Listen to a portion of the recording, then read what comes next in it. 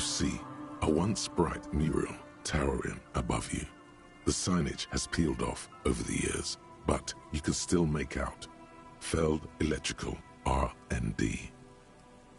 A slogan used to intertwine with the loops a long time ago.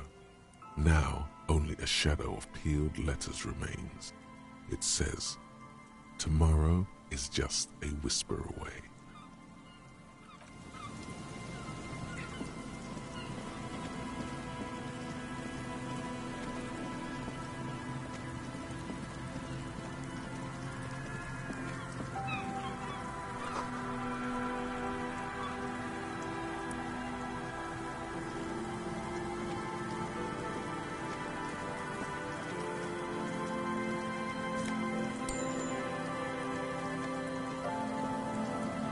Someone.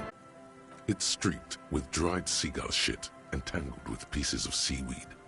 A dangling arm suggests that there might be a jacket beneath the crust of filth. It seems likely that it was left in the surf until someone laid it out on this fence to dry out. Unfortunately, that just seems to have stiffened it into a shapeless mass. Please tell me you're not taking that with you.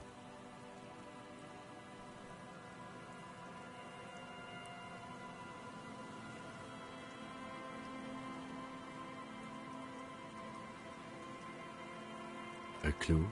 You think our suspect is a seagull who's been defecating on unsuspecting jackets? Me neither. You should still take it. It's probably doom spirals.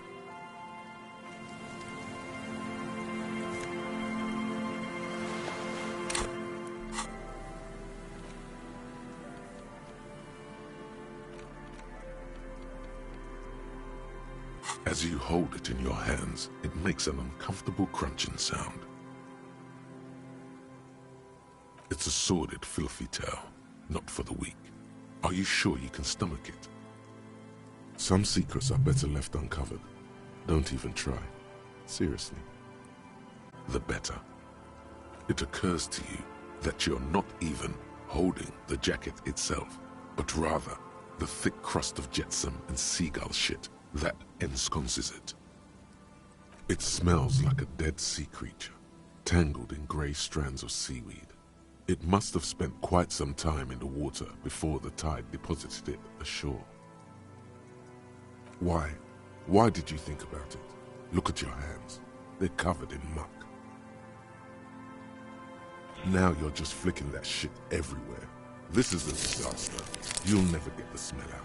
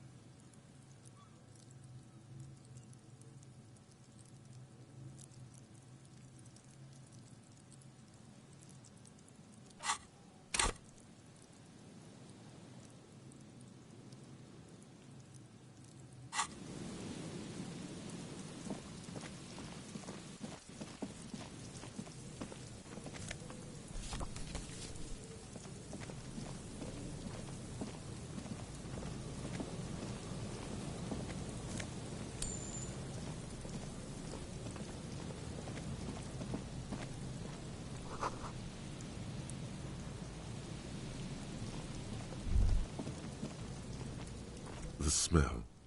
It's awful and familiar.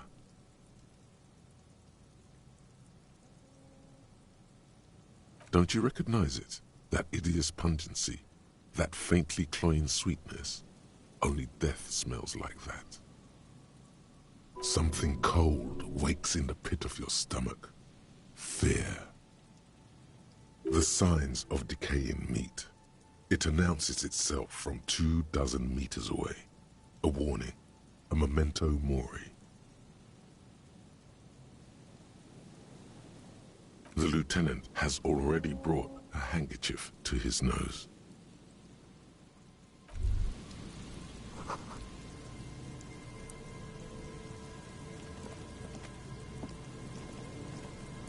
There's some tear, an empty cigarette package, and a crumpled kebab wrapper in the trash bin.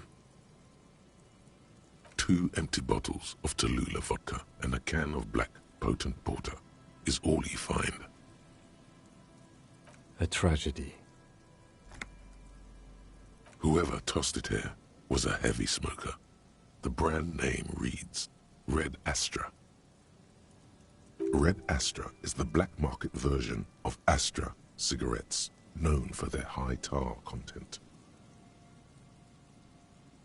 You see traces of mayonnaise and ketchup on it, as well as a tomato wedge. The wrapper reads Shish Kebab Revachol. It's no older than a day or two. No mold yet.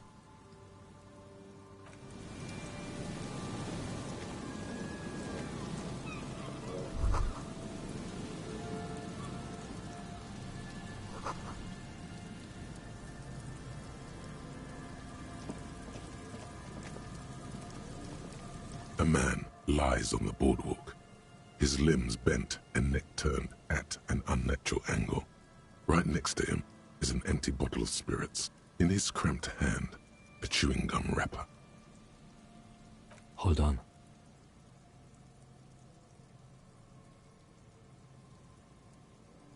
Lividity is faintly pronounced. Whoever this is has been dead for 2 days. No longer. We need to investigate. Calm now. Carefully. Just another day. Just another dead body. Breathe. He's wearing mud-caked boots, beige trousers, and an old brown leather jacket with a bright blue lining. There are traces of kebab sauce on his chest. The leather jacket suits him well. It must be custom made. You find some sunflower seeds and a rain-soaked library card folded into 2. His jacket feels sodden and heavy under your hand. Good. We should take a look at that library card after this is done.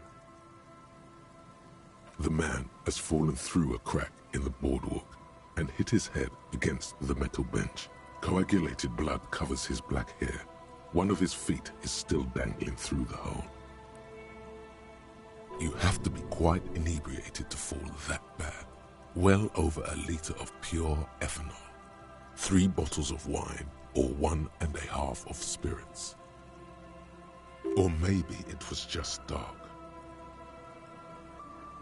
His expression is dull, like the sea behind him. Drops of water shining on his moustache. His eyes, empty and wide, look frightening in their frozen gaze. Height, 170 to 175 centimeters. Curly hair, stout build. Age approximately 50 to 60 years. There's some dried blood on the metal bench, right where the corpse's head rests. The floorboards are rotten and slippery wet around the hole. An empty bottle lies nearby. A chewing gum wrapper is clutched in his fist. Be very, very careful where you step here.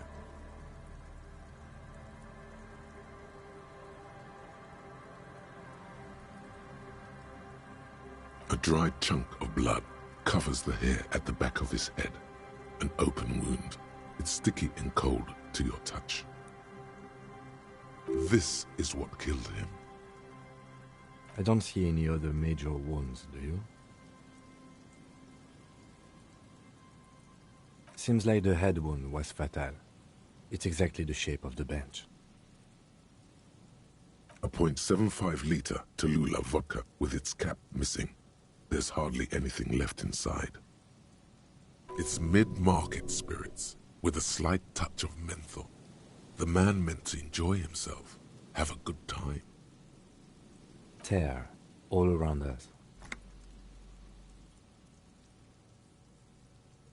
Grabowski spearmint chewing gum. Green leaves on the cover.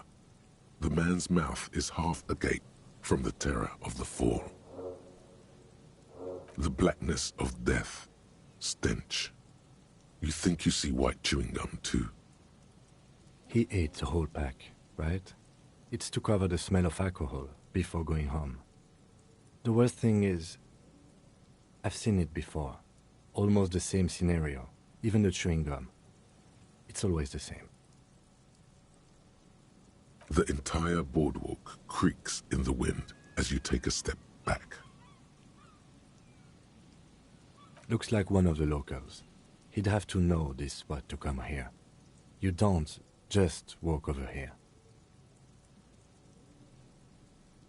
But that's just a lazy assumption. What do you think?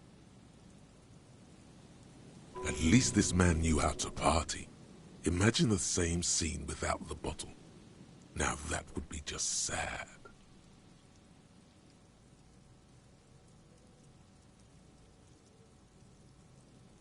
The wedding ring. But let's try to not run ahead. For now, all we know is that he's an unidentified middle-aged man found dead on the Martinez boardwalk. Death by misadventure. He slipped and fell through the boardwalk. A truly unfortunate accident. If it wouldn't have been for that bench, he'd be alive. No, I don't see anything that points in that direction. For now, let's treat this case as a simple, albeit sad, accident, unrelated to the murder case. Agreed. If this somehow converges later, why not? But keep it simple for now. Oh, yes.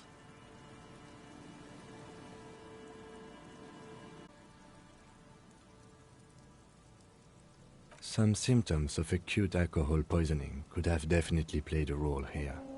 Severe confusion, respiratory depression, unpredictable behavior. But I think that death arrived through head trauma, not liver failure. What about it? The deceased ate some kebab. It's probably from a nearby place, maybe in the Pox. Sometimes a kebab is just a kebab. They'll seal this place off after the news reaches the coalition officials. I doubt that they have enough resources to actually repair the boardwalk. Not that sealing it off would keep anyone away. All it does is keep the city council's hands clean. It does seem to be a pretty straightforward misadventure, although there's still a question of identifying the body. From where I stand, I can see two options. We either take the case and follow the leads to identify the body on our own, or we report back to the station and leave this for our colleagues to handle.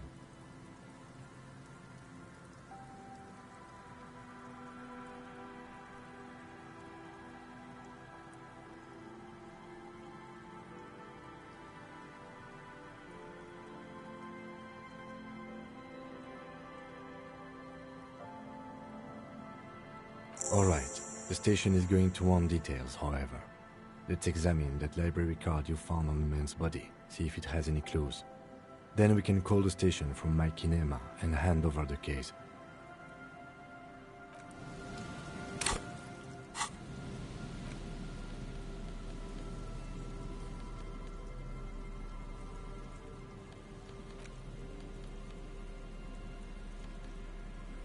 The library card is folded into two and still slightly wet to the touch. The front side reads, Central Jamrock Public Library Card, issued to Billy Mejean, expires July 53. Billy is a unisex name. Could be the deceased or his family member. Whoever owns this card is an avid reader. You find a list of books written in blue pencil. Radio thriller. Stand a little less between me and the sun. The last one in the list is The Glinting Curve by M. Theobald. A library stamp indicates that the book has been returned. Most of these titles seem to be in the sci-fi genre. Some thrillers too. If lost, please return the card to the library. Dial 005 02 55211 or visit us at Moreau Street, 78, Jamrock. Business hours, 900 to 1800. We already decided to let the station handle this case, so there's no need for us to call the library. Good. We've examined the library card. That should be enough for our colleagues. Now we can call the station from my kinema and hand over the case.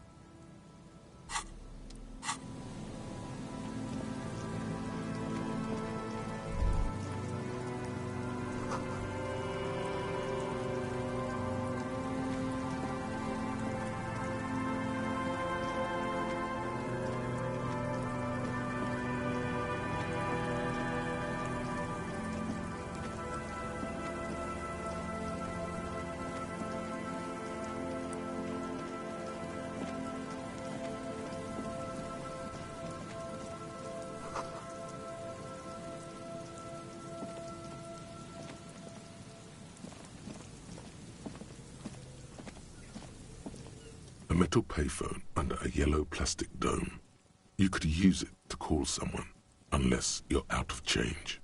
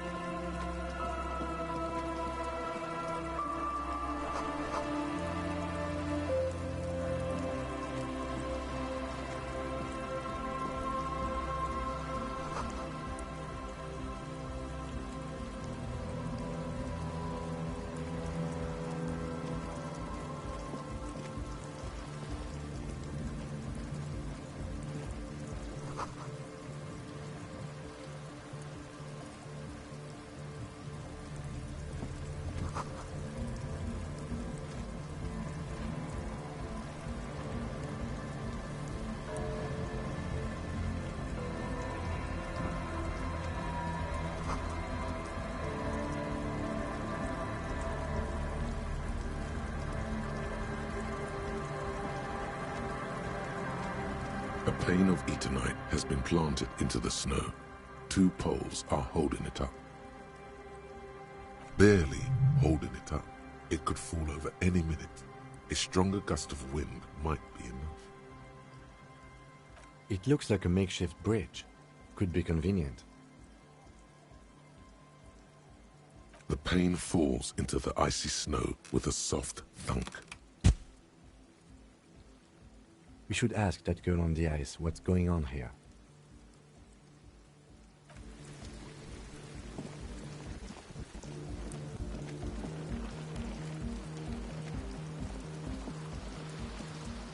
A shaggy-looking girl, in her late teens or early 20s, kneels on the ice with an electronic contraption in her hand. Hearing you approach, she looks up.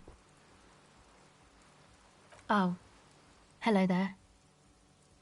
Everyone knows drugs make you invulnerable to cold. You bet this one likes to party.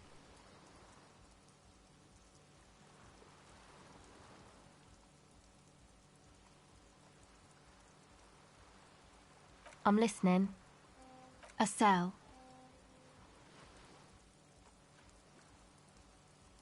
Why?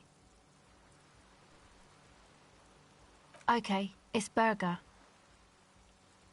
A very common name. This is a portable recording device. It's for field recording. Low quality, but still. Actually, just one wire. I picked on it till the braiding came loose. The wire leads to a contact microphone. A contact mic records sounds from inside things, like this ice. Your mangled brain would like you to know there is a boxer called Contact Mike.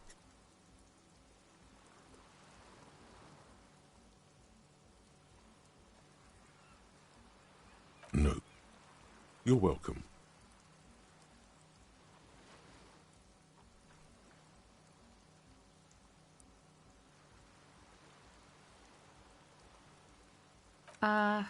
Yeah, I record stuff with it. No. This is a contact microphone. It's for recording inside solid objects. Contact mic just beats people up. An entire litany spews forth.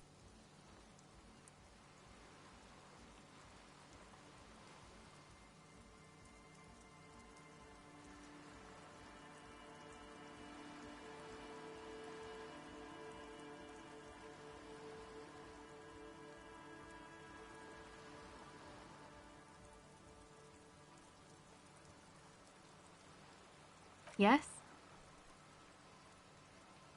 The mic? I don't exactly know. Somehow it doesn't pick up vibrations from the air.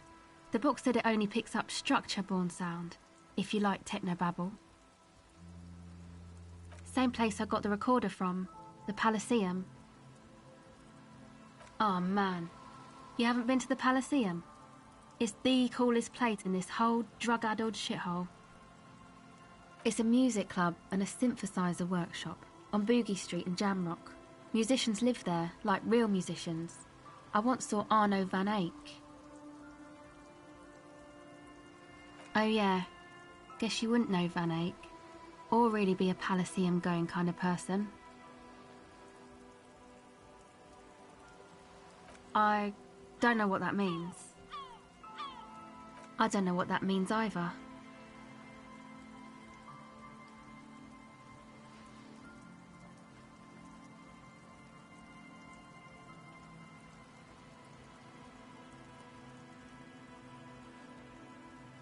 That's cool.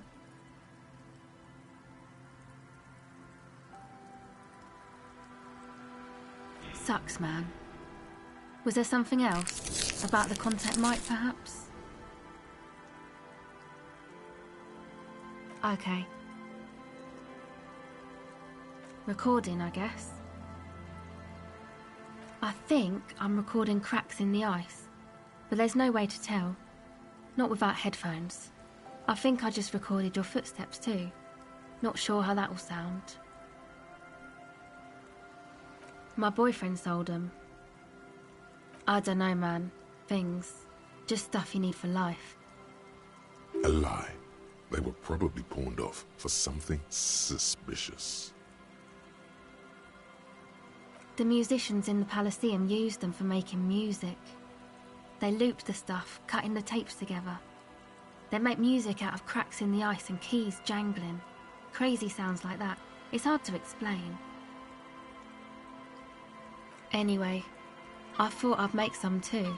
It's supposed to be, like, a music place anyway.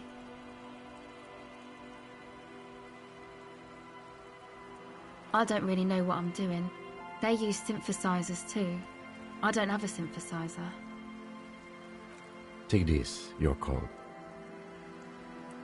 No, man, fuck that, I'm cool. I'm sorry I said that. I'm sorry about the fuck. It's okay.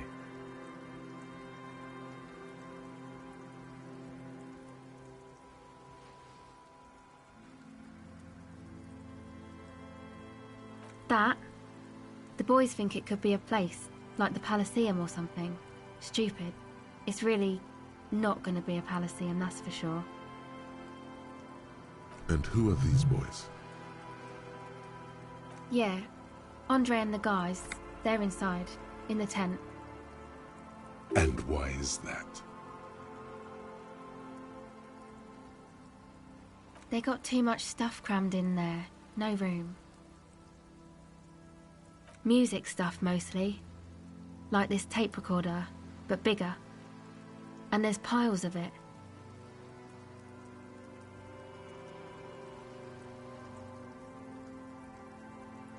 Yep, they were pretty. I'm sorry we sold those. That stuff is more expensive than I am. More expensive than any of us, really. Doesn't matter, I can take the cold. It's probably amphetamine. It makes you feel impervious to the elements, but doesn't... Things to do, I feel better outside.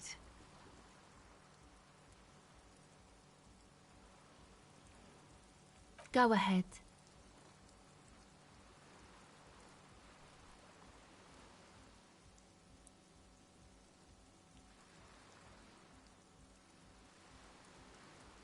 It's supposed to become, like, a club for anodic dance music, like that new style of synthesizer stuff they play at the Elysium. Except that, yeah.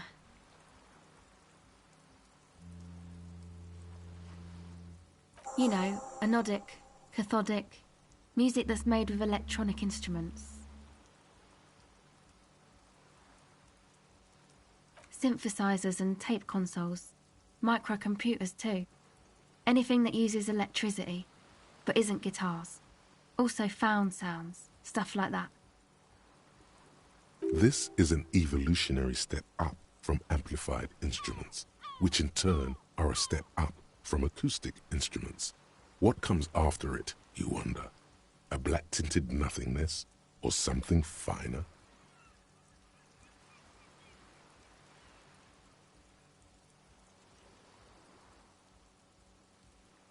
I know. It's not my idea. Andre and the boys found the place. It was supposed to be deserted, but now they can't even take it. Hey, don't get me wrong, but you're cops, right? Okay, well, maybe you could talk to Andre and the guys, because there are some strange things going on in that church. If you're police, you should look into it, right?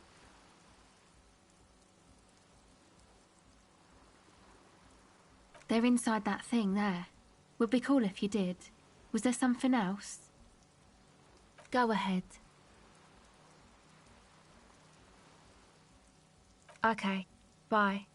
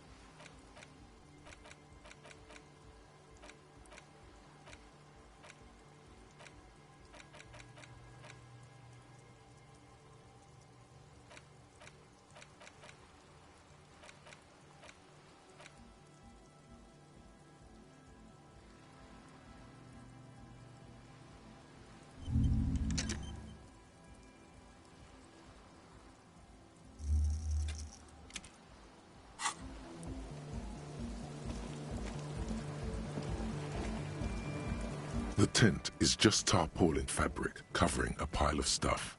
The flap is open. Inside, 3 young men are listening to some new form of music. It's like nothing you've ever heard. One of them looks at you. Come on, get in and close the flap behind you. The warm stuff's getting out. Sorry, we barely have room for one. You go ahead. I'm too old for this.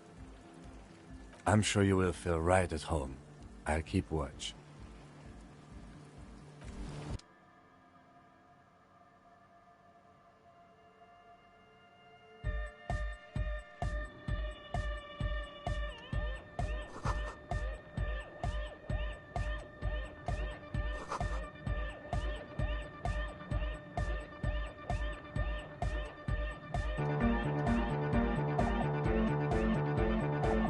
You see a youngish man bleaching the tips of his hair with a toothbrush. He puts the toothbrush down and extends his hand in greeting. Hello, I'm Andre. It's a pleasure to meet you. There is definitely something futuristic about his hair, aggressively so. You get the sense that this is what the future will look like. Imbecilic, yes, should the future ever come, it will look deeply imbecilic, like this guy. His grip is strong, sweaty, and warm. He's trying to project and inspire confidence. This is my posse, Noid. The young man with earrings looks at you suspiciously. And Egghead. Egg! Together with a Settle Burger, who's out there right now, doing some seriously progressive sonic experimentation, we like to think of ourselves as music venue organisers. We have many in the pipeline, officer. That means they haven't set up a single one yet. You see, we've been all over Jamrock North, prospecting for real estate to establish a new venue in. Also for talent. Yeah, thank you, Egghead.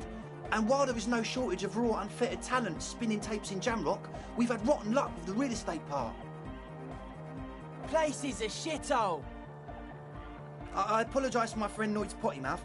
I realise this is not how you speak to a police officer. He has authority issues. Which brings me to the problem of occupied ecclesiastical property. I bet you've noticed the derelict hive of narcomania on the coast. I'm talking about the church, and I'm not exaggerating. Even a place of spiritual refuge can become a magnet for all sorts of dopeheads and burnouts if left unattended. Dopeheads. Burnouts. Well, I'm sad to say, that's exactly what happened. Sad because we were just about to put Martinez on the map with one of the maddest dance clubs in Jamrock. Nah, strike that, in Revachol. Strike that! The world! And sadder yet, because the dopeheads and burnouts hold up in there are the worst kind.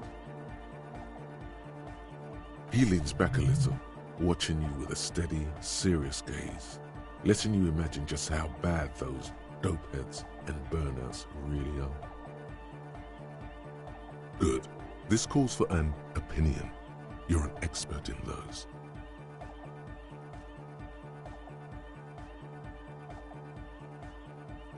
The spooky kind. I was hoping you would be the judge of that, officer. All I can say is, their spookiness is the kind that keeps us from restoring this church into a community centre and a place of spiritual refuge.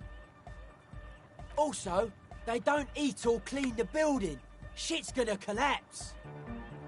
People just want to spin tapes without them spooking it up. Place has bad signs. No one can dance like that. Thank you, Egghead. So you're gonna look into it, right? It should be a police matter. Getting them out. Whatever spooky stuff they're doing, I'm sure it's not what the Ecclesiastes meant their property for.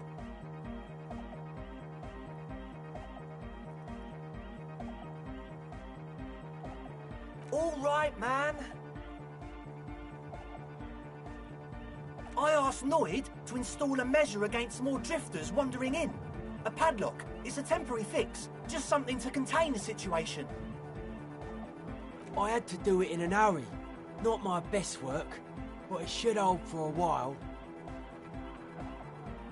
Of course. Noid, give the officer the key. Only if he promises to look into the spookers in the church. Officer, I apologise. Noid doesn't always understand the joy of giving for the sake of giving. I think it may have something to do with his childhood. A pincer maneuver. Damn it. Take it. Don't you just want to see what's in there? Brilliant! Noid, the key! All right.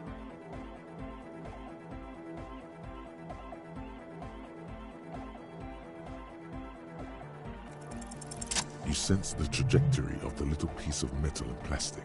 The object makes a small ringing sound as it approaches. Just the tiniest chime to your left. Ka-ching! The key hits your palm. The speed freaks nod to you approvingly. The speed freak nods to you. Not long. Like a week, maybe?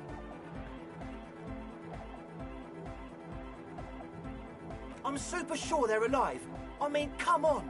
I'm at least 90%, maybe 85% sure they're still alive. Somewhere in the ruinous past that led you here, there was something called exams. You may have learned the term involuntary manslaughter there.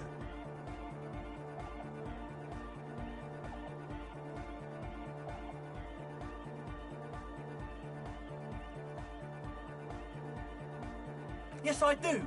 I listen to Channel 8 all the time. I know about crime stuff, and I assure you, officer, this is not what's happening here.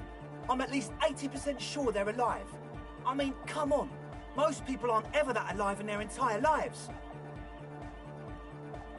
I don't know. What does anything mean, really? Oh, yeah.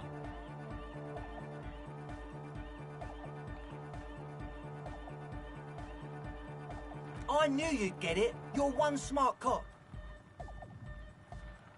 He nods attentively, ready to answer the questions of one smart cop.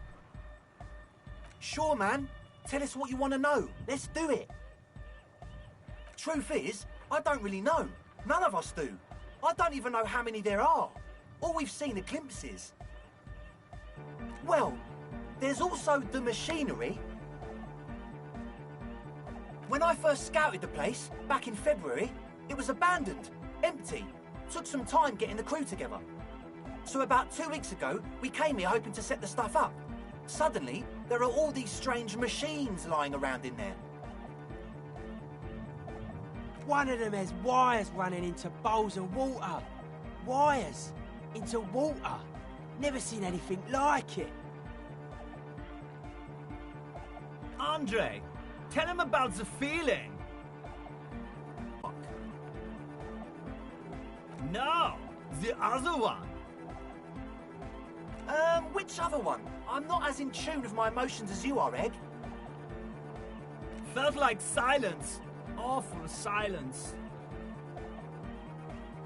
Not exactly. We've just seen someone who we think is a woman go in and out of the church. A couple of times. And we felt someone, or something, eyeing us inside. But that's kinda it. Like, you aren't alone, you know? It wasn't quite human, if you know what I mean. Not human, as in a ghost? Do you know what he means? It was this dark shape climbing upside down along the ceiling, like some kind of crabman. Yeah, you know, the way it was climbing up and around the ceiling, like a crab. It was stalking a cell, exhibiting ambush behaviour. Odd. Crabs are usually marine creatures, and not known for climbing walls. Yeah, totally. I mean, I didn't personally see it. A cell was alone that time. but I believe her. If she comes out running and says there's a crab in there, there's a crab in there. So he hasn't even been in there lately. Is he afraid? You should ask her about it, but be nice. Don't tell her you don't believe in the crab. There probably is no crab man. Don't let them draw you in with this nonsense. You should talk to Noid about that. I just got a distinct burnout and dopehead sign from them. Probably jacked up to some snuff station too. Probably, very likely. With a small surge of PEA, alertness fills you, as if to say, this is a dark corner. Look behind it. He means like one of those rich boy private radio stations, where you can listen to people getting killed on, then jerk off to it. Sick shit. Must be. Even Kuno knew that. Not that we would know anything about that. Noid just likes to relay stuff. He appears sincere enough, sire. You could, of course, be wrong. We're getting derailed here. In short, you can tell to Noid about the machines. He'll tell you more. Well, honestly, I can't, but I am. This is a below-feeble attempt at avoidance. Basically, he is attempting to weaponize idiocy. Hey now, I'm 70% sure they're substance abusers. Don't let all that technology fool you. Where do you think the drugs come from? Sure. What? Oh yeah, that's a meteor and name for the founding party. Thought it'd be cool to use it. If you don't know what the founding party is, there might be a way to mask it with minor demagoguery.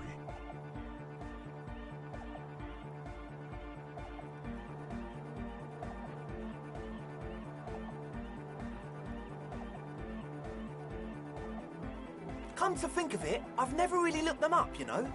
I can't give you a precise definition, but they're a very powerful religious organisation. And they have roots in ancient mass society. And they're the custodians of the Pericarnassian Church. Plus, they anoint the innocents. They, like, made the innocentic system, no?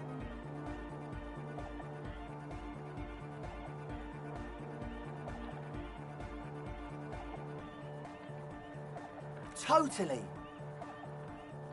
The Pericarnassian Church is about love, and Nordic music is about love. I got love for my Pericarnassian posse. Love is the relay out of death. We dance! Love is hardcore! Unity! Unity! Make some noise for my Insulindian posse!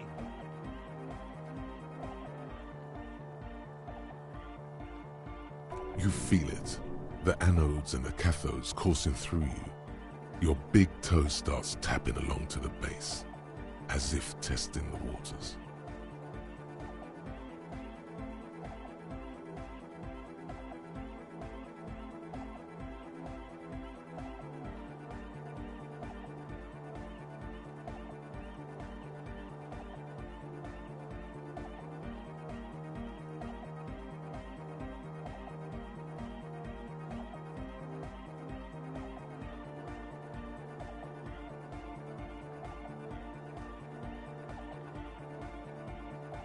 Feels good.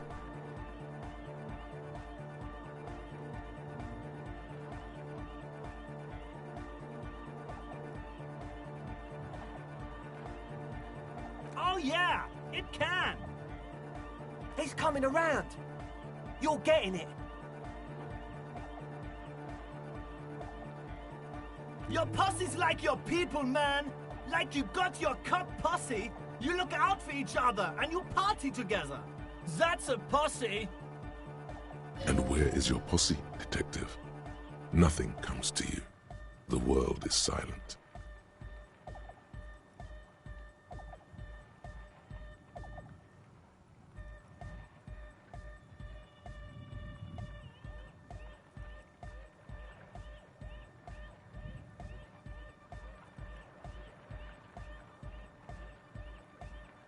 Yeah! Yakokata! The place to be! Do it for the masses. Do it for the crew. I didn't want to say it, but it was pretty lame of you to imply otherwise. Anyway, you got more questions? The one with the large head is still looking at you, nodding his head, waiting for your body to start moving. You feel like you could go for a little disco when, or if, they get this club going. You've got it in you. Yes. What? Yeah, good to have, bitch to carry.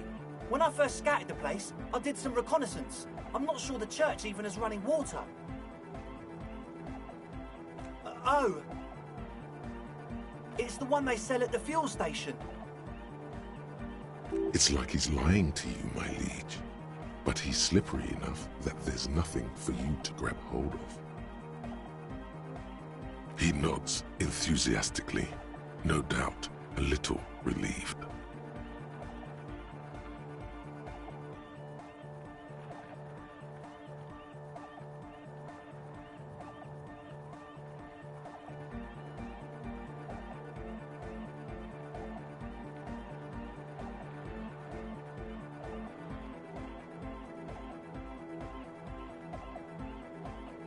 As always, we'll be right here, waiting patiently for the news. Yeah!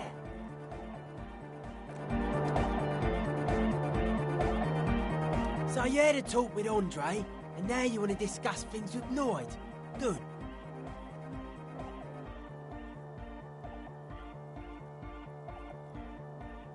It's good you talked to Andre first. Gave me time to get a reading on your sign. Can't really talk to people before you get a reading. Yeah, gotta compare. See if we can align. I suck at socialising, man. Even now, our sign synchronisation is way off. But I'll see what I can do. Weird stuff. Specialised. There was a data processor and some sort of long-wave machinery.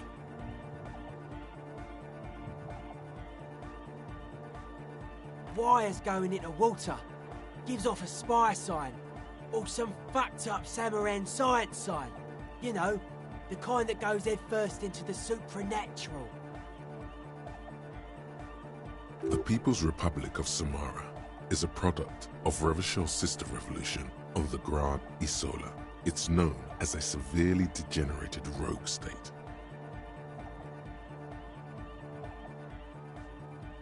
Nothing's wrong with it. You should definitely be researched. You can still do sick shit with it, though. Most of it doesn't exist, but there's also stuff that isn't allowed to exist, because the moralists think it's too dangerous for the plebs. Psionic powers, pale-related diseases, pretenders pretending to be human, folk rights, that kind of stuff. The hardcore aesthetic is esoteric. It's not meant to be discussed with the law at this moment.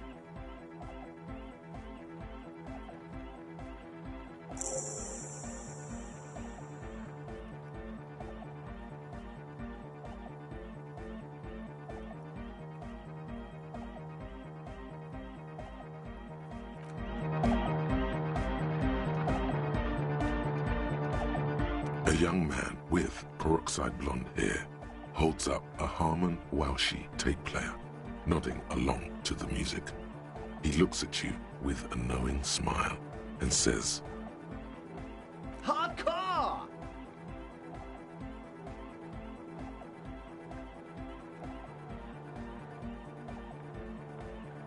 Hardcore! Hardcore to the mega! Here comes the night!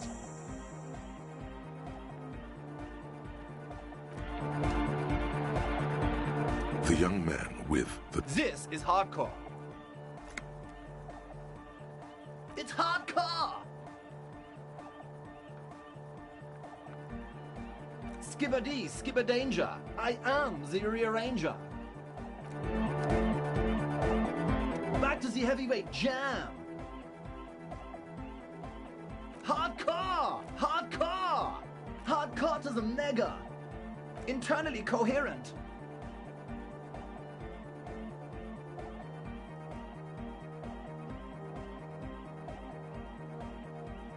All car! All right! Yeah!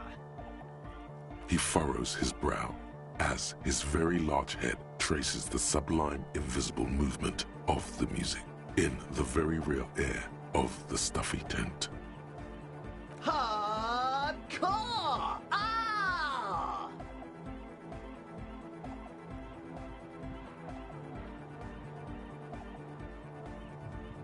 Is it though? But is it? I mean, really?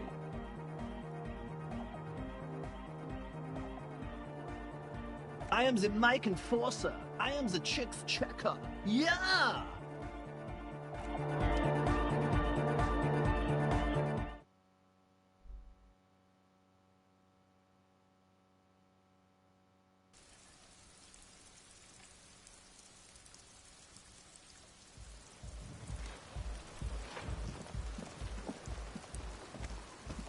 The shaggy-haired girl kneels on the sea ice. She looks up as you approach. So you talked to my associates, right? Are you going to help us? With the church, I mean. Great. Let us know if there's any progress, will ya? We've been waiting for weeks here. Oh, that. You're not going to believe me. There's no point in me telling you. She's less prone to blurt it out, crab man, than the others. Okay. I went in and I saw a woman next to one of those machines there. Noid calls it a mainframe. She was dressed like someone who's been raised by their grandmother, you know, strange old clothes. Had this absent expression, didn't say anything, just stood still. And then, you know, right behind her, a man crawled down the wall, upside down like a crab, down the church wall. I think the woman didn't even know he was there. He stopped right before he got to the floor, then just hung there like that, looking at me, right at me. I fucking turned around and walked out. End of story.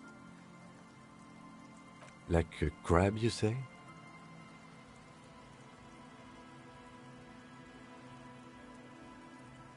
It was too dark. I couldn't tell exactly.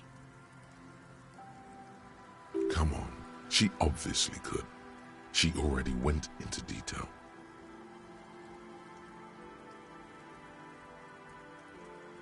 He looked like a banger, okay? He was all muscular and stuff. Had a mesh tank top.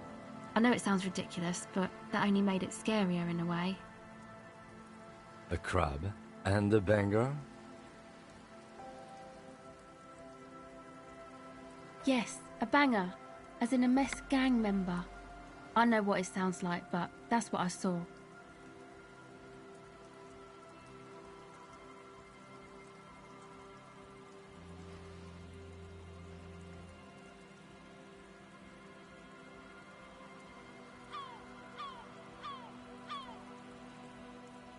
Why?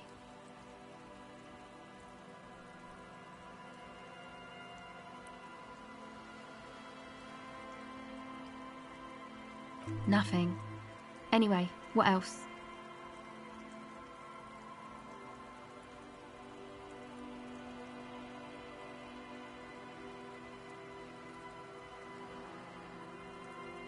My associates?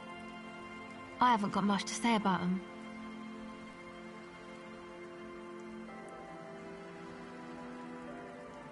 Sorry. I just don't tell people about my friends and who they are and so on. I don't provide information on them. To the cops.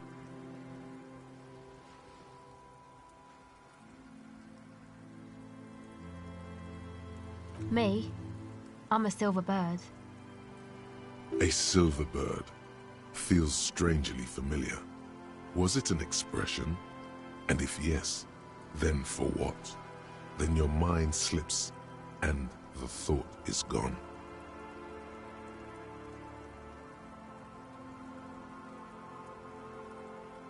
Don't know what makes you think it'll be any different later, but...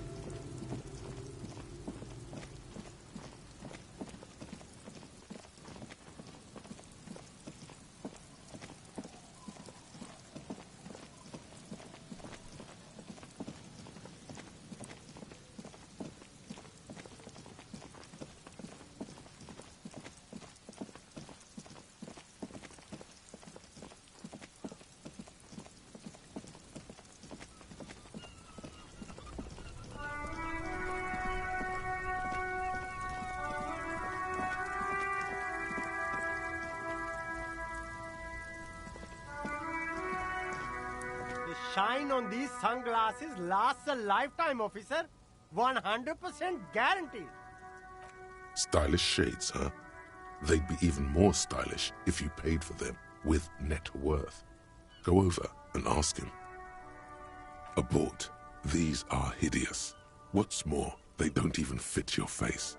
You can feel them pinching your nose and chafing against your brow. Damn, officer! You look like a mega secret spy. Very secret. They're practically made for you. I'll let you have them for 2 real and 50 cents. They're perfect for concealing your bloodshot and baggy eyes. It's going to be very difficult for anyone to take you seriously with these things on your face. No, you are definitely not buying those.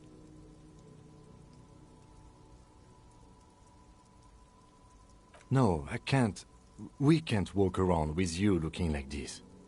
Okay, fine. Go ahead. If you want to look like a walking midlife crisis, then who am I to interfere? A good starter pair, officer. And when you're ready to upgrade, come back and see me. These are all boring. Boring third-rate ho-hum sunglasses made of cheap Syrahese plastic. The kind of plastic that melts in the sun. Those UV stickers are almost certainly just there for the show. If anything, these lenses probably direct more UV light into your pupils. A UV magnifier.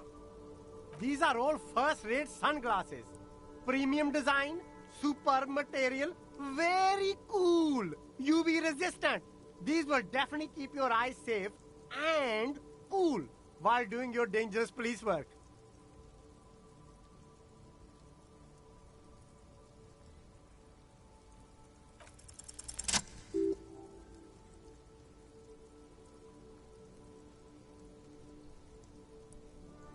Oh, very interesting choice, officer.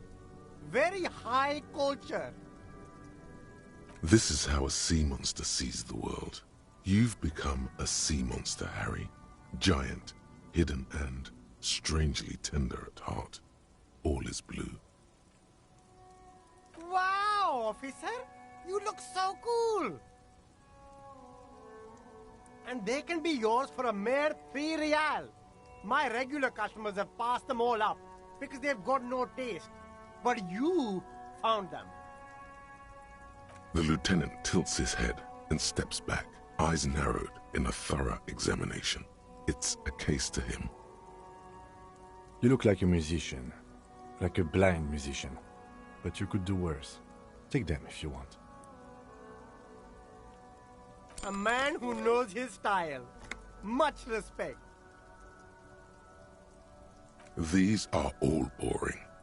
Boring third-rate ho-hum sunglasses made of cheap Syrahese plastic. the kind of plastic that melts in the sun. Those UV stickers are almost certainly just there for the show. These are all first-rate sunglasses.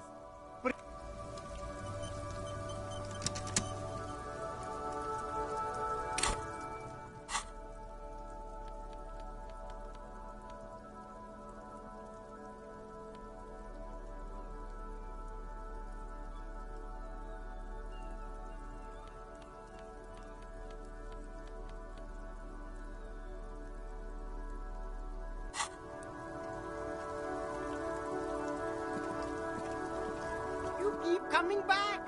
That's good, officer! Keep browsing those clothes, keep saving that economy. If he really wants to save the economy, he'd let you pay with net worth. Go over and ask him if you can. Haven't you heard, officer? We've got to be economically conscious. Recycle your cash, keep it in circulation. Don't buy new things. Buy eco. Look around, officer. You see all these premium goods? Is this really the economy we want to leave to our children?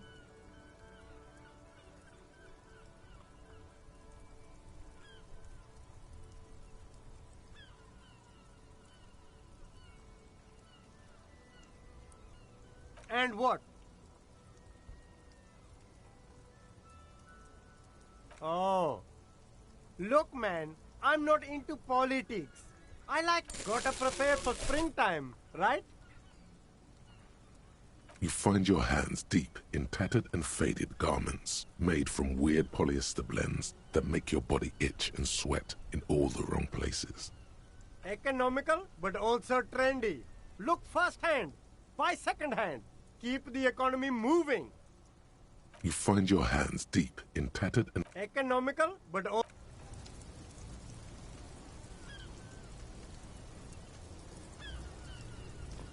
the speakers below are banged up and worthless.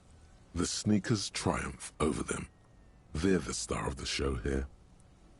You should go over and ask him about paying for those sneakers with your net worth. A pair of Faun Ultras. The design is impossibly sleek and simple. A futuristic silhouette with a sleek monochrome colorway, a jet black upper, and a silver-lined midsole. Dedicated, victorious, sporty, these Faun sneakers are a must-have for a track and field legend. Those sneakers, mister, those sneakers are the latest Faun sneakers. Super air, super fine, super cool. Only 50 real. Only? That's madness.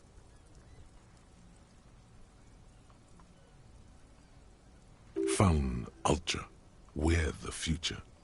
You remember the slogan from some magazine. These once respectable speakers have been conquered, reduced to a mere prop by the indomitable Faun Ultras atop them. No, don't look at the speakers, officer. Look at the sneakers.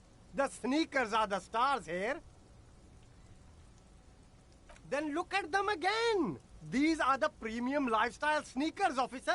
The best on the market. No way, officer. These aren't for sale. They're bad speakers. Low-fi socialist junk.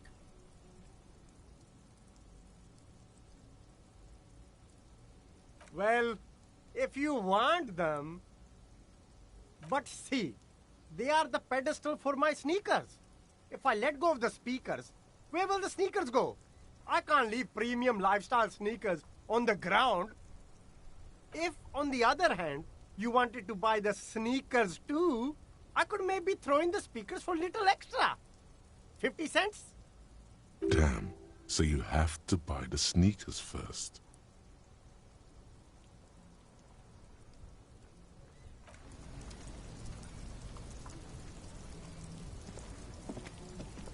The shine on...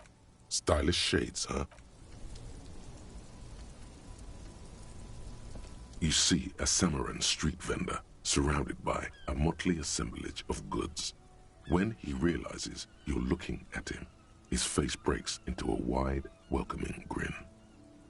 The name Sileng is embroidered over his breast pocket. Happy shopping, officer! Everything's cool here. Everything's cool. The goods are cool, the customers are cool, the place is cool. And one more thing, officer. You're very cool. Bang, bang, bang, bang! Oh, yes! You got style. You got personal style. You know what you like. You like premium menswear. Look around and browse. Everything looks cool on a guy like you. Take your time. Don't be distracted by the flattery and funny man act. Questions.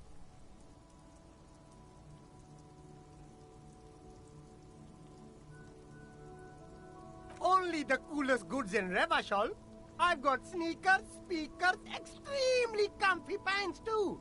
Try them on right here. No shame, only freedom. No need for discounts at ceilings, officer. Everything's already on sale. Anything you want, 50% off. But did he first mark them up 100%, just so that he could put them on sale? My man, you know how the game is played. You and me, we should work together. What do you think? Shake things up? I'm an entrepreneur, officer. I've got sources, buyers, suppliers, distributors, manufacturers, wholesalers, all extremely cool and above board. Good joke, officer. Here we don't have permits, just economic freedom. Take a look around.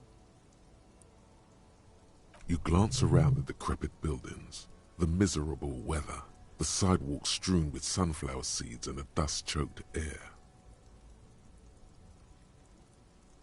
It's beautiful. Beautiful freedom.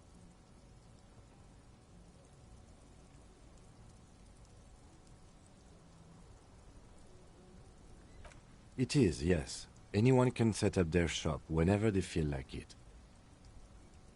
That's right. No permits, no bureaucracy. That's why this city and its law officials are so cool.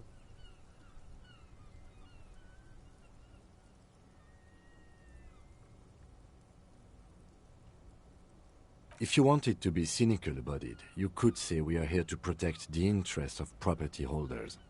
I am not, however. My man, officer, you make all this possible. Without you, this climate would be extremely bad for business. You're part of the Gossamer state. Gossamer is a fine, filmy substance consisting of cobwebs spun by small spiders, seen especially in autumn. It's safe to say he's referring to the near absence of regulations.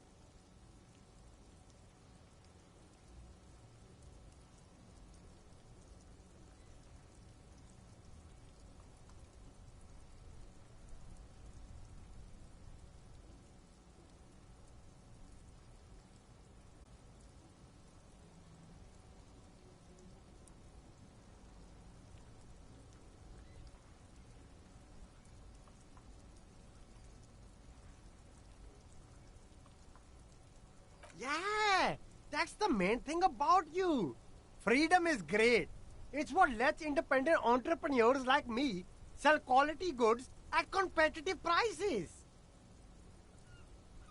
Anything for you.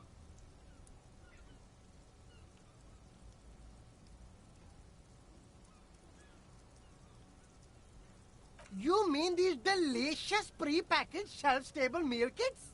Really easy to cook, no hassle, really cheap too. Buy some, try them out. No hassle. There's a little of a hassle here, it appears. A moral hassle.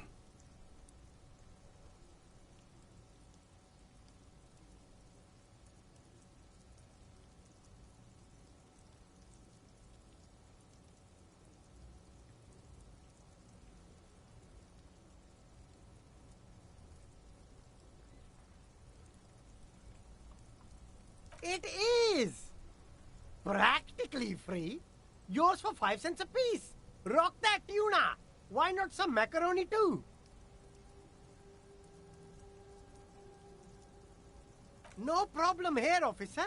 I get all this from one of my suppliers. An extremely reputable guy. Wait. Humanex. Humanitarian aid.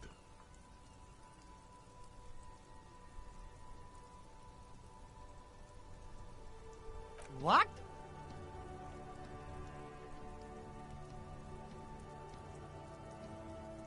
A convincing performance. Bravo. Look, officer.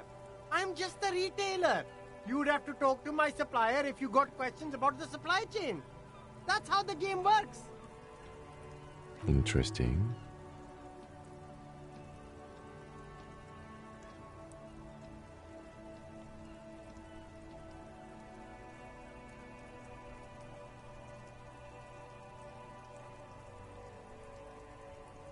Me? It's a boring story, officer. Who cares about the past? I'm all business now. All revolution. This man probably comes from Seaguy, sometimes known as the Apricot Suzerainty, an archipelago in the Samaran Isola.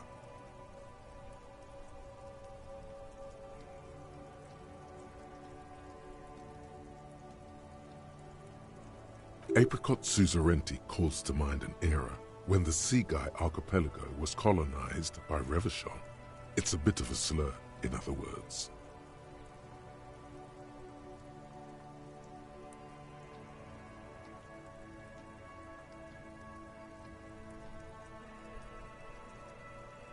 Very cool. I admire your awareness of our intertwined histories. It's super nice of you to apologize for colonialism. But the Apricot Suzerainty is a shithole. That's why I left.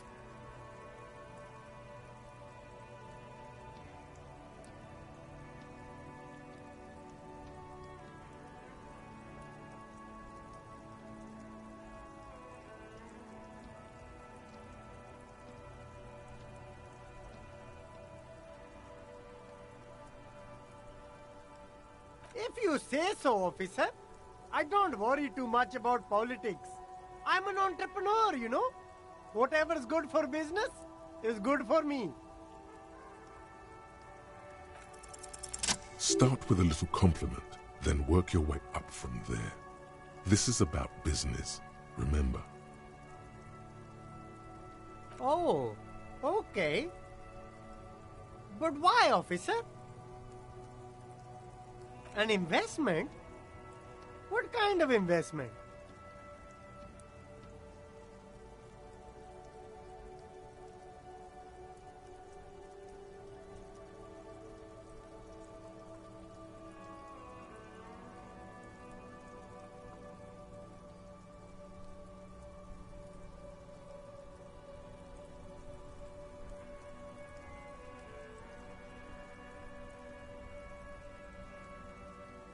I guess it can't be any riskier than speculating in exotic derivatives.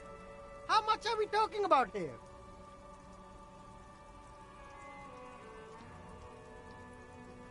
$10 is a bargain for that kind of investment.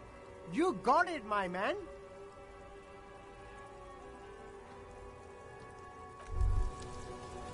Wow, you work hard. Oh, yes, you hustle. You're a provider.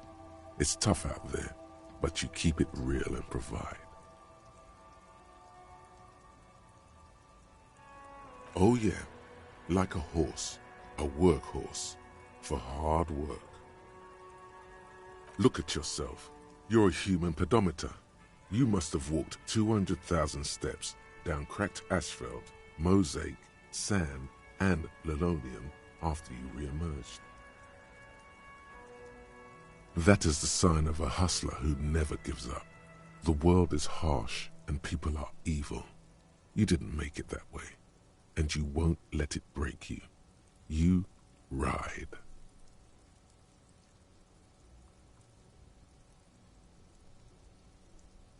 That's just what it's like. Life and death. But you got gills on your side, baby. got those black papers with the faces of the innocents on them. You bring in the Franco Negros and the Solas. It ain't easy, but you do it. Day in and day out. You didn't make the rules, but you won't lose. You're a cop, and a sprinter, and a money printer.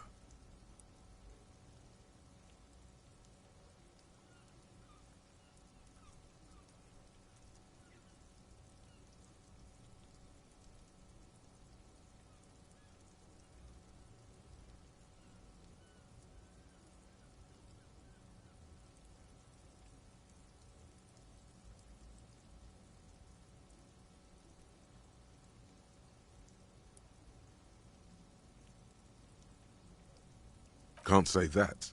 You shook him. You're a killer. A shark. Yeah, you're in the sales business. Shake 'em for shit and then pawn it off. Law officer style. Sure. And has it been easy? Is life easy? Have you not gone into cardiac arrest? Are you not about to have an anxiety attack or shoot yourself in the mouth? But you still hustle 24/7, ride or die. Now, ask yourself, are you rich?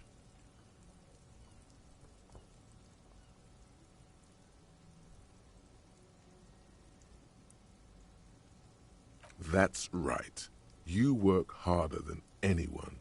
You almost rode yourself to the grave, and you're still practically a hobo. Why is that?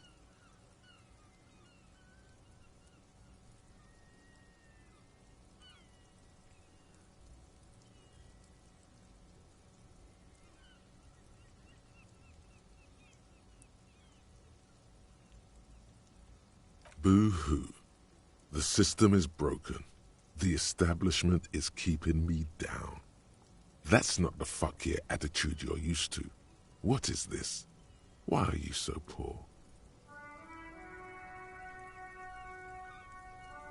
Because of the taxes. G-Man's got his jam-covered sticky fingers in your pocket, stealing from you every time you buy, sell, walk, talk, fart, so much as sneeze. Aren't taxes almost non-existent in the Gotham estate that is Revachol?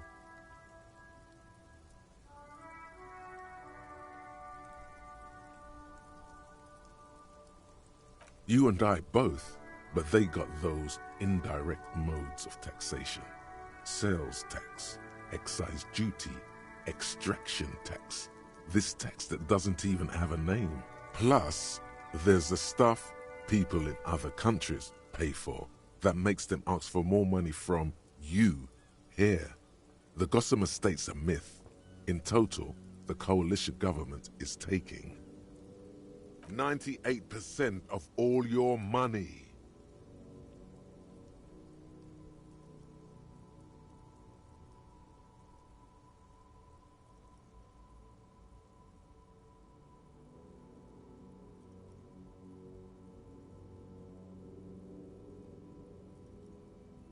What are you not sure about?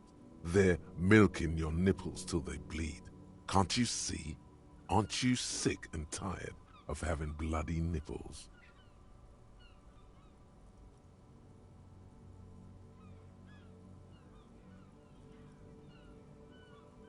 Here you go, hustler. Fight the righteous fight. Free the people. Keep it real. Keep it street. Keep foaming at the mouth furiously on the tax issue.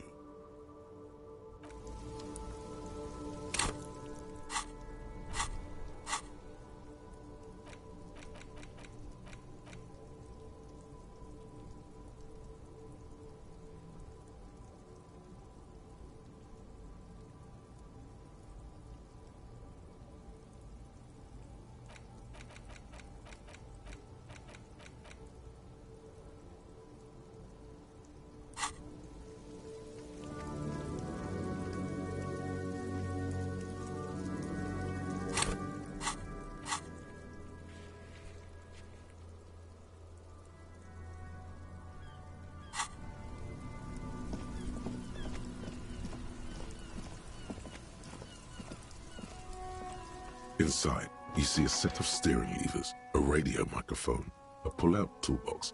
This is Precinct 57. How may I assist you? One moment. Can you please describe the body? Age, sex, cause of death? We suspect he might have been inebriated when he fell. There were bottles all around him, and traces of vomit on his shirt. Any signs of violence?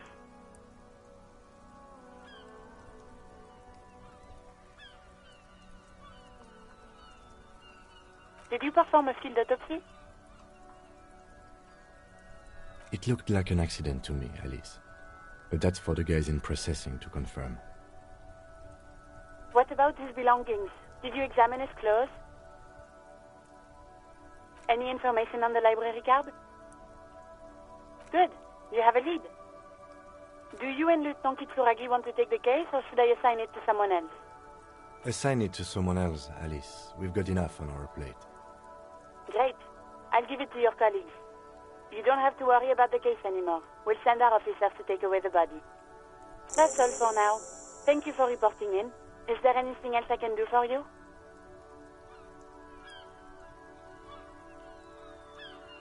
'57th, over and out. In the cabin, you see a set of steering levers, a radio on a hook, a pull-out toolbox, and the soft globe.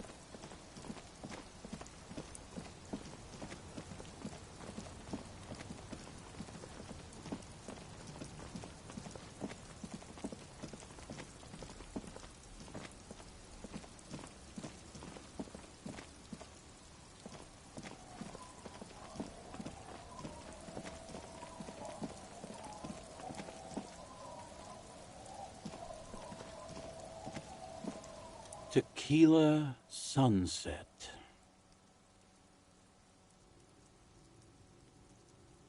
Ah, tequila. I knew you'd come through. That's fucking great, man. Let me see. What? This isn't my jacket. My jacket was beautiful. This is fucking filthy. What am I supposed to do with this?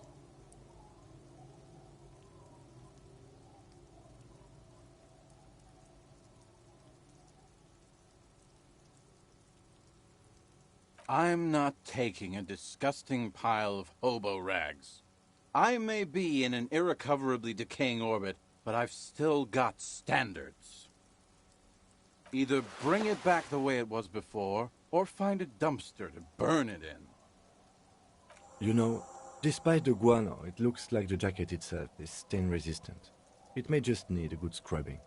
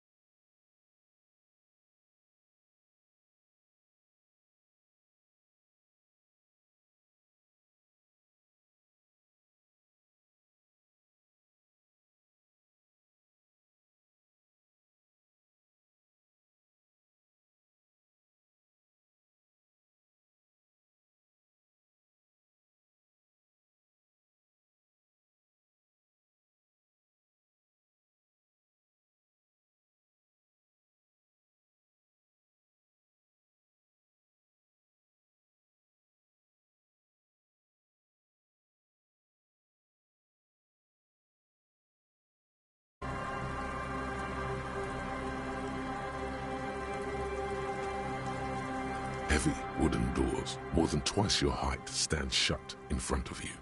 The rectangular sea-worn ornamentation appears in stark contrast to the padlock, carelessly drilled into the wood.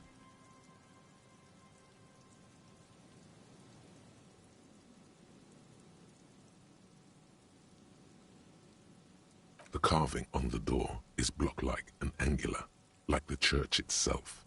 Two large beams shoot downwards, sinking into the wood before they reach the threshold. The surface is smooth from the wind, but moist to the touch. This cheap-looking padlock is sturdily built. It shackles together a hasp and a staple screwed into the wooden door. The lock is adorned with a yellow sticker. It'll be easier to break the staple than the lock. Also, that sticker is interesting, somehow. You see a yellow circle with two X's and a big curve below them that looks like a mouth. You're pretty sure you haven't seen it before, but what the symbol depicts is clear enough. A smiling dead guy. The curve makes it smile, and the X's make it dead. There is something blindingly modern about this symbol. Its modernness puts to shame everything you've seen before.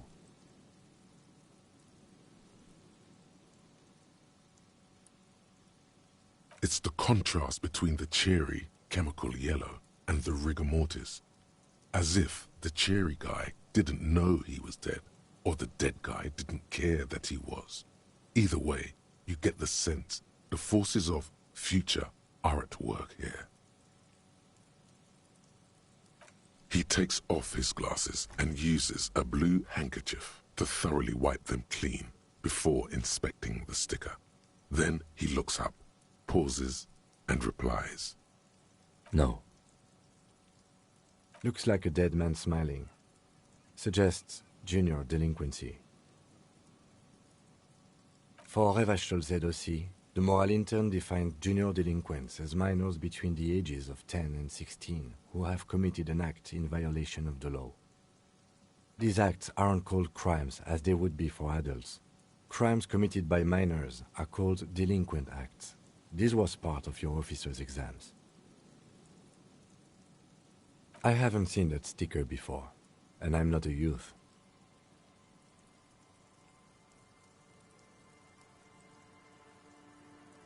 That level of conceptual thinking is not part of my skill set.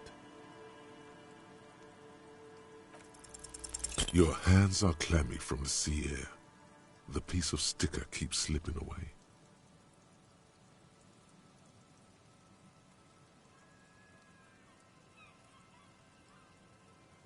The lieutenant hands you a blue handkerchief.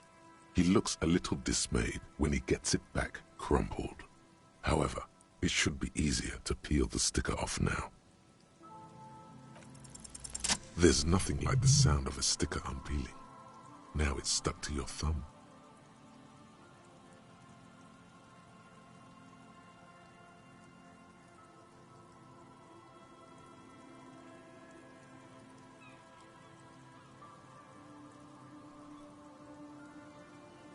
Looks like today was a gold star day.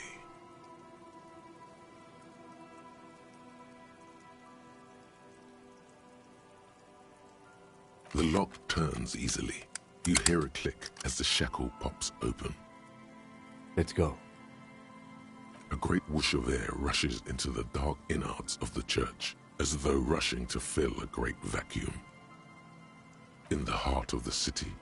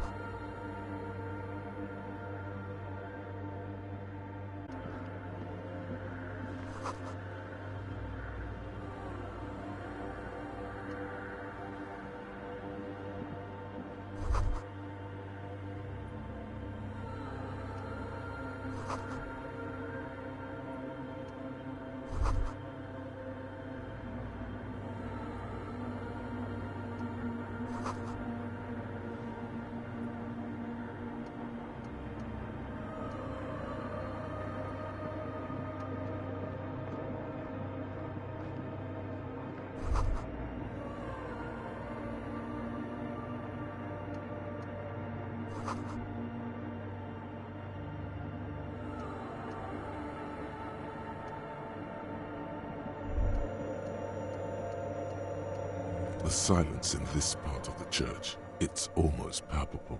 All the shifting matter and shuffling of living things is gone. Nothing seems to exist beyond the church anymore. Maybe if you were to stand in just the right spot, even your footsteps would be completely silent. And then it's gone, almost all of it, but for the faintest of hums. It seems the sound here is detached from its source somehow, if not blotted out outright. Truly unusual. You can hardly hear your own breathing.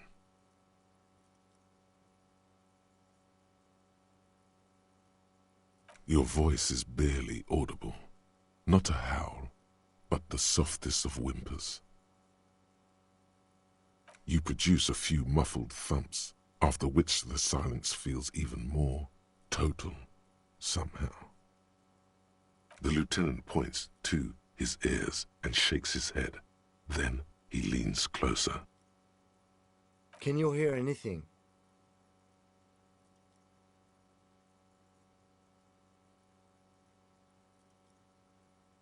I wonder why the church was built with such strange acoustics. Maybe the church was designed this way to prevent boisterous activity, singing and dancing, on its premises.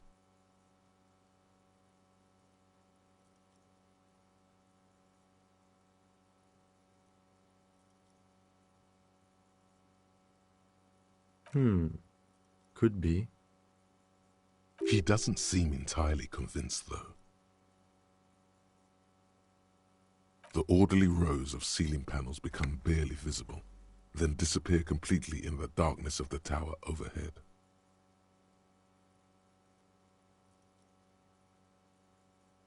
The silence, the darkness, they've enveloped you as in a cocoon. You cannot move anymore.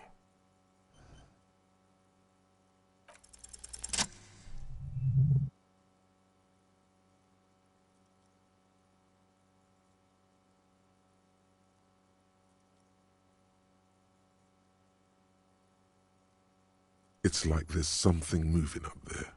A shadow has emerged from the tower and it's making its way toward you through all the other shadows. It's not a shadow anymore, becoming more substantial as it gets closer. The shape of an animal descends. Officer, is there something up there? Oh no, you've lost sight of it. Where did it go?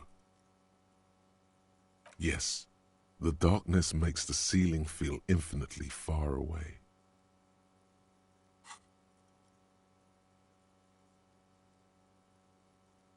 You see something hanging from the rafters, looking straight at you with dark eyes. Maybe it's possible to talk to it.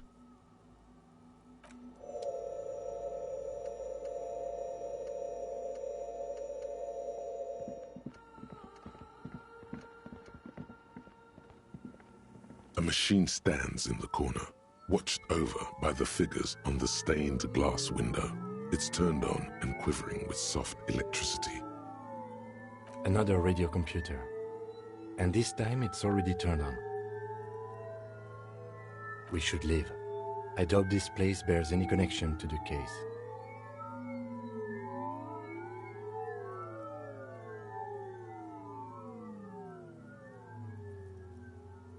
It's also quite similar to the one we have down at the station. Must be the same model. The one you saw earlier was the Ream Civic.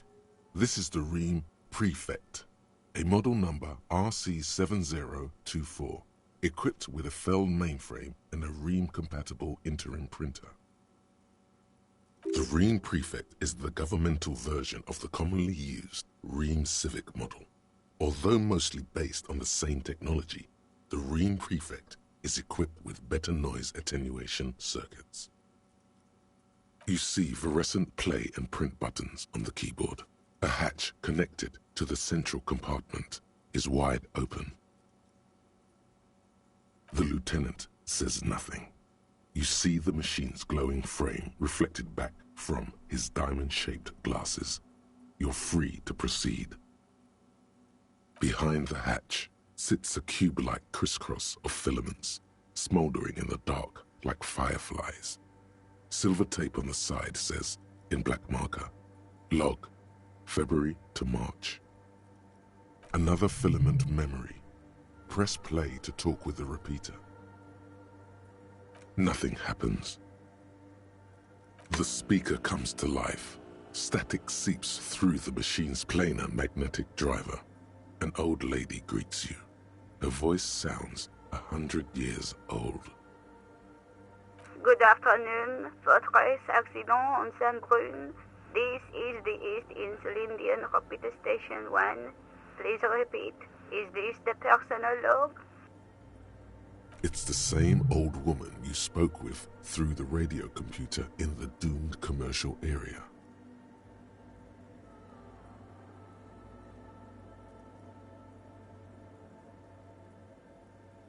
Good, thank you. Please repeat. Is this the personal log? Good. Please repeat the password. Let's look around. There's no use trying to guess the answer.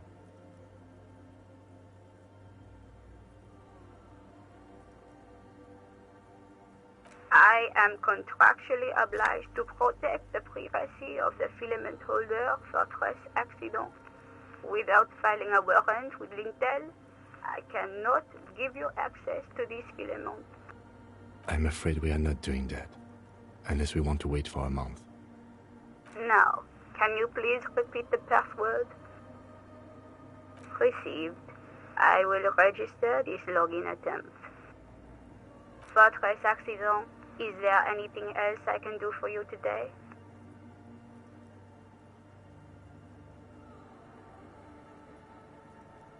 I have 2 machines registered to this company name in Martinez. One on Saint-Brune, the other on Rue de Saint-Ghislaine. Saint-Brune, that's the church. And Rue de Saint-Ghislaine? That's the doomed commercial area.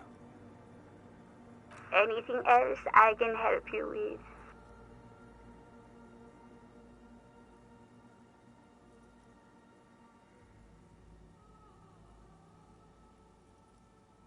Goodbye, Fortress Accident. The machine's keyboard is still illuminated, revealing fluorescent play and print buttons.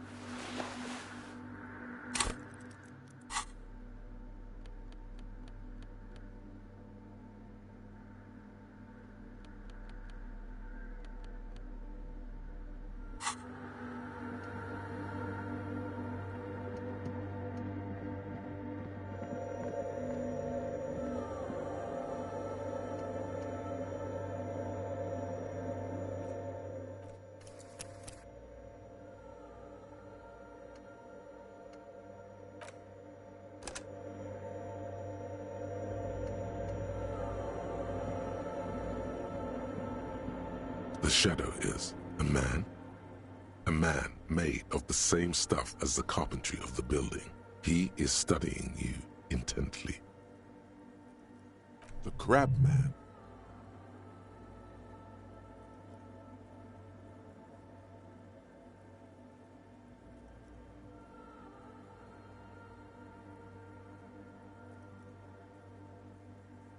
The man leaned forward a little, fixing you with a steady, unreadable gaze, then speaks.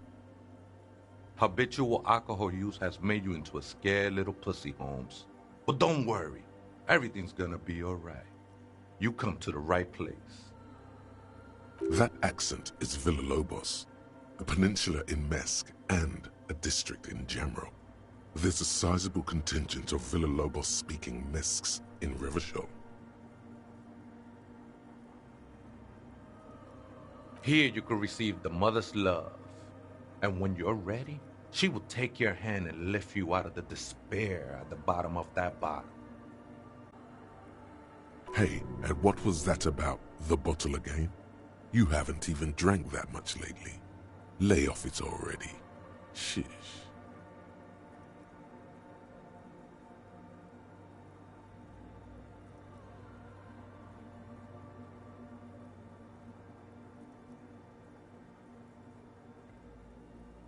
Oh yeah, sure. You don't know anything about alcohol use. You got it all under control, Way. I could smell the control all the way over here.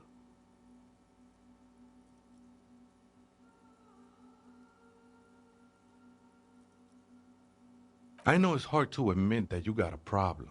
I was like you once. Couldn't take an honest look into my own heart and see I was in pain. You know, actually, since we're here, you may want to pay attention to what the ceiling climber is saying. Look at these crazes. What is this shit?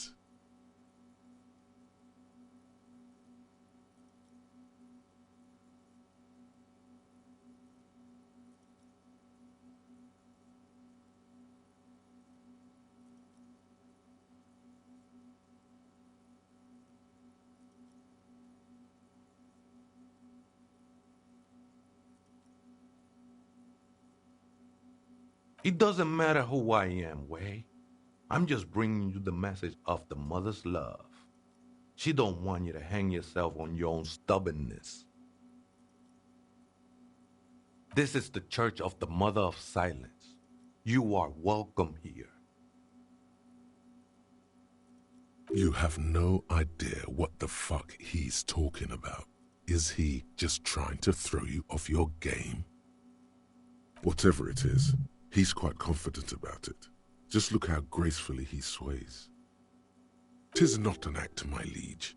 Save him perchance, he hath deceived his very self. This man is a zealot.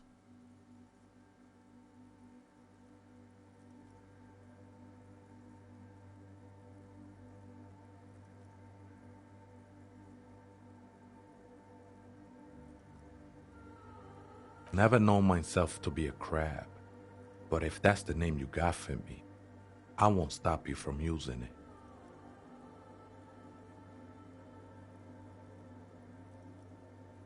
I always thought of myself more like a flame, flickering along the rafters and beams. It may be that I gotta work on my technique. That's not the only technique he's working on. Look at those carved sculptures. And is that a satchel of tools over there? Sure am. Whittling wood used to be something I just did to busy my hands. Now I use those same hands in service of something greater than my own restlessness. All right, let's consider the context and meaning here.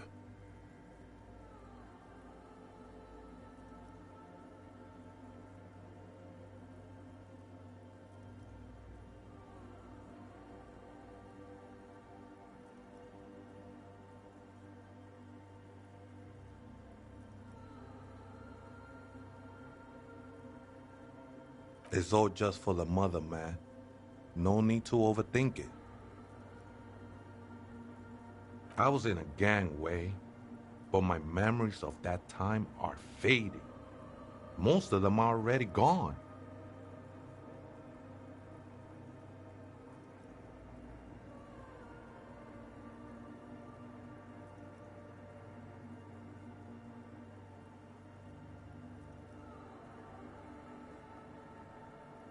Nah, ese, it's not like that.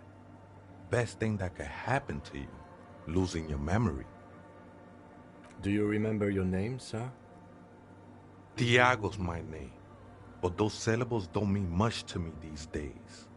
A name isn't just your identity, but also, so to speak, your place amongst your fellows, your place in the world. I ain't got no use for such a place anymore.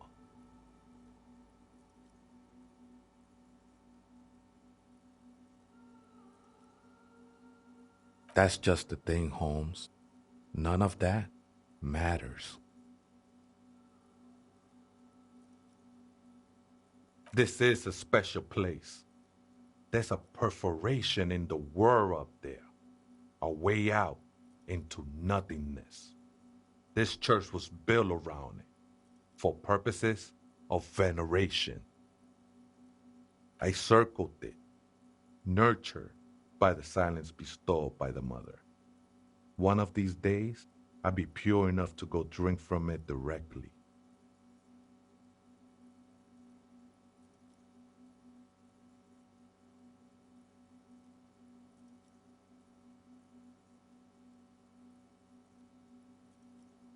Oh, that's no simple question, Ese.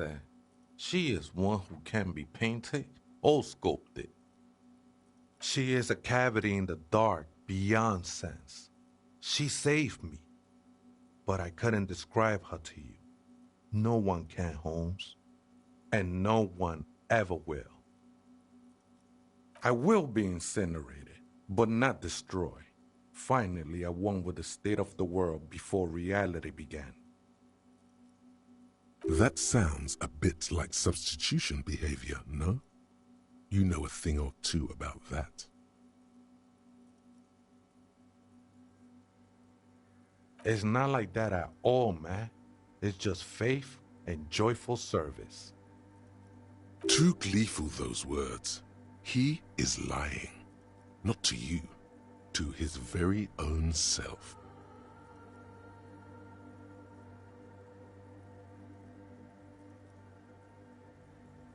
I heard that before, Way, and I know I can't convince you on the spot. But think, when's the last time you woke up from silent communion with a hangover, regretting what you did last night? She took you for a good spin, huh? Don't worry, bro.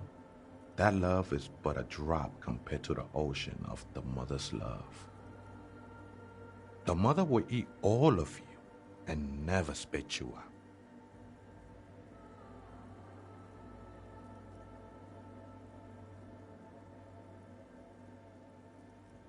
I know it will take time.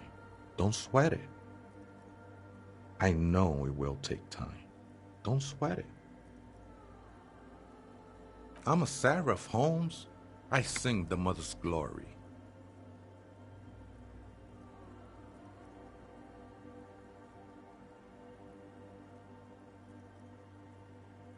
I ain't from no Marietti, if that's what you're thinking. And the song I sing is silent as the mother. Marietti is a mesque style of music and dance, commonly seen at all manner of festivities, especially weddings. It's delightfully quaint, owing to its peasant origins. He lost his cool there for a moment. Seems you hit some nerve.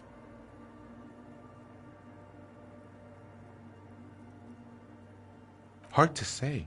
I think I did some construction work here, back when I still had material worries. Up there, I realized what the true purpose of the church was. Been spending a lot of time here ever since. The past is nothing to me now, Way. It didn't belong to me.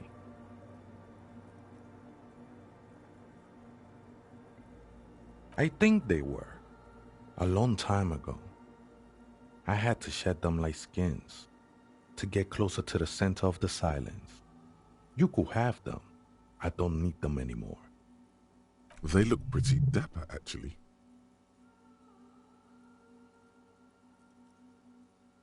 The sinewy figure lingers on the wooden beams, blending into the shadows. Police raid a while back. Did you witness it?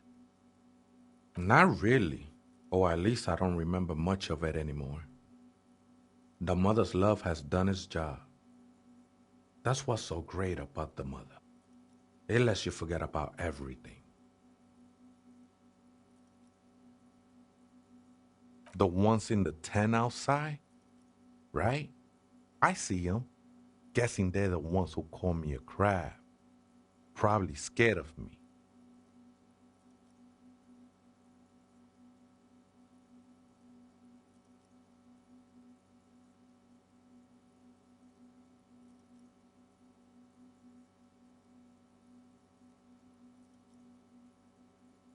Nah, man. They look pretty funny.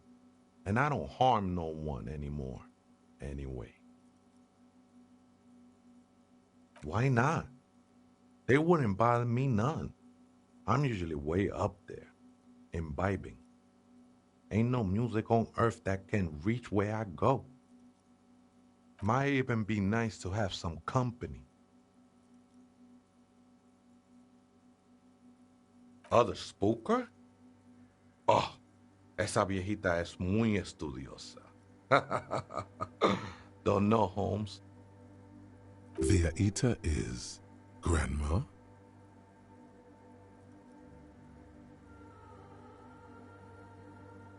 No.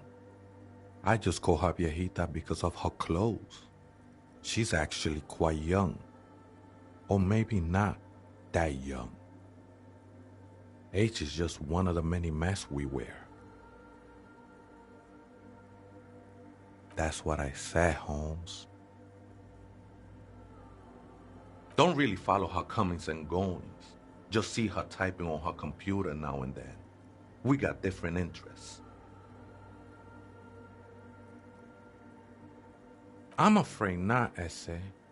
You just have to wait until she comes back, or search through her radio computer.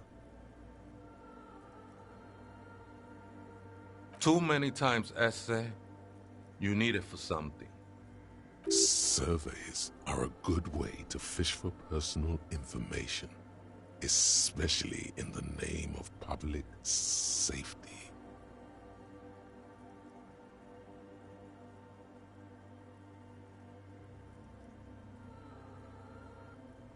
Don't sweat it, vato. The password is afterlife death. What you think of that? Makes me almost pity La Nilita Pequeña when I hear it.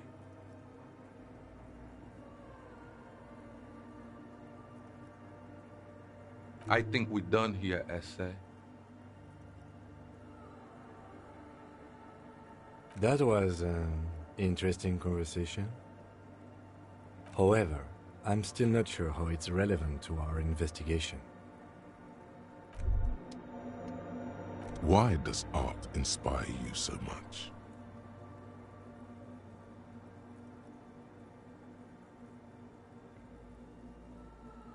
Excellent question.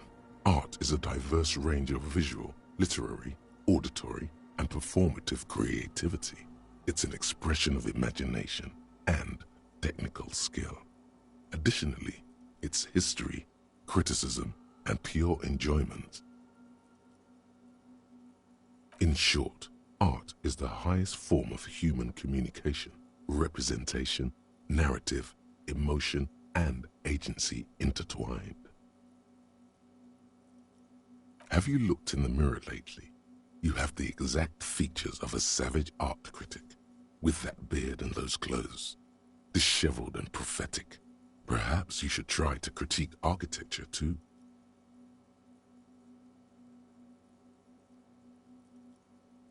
Of course not.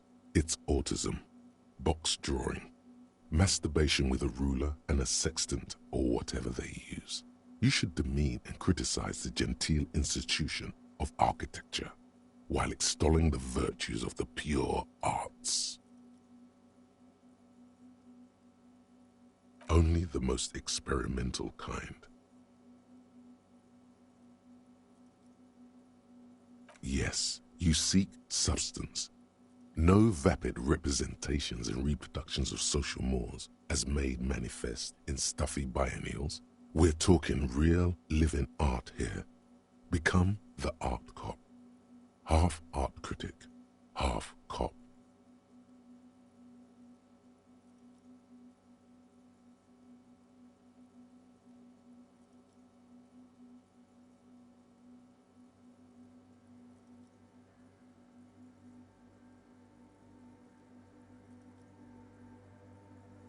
Quit being so indecisive.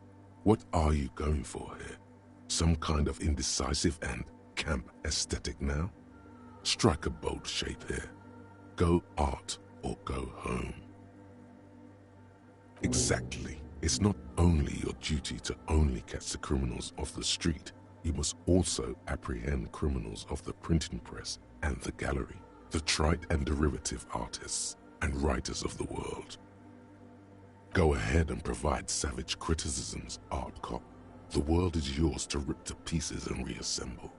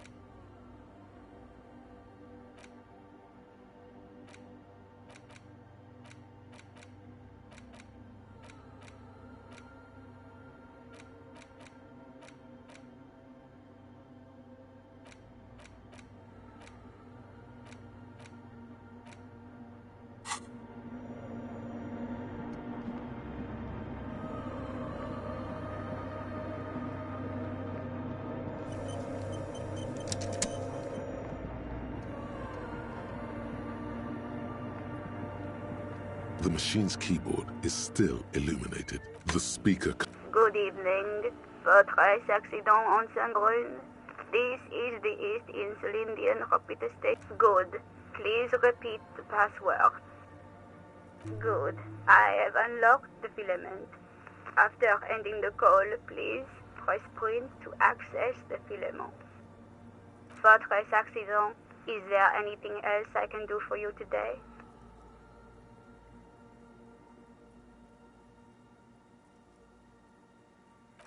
Sleep well, votre accident. The machine's keyboard is still illuminated, revealing fluorescent play and print buttons.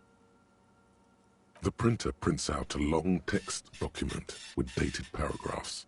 It looks a bit like someone's journal. The first entry, made on the 4th of February, 51, by an unknown author, is short and concise. Arrived at the church. The door was boarded up, so I used the crowbar to get inside.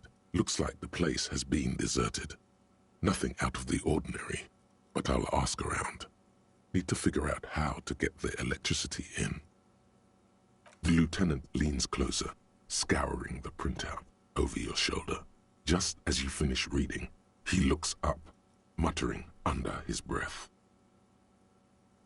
4th of February. That's over a month ago. Whoever set up those machines has been here for quite a while.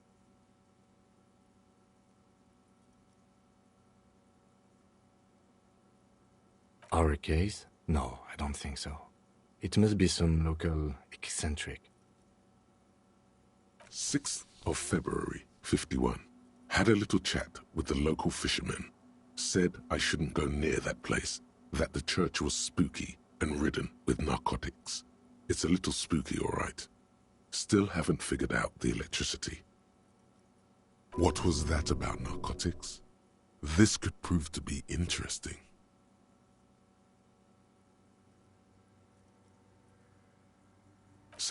February 51. Finally got the electricity in. Next on the agenda, a new antenna. I'm thinking ESCA series, something advanced.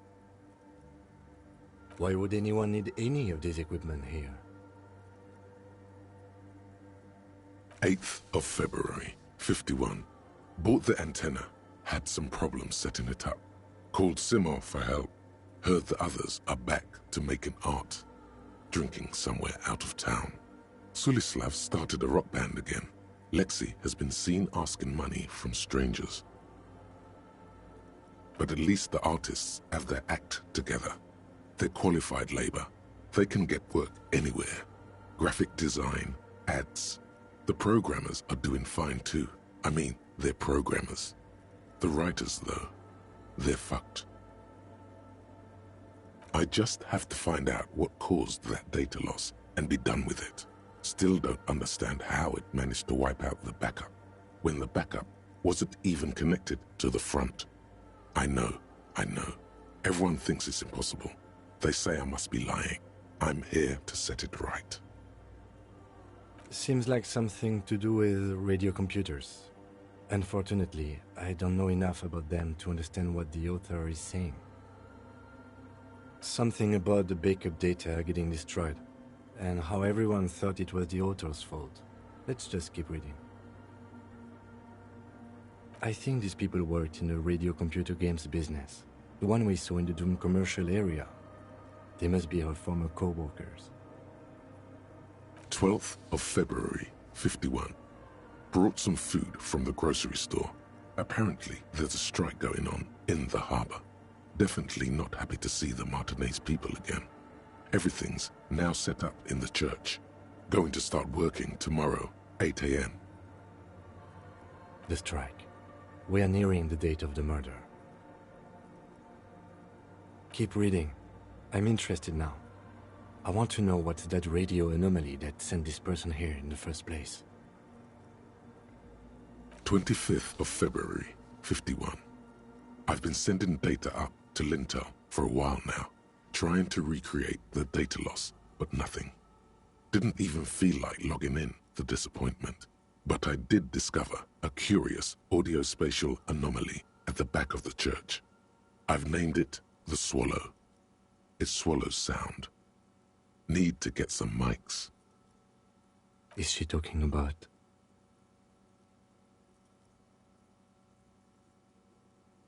"28th of February, 51. Yes, the first recordings confirm that the swallow is real, and I'm not just losing my mind. It's a pillar of silence, with a diameter of approximately 3 meters.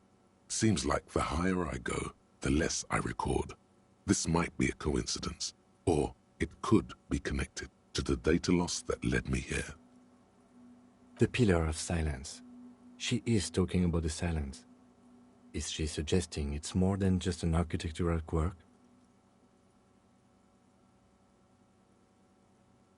The lieutenant doesn't answer. He follows your gaze, studying the basins. The water shines in them. No ripples. March 51. Some kind of young disco men have appeared next to the church. I've been trying to record the silence to find the epicenter, but now it turns out I've also been capturing the future of dance music, one neo-disco song over and over again. Fortunately, the song is so monotonous, I was able to devise an algorithm to factor it out. The other day, one of the disco men came in. Before I could even say hello, she got scared and left. Good, I don't want anyone distracting me from my work. That disco man must be a cell. The girl on the ice? Sounds like her, yes. March 51. I got a call from the repeater station. Someone has tried to access the radio computer in our old office in Martinez. Can't do anything about it. The storekeeper still doesn't want to let me inside the building. Thinks I'm part of some kind of curse. How Martinez of her. I knew it wasn't a good idea to meddle with the machine. No. It was a great idea. You're learning things. This is how you learn things about machines. March 51, a new 2-meter aux cable. Noodles, crackers, ping-pong energy drinks, water, interrupted by the sound of the church door opening. A strange woman makes straight for the radio computer.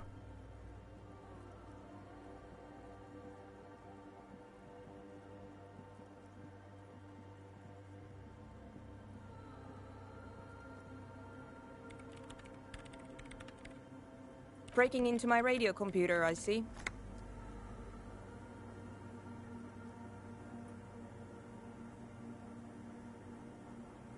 Yes, you are breaking in, but not into her radio computer. You're a master circuit bender. I do apologize for the intrusion, madame. We are with the RCM, you see.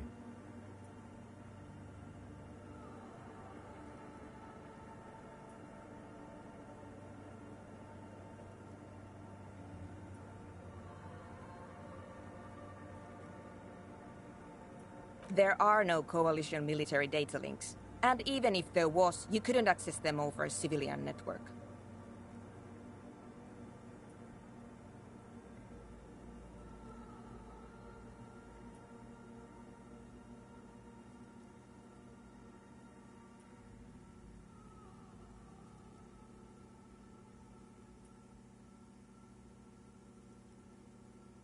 No one asked you to do anything interesting with my radio computer. Now please give me some room. I need 2 seconds to see that you haven't destroyed anything. We should talk to her after she has rebooted the machine.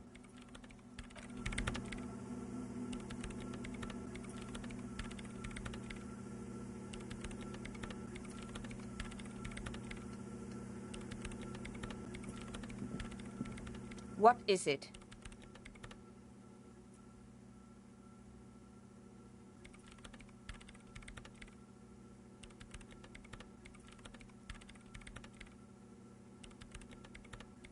No, you just printed out my personal log and wasted some paper. Yes. Or no. Not anymore. That project is dead. I am Soona Luukkanen-Kilde, the former lead programmer of Fortress Accident and RSA radios. I have over 16 years of programming experience, and I'm proficient in both Vox and Orbis languages. If you're not here to hire me, I don't really know how I can help you. Did she say over 16 years of experience? She must have started programming when she was still a teenager. That still doesn't answer what she's doing in an abandoned church.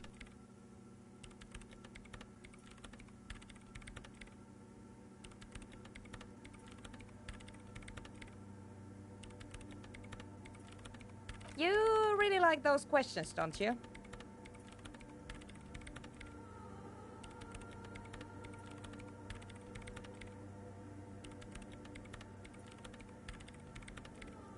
I'm conducting scientific research here.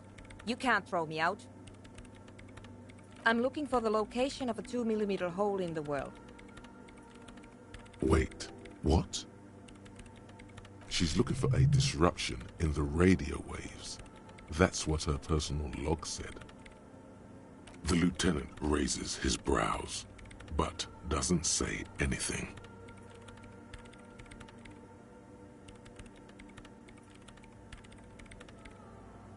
Yes, that's what led me here.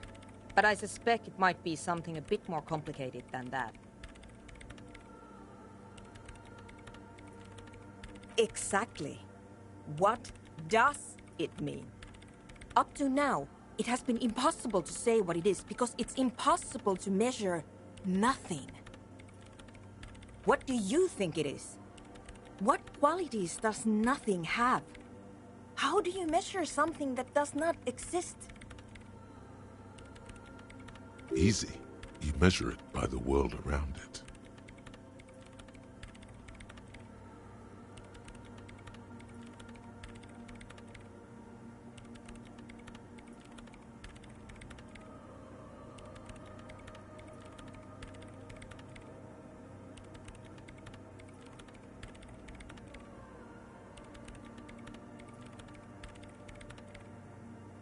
Exactly. Very true. That's what I've been aiming for. That's why I have those basins. I've tried using hydro transducers to record the silence. To find out where it begins. Hydro transducers. So that's what those water basins are. Devices for recording sound through water. But honestly, it's not progressing very well.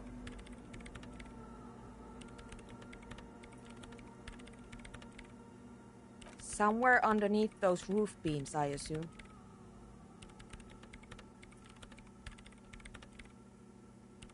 There's this place at the back of the church. A place where all audible vibrations seem to decease. I've named it the Swallow. And the higher you go, the less you record. The Pillar of Silence? Are you sure it's not just an architectural quirk? Maybe, but it's oddly close to the physical coordinates of the data loss that led me to this place. I know. No, I don't. Because it's just trial and error, trying to locate the Swallow, the exact point in space. And I don't have a... You know what? It would be really helpful if you could just stop talking and let me work. Great. Thanks.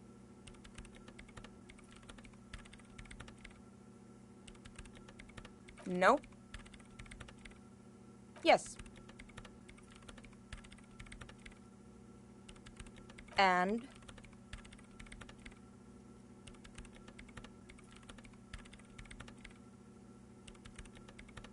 No. You're right. I'm not. No. Yes. No. You're right. I'm not. I brought them here. These are my machines. Please don't touch anything. I use the AR-1 as my RAIN prefix processing unit. Mm-hmm. Yes? You really don't know anything about radio computers, do you?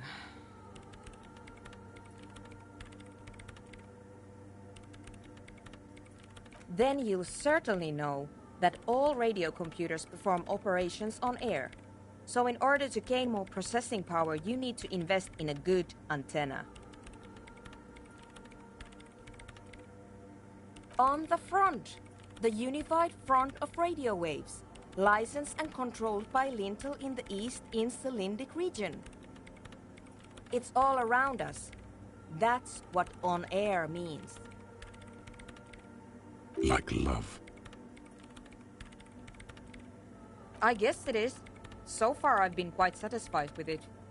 Martinez is an unstable region with bad coverage, and the operation has been surprisingly stable. But it's not the cheapest one on the market, so I wouldn't recommend it for your regular red tape operations. Fraser 1000 is a foolproof line for civilians. Anyway, you should do some research before you decide to buy anything. Ask around, compare the prices. There are many milieus dedicated to that sort of thing. I'm working. Could you just shh for a moment? Or get to the point? I really need to focus on something. They are connected to my RAIN prefect. Whatever you do, just please don't move them, okay? Thanks. Short and terse. There you have it. Whatever she's using them for, they're hers. So you do know something about computers. You're right. Prefect is used mostly by the government peeps. No, I don't. Because I needed something good for my investigation, and RAIN Civic is widely agreed to be below all standards, so I had to upgrade. Besides, owning a RAIN prefect isn't such a big deal anymore. No, actually, it is kind of a big deal. You don't see RAIN prefects in every police department, for example. I know a friend of a friend who used to freelance for the Coalition. I was actually aiming for the military-grade Rame Rational series, but couldn't find one. Prefect is mainly based on the same technology as Rame Civic, so it's kind of a rip-off. But it does have better compatibility with newer antenna models, so I won't complain. Great.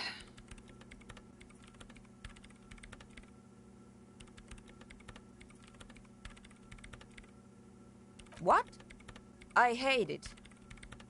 I bet she hasn't even heard it.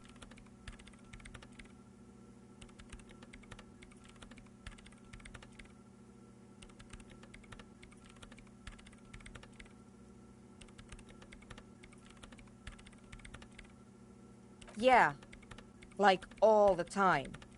My tent neighbors don't really ease up with their partying, do they? Maybe I'd have to be on drugs to get it, but to a sober mind it just sounds like uninspired rug whipping. No idea what it has to do with either dancing or music. This is about those speed freaks in the tent, isn't it? I've got some news for you. It's not a nightclub they want to build here. Take a guess, why don't you?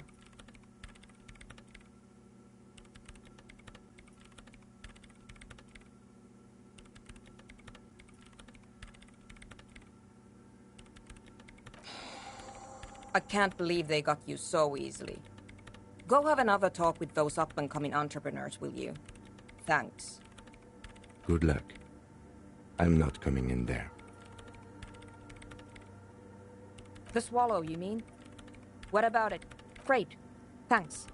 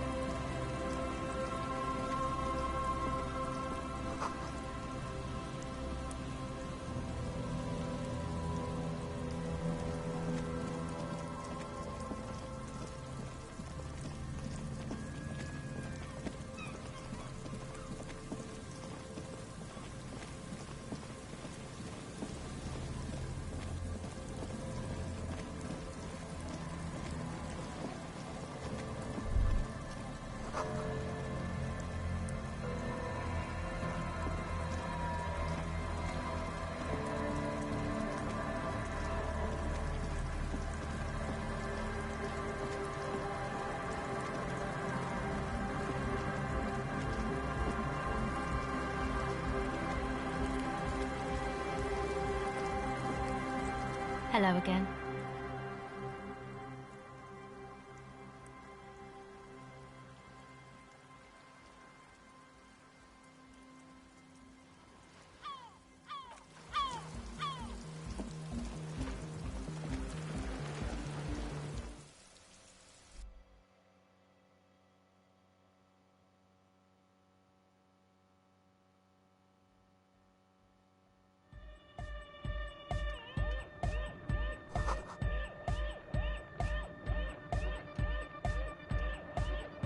Hi again.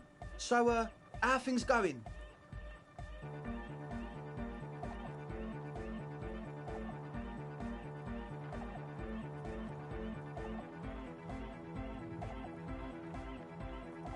He's a quiet man, mostly communicates through music, and by being a master of ceremonies.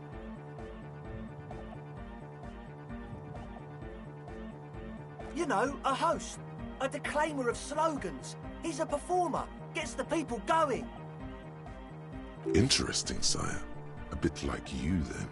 An MC for short. Well, he's just kinda here. I don't really know how to communicate with him. Yeah, sometimes, when I stumble and find my way into his centre, you have to hear a lot of hardcore to the mega first though.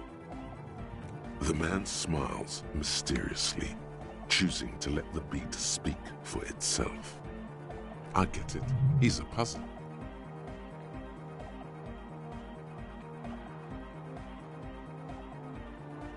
And? What happened?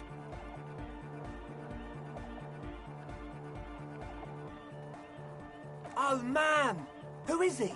What did you think?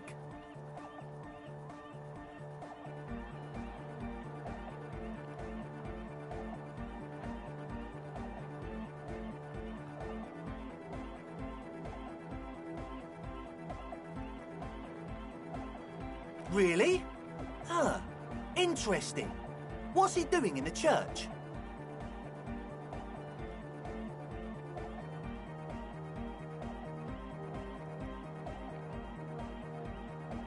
No matter. Is he gonna be a problem? Yeah, Noid is right. Let's get back to the point. What are we gonna do about him? These guys will never catch him. You will never catch him. There's nothing to do.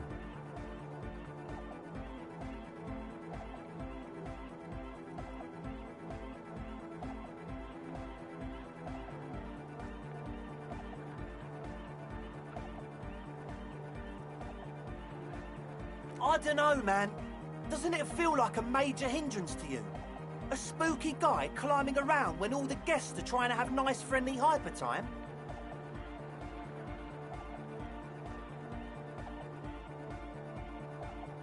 I guess it's not a massive problem, now that I think of it.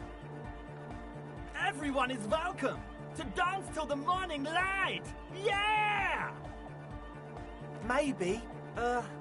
I guess we'll figure something out. Okay, but what about the other spooker? The one in Grandma's clothes?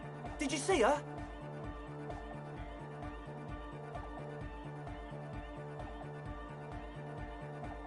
A programmer? That's odd. What was she like?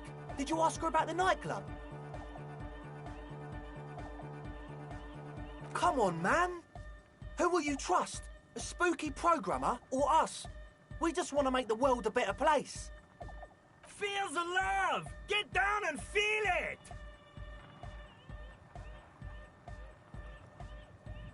A half-hearted sell of something which does not seem worth buying.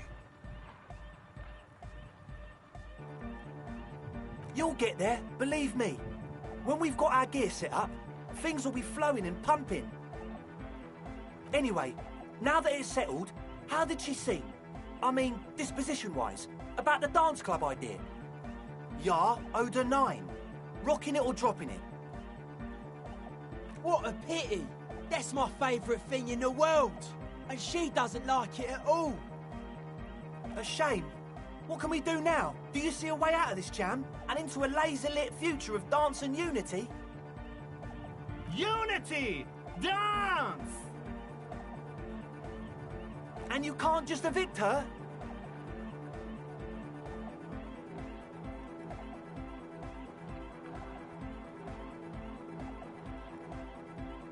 Look at you, Honor Man.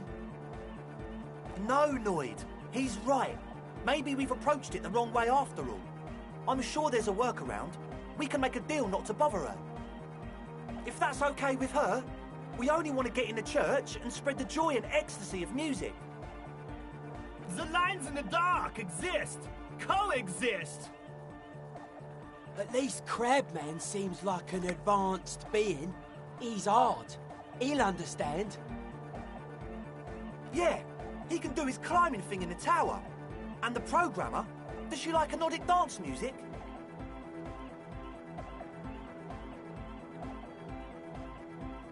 Egghead cannot believe what you just said. It makes him pump the jam a little slower for a moment, but then he returns to the full swing of it. No worries. We'll figure it out. If coexisting fails, you can always muscle her out, right? If it's all okay with you, what do you think?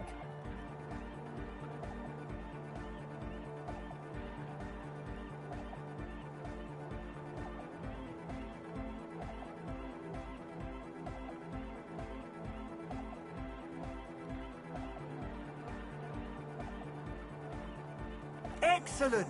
Good luck, my friend.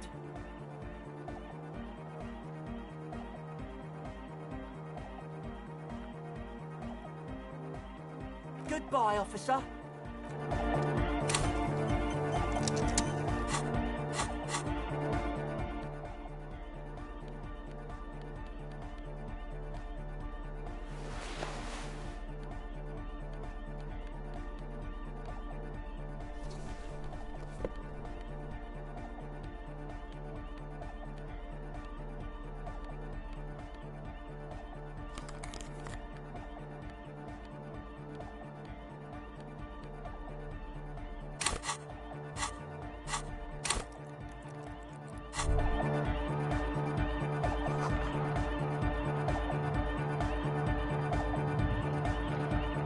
Hi again. So, how are things going?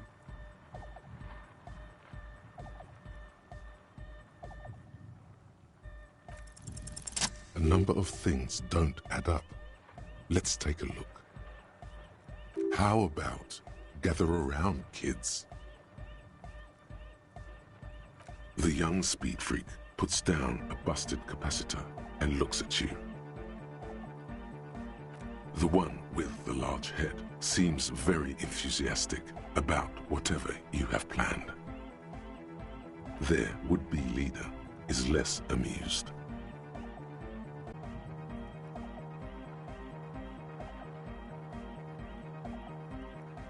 What things?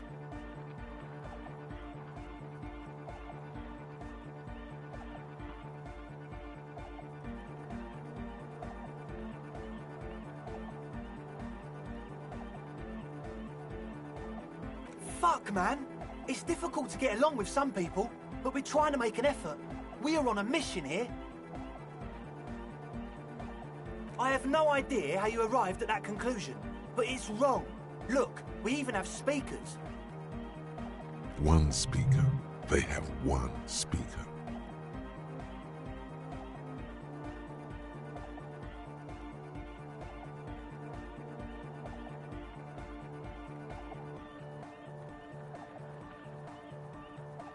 What do you mean, friend? It's a one-speaker system. It's monodynamic. You wouldn't know the first thing about sound reproduction in anodic music. Other speaker. This may be the brain damage talking, but you've definitely never heard of monodynamic or one-speaker systems.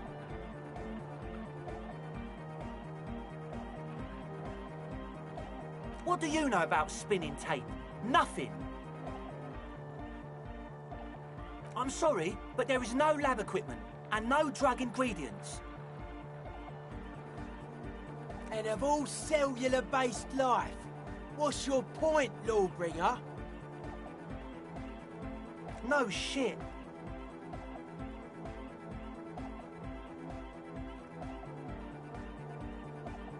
That's... Come on, that's...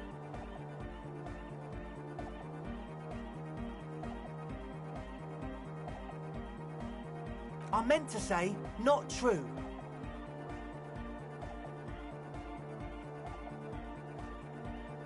What do you mean, do?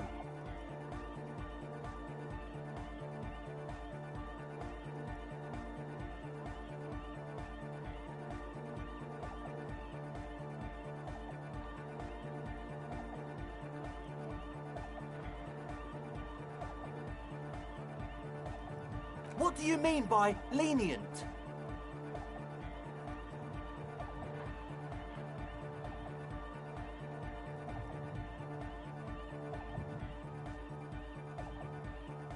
Okay, man, okay.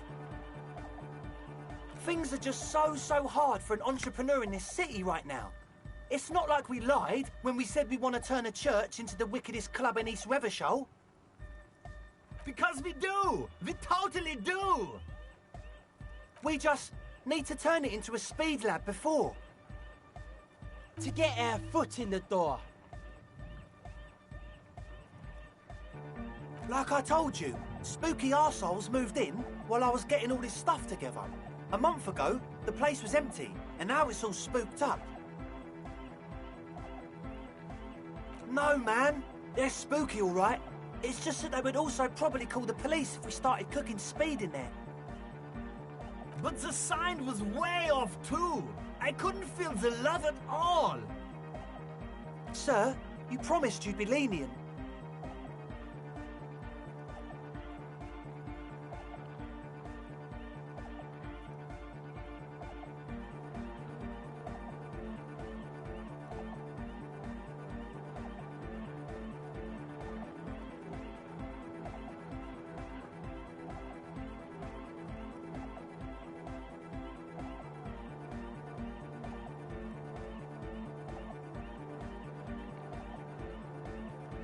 Yeah! I knew it. It's impossible now. No, Andre, it's harder now. This hard cop has come to show us how much the fish is, and the fish is always so much more. We all know there was never going to be a club for Nordic music with the Speed Lab. Now it has a fighting chance.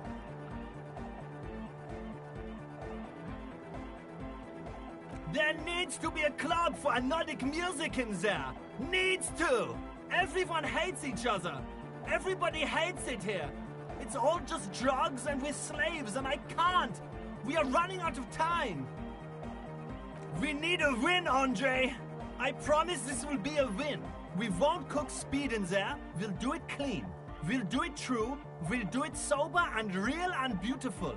This will be a victory for the light. Okay, we'll try to do it without the drugs. We'll do a straight club up in there, spinning the maddest reels, and nothing but, I swear to God. Okay, Egg? From here on, it'll be straight all the way. Goodbye, officer.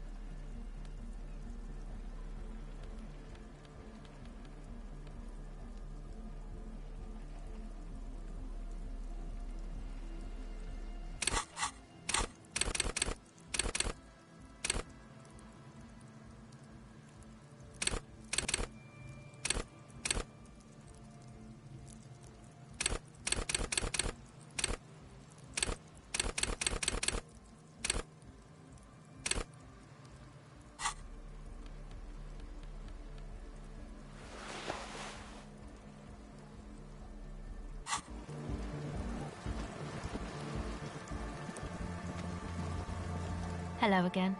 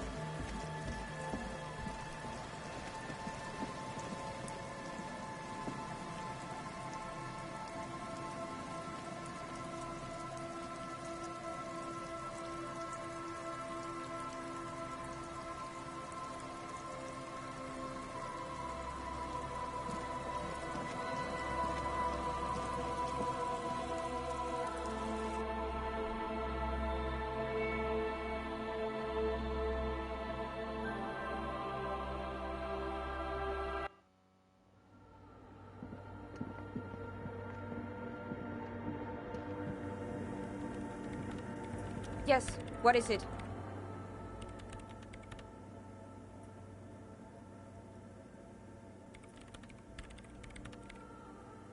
I don't want to make anything work.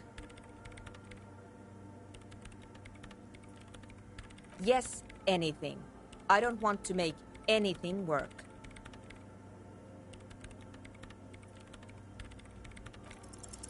Hey, what makes the world go round?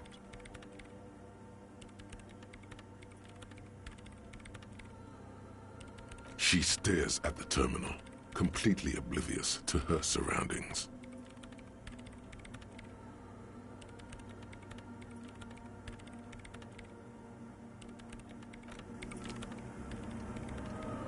Yes, what is it?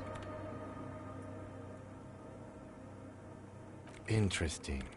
A police officer trying to evict a citizen from a public space, despite the Wayfarer Act. The Wayfarer Act states that citizens have the right to gather in public spaces unless they're disrupting the public order. And she's not. Disrupting any order, I mean. I'm a circuit bender, and no one ever has anything against circuit benders.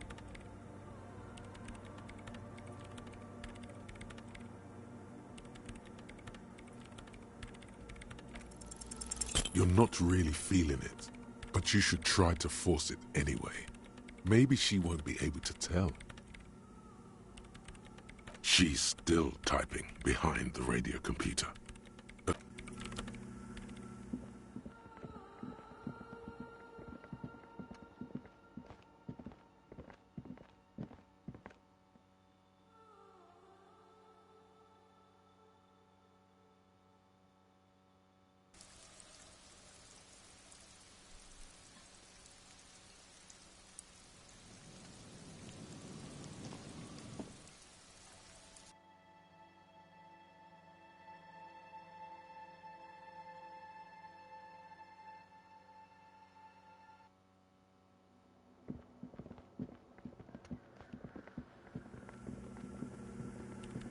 Yes, what is it?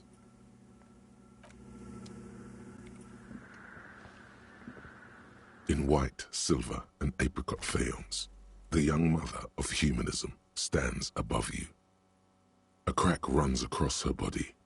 She is impossibly tall, oval-faced and sad, a dark and radiant majesty. This is her innocence, Dolores Day. Cradled in her arms are a pair of glowing lungs, clearly visible from underneath her flowing dress. You should kneel. Your knees touch the floor. The floorboards are hard ends from beyond the glass.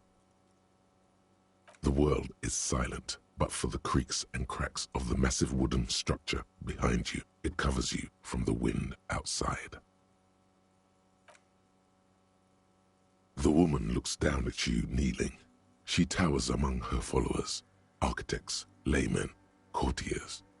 There is a sad smile on her lips and a glint in her green-blue eye of what? Compassion? Remorse? She acknowledges the passing of someone who is still alive.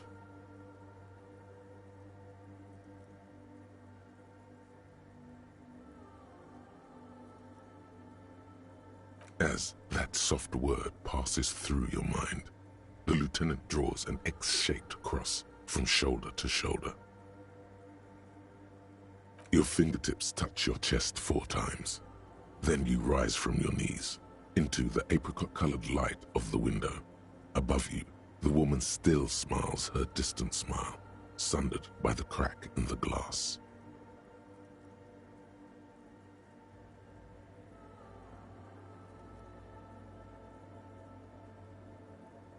The old woman in the village was right. This must be the DeLorean Church of Humanity in Martinez, or the small Pinewood Church in some records. It's a minor landmark, not easy to find. Most maps misplace it. It was built not long after Revachol's founding, 300 or so years ago, by first-generation settlers. On the coast of an uninhabited archipelago where only animals had roamed before, in the wild reeds. There used to be 7 stave churches on the coast. Les Sept Sœurs, they call them, the 7 sisters. Only one remains. The rest were burnt in the revolution or used for building materials. We should be respectful here, although the building appears to be deserted. I do not believe we'll find anything connected to the lynching here. Something else, perhaps? Respectful? Is the lieutenant a follower of DeLoreanism? Yes, we all are. Her name, body, and rule are synonymous with humanism. The laws we enforce are DeLorean in origin.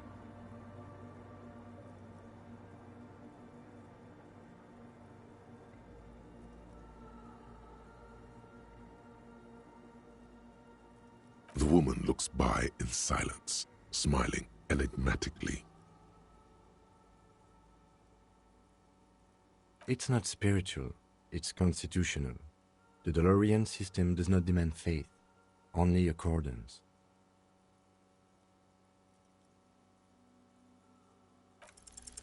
Despite the damage you've done to yourself, the title appears lodged in your hippocampus. This is Her Innocence Dolores Day, the innocence of humanism, internationalism, and the welfare state. Perhaps the most famous human being ever to have lived. No amount of Commodore Red can wipe her sad smile from your brain thing. It has survived the deluge and haunts you still, and will haunt you forever, as it haunts all men.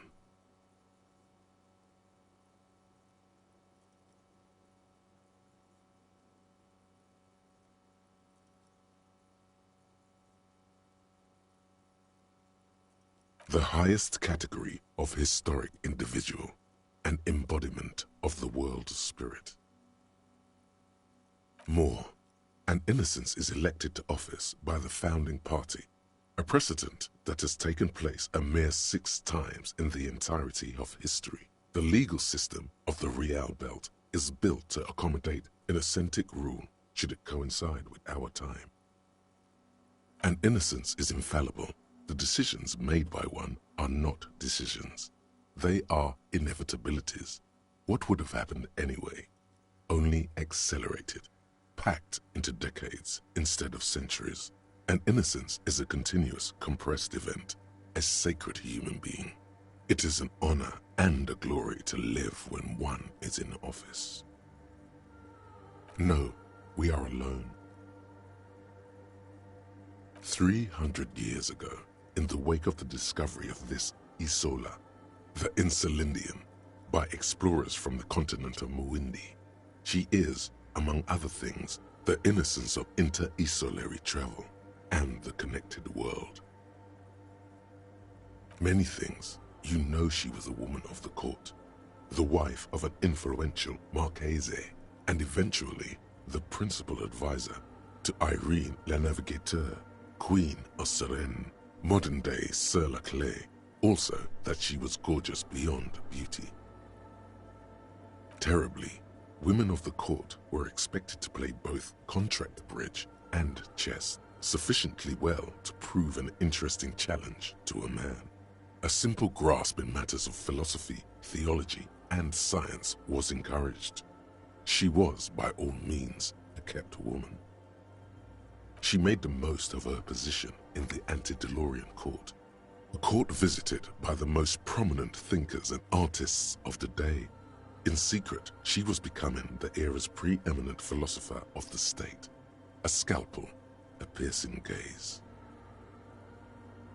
She was an almost preternaturally magnetic and intelligent individual. To her contemporaries, she appeared out of time, a messenger from the future of the species.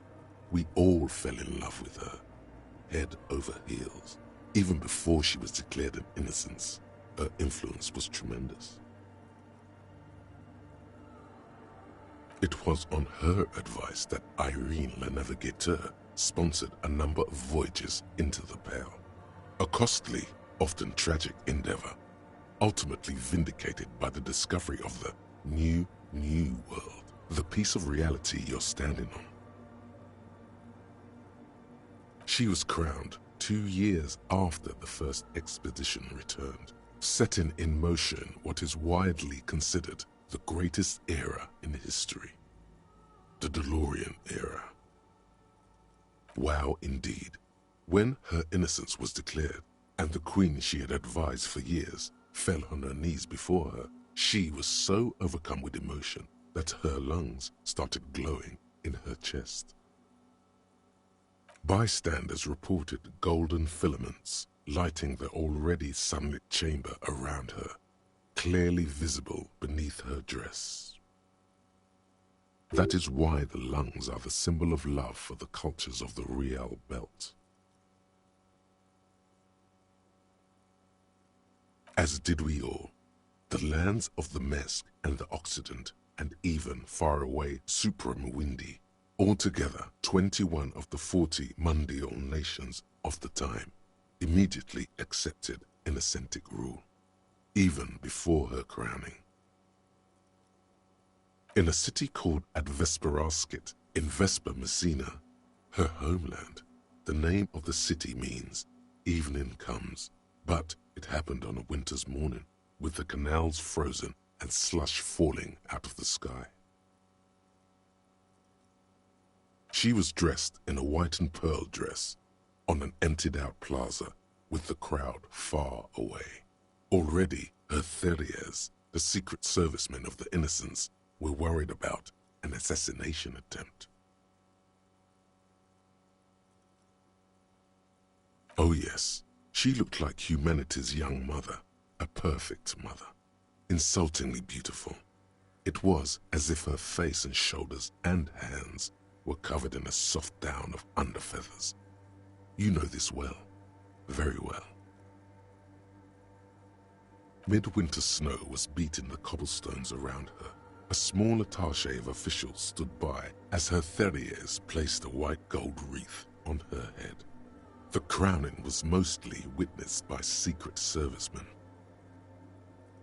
One of the men in this Secret Service killed her 22 years later, a young man who had come to suspect that Dolores Day was not entirely human, but something else. Something that had walked in our midst, watching us stumble for hundreds, if not thousands of years, until it decided to interfere in the course of our history.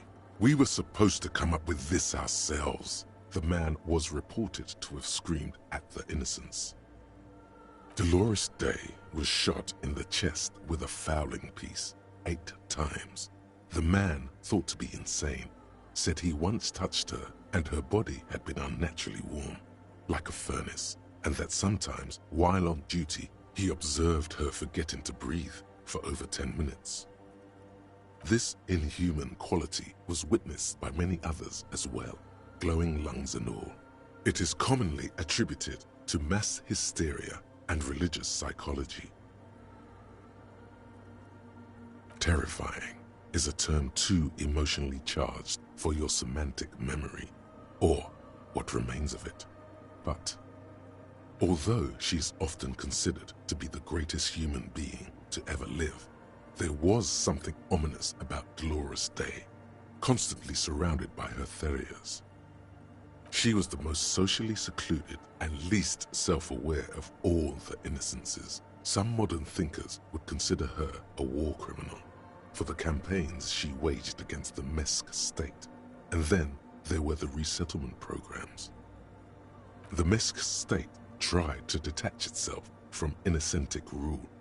Parts of the world were experiencing whiplash from accelerating into secularism. Her mandatory education programs and mass resettlement of upstream Marguerite were problematic as well.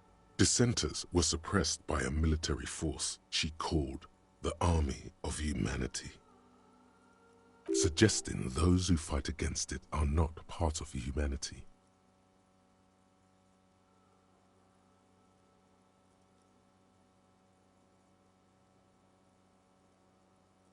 She adored chess, yes, but also military war games. Dolores Day often holds a tiny tin soldier between her index finger and thumb in icons such as this.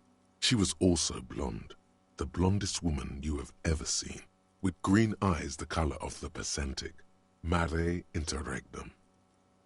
Little is known of her Marchese husband. It's as if he vanished from history after completing his role, which was to introduce Dolores Day to court. In conclusion, yes, there is sunshine, but feel when they think of her. This subtle terror is part of her iconography. Officer, you've stood there for over 5 minutes. What are you thinking of, if I may ask?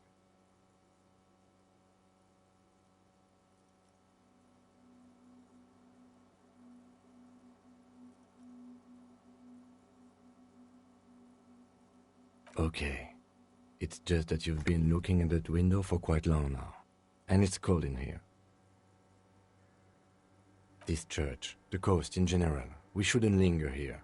This isn't a good place to get lost in.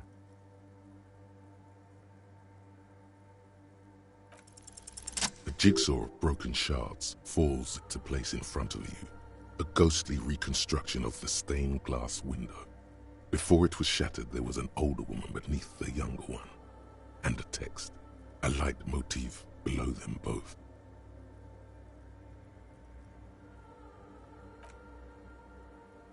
Unknown. A motor carriage, a gunshot, someone falling into it, or maybe just hooligans looking for something to break.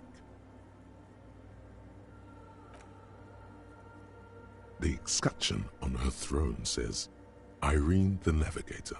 She is depicted as an older woman wearing thick-rimmed eyeglasses, holding a golden Reichsapfel in one hand and a scepter in the other.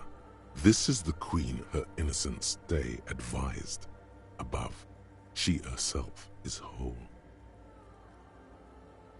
Small figures of wise men, common men, worshippers walk up the stairs to stand at her feet. Secret servicemen, Theriers, stand in a row guarding her. It must have taken years to produce this work in all its dizzying detail. Below both women, in luminous black letters, Après la vie, mort. Après la mort, la vie de nouveau. And then, along the left side, Après le monde, la gré. Après le gré, le monde de nouveau. After life, death. After death, life again. After the world, the pale. After the pale, the world again.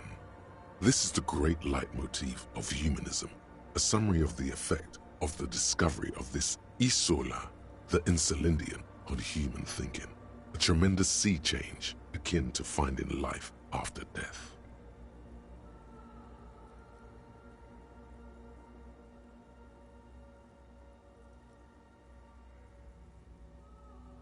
Death, life again.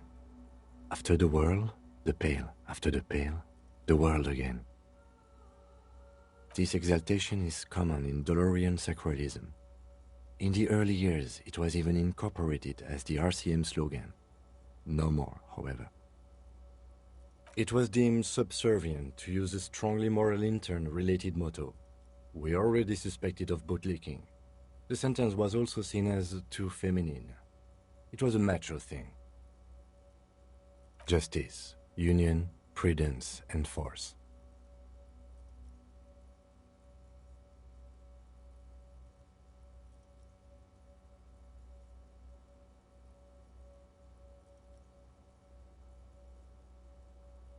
Ice cool.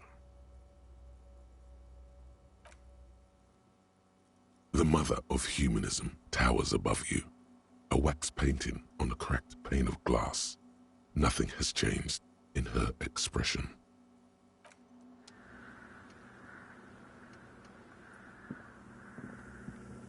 Yes, what is it?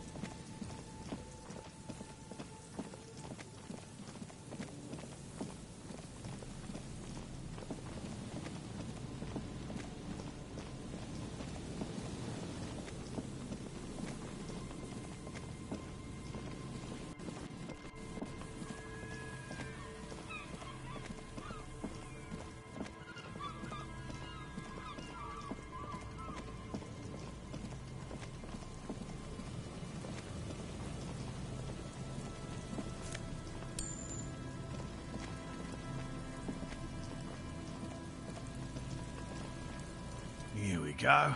Nice and easy. No way out, little guys. Not out of this jam. There's a cylinder on the ground in which the man is arranging some netting. It looks like some kind of trap. He notices you. Who's there? Oh, the police. Hello, officers. His self-conscious enthusiasm renders his movements ungainly. He looks like your understanding of a scientist. Is that the police? Why are the police here? Don't worry, Gary. I'll handle it. To what do I owe the pleasure? That's sarcasm. He takes no pleasure from your appearance. Oh, no. It's all right. I'm just busy. What's this about? Of course. Thank you for passing along the message. That damn water lock is broken, and we can't go all the way around the 881. The 881 is a raised motorway that separates Martinez from Jamrock. The labyrinth of streets underneath it makes it difficult to pass, not like walking over a nice water lock. Oh, good. We should really be getting back. Gary could use a hot shower and a warm bed.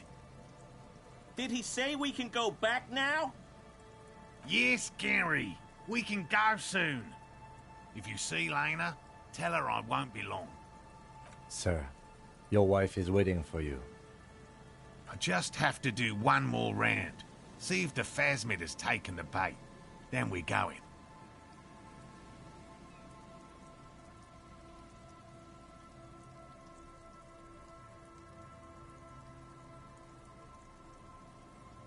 Which is why we've been knee-deep in the reeds laying traps for it.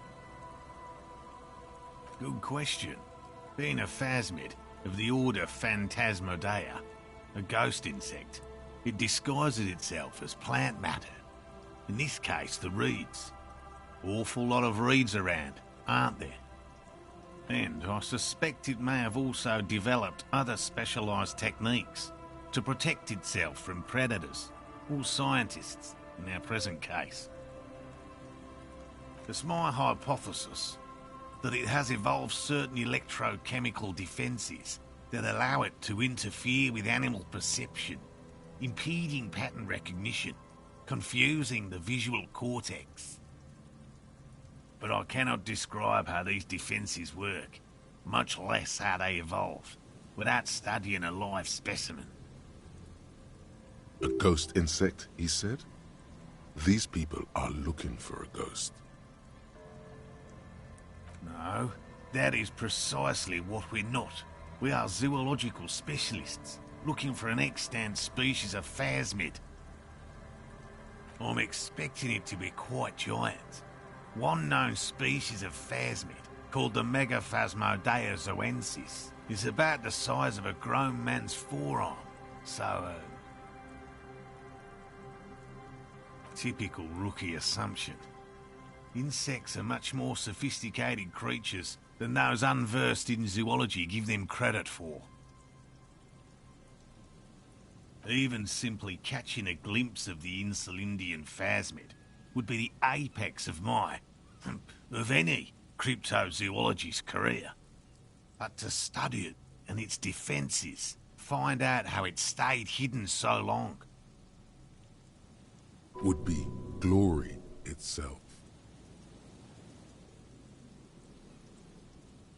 very little, I'm sorry to say. No one's ever captured a specimen, so all our information is based on first and third-hand accounts. Not yet. That's what makes it a cryptid. Just out of curiosity, if there's no proof of its existence, how do you know it's real? I know it's real. It's clear that his obsession with the phasmid is driven by something more than the pure pursuit of scientific advancement. By which I mean, I've heard enough first-hand accounts to believe quite firmly that the Insulindian phasmid is more than mere superstition. Yes, the most recent sighting was by a couple of teenagers along the coast here. That's what brought us to Martinez specifically. It's the first credible sighting in several decades. Admittedly, it's an unusual location for this species, but with all the sewage runoff upstream, it probably doesn't matter much anymore. I have to resist the thought such an extraordinary creature is doubtlessly highly resilient. After all, it's generally thought to be capable of parthenogenesis. He means asexual reproduction. The females of the species don't need to mate to produce viable eggs. This makes it easier for a species with a small population to survive. Yes, the Insulindian phasmid is a very clever insect. That's why it's so damn difficult to catch. But as a scientist, I'll try my best to remain dispassionate. Well, they may not look impressive, but Lena designed them quite cleverly, so I'm sure they'll do the trick. Yes. Simple. Attracted by the locusts, the phasmid crawls down the funnel and, having eaten its fill, can't get back out. At least, that's the intention. The net isn't a perfect solution, but we didn't want to use anything that might damage the specimen's delicate exoskeleton. Locusts. Nearly all known phasmids are herbivores, of course, but we've hypothesized that the Insulindian phasmid might occasionally prey on other insects. Inside the traps, a number of locusts, a meat-eating stick insect. Does it pretend to be the reeds as part of its ambush behavior? This seems unlikely. Thank you for your opinion. We have also included plant material in the traps to satiate your skepticism. They'll work, I assure you. The predatory hypothesis, using locusts as bait, accounts for the failure of previous efforts by other teams, which use plants. We have given this some thought. The traps do seem to be deftly and thoughtfully constructed. It's clear the cryptozoologist's wife knows what she's doing. Yes. What? And I'm eager to return to her, I assure you. But I can't leave before we've finished with these traps. My wife understands that just as well as anyone. Come on, Morel. We've been soaking out here for days. It's time to go back. And leave the traps? Absolutely not. I won't let Lena down. Come on, she wants us back. I'm soaked up to my nuts over here. We'll both catch reed crabs if we don't dry out soon. Of course it's important to her. She's seen it. A verified sighting, on record. One of only 4 this century, and it's hers. She's seen it? Yes, that's how we first came to know one another, in fact. But that's her story to tell, not mine. Suffice to say, it's long been our dream to find proof of the Insulindian phasmid together. I can't abandon course now. No. The traps need to be monitored on a regular schedule. What would we do if the phasmid were to starve while we were sipping tea at the hostel? He's dead set on this. I could go for some trap setting.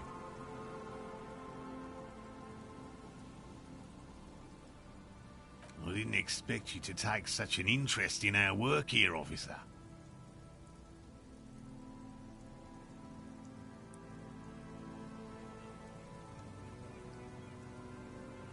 Yes, indeed. Both require a great deal of research, attention to detail, and, above all, persistence. There are 4 in total. One is to the south, on this little peninsula, by the boathouses there. It's very near. Another we set in Land's End, to the northeast. It's behind a small sand dune there, on your way to the old radio tower, after the church. The third is set near the canal, where you crossed, by a concrete slab. A big thicket of reeds going up the slope, and among them... You should check at least one of those before returning to this one, since I just said it. This one's more of a technicality, but still, better safe and stupid than sorry. That seems like a lot. Do we really have time for this extracurricular venture? Is it? Bring it to me at once. Just make sure the trap is closed tight. He's not comfortable with the possibility that you'll claim the find, but he's lying about this even to himself. That's highly unlikely, officer. But in the event you do, I'll spray you with a pheromone mixture I developed. It's made of musk and research chemicals. The pheromone should attract the insect to you, or at least prevent it from bolting at the sight of you. It's quite potent. Will last you about a week.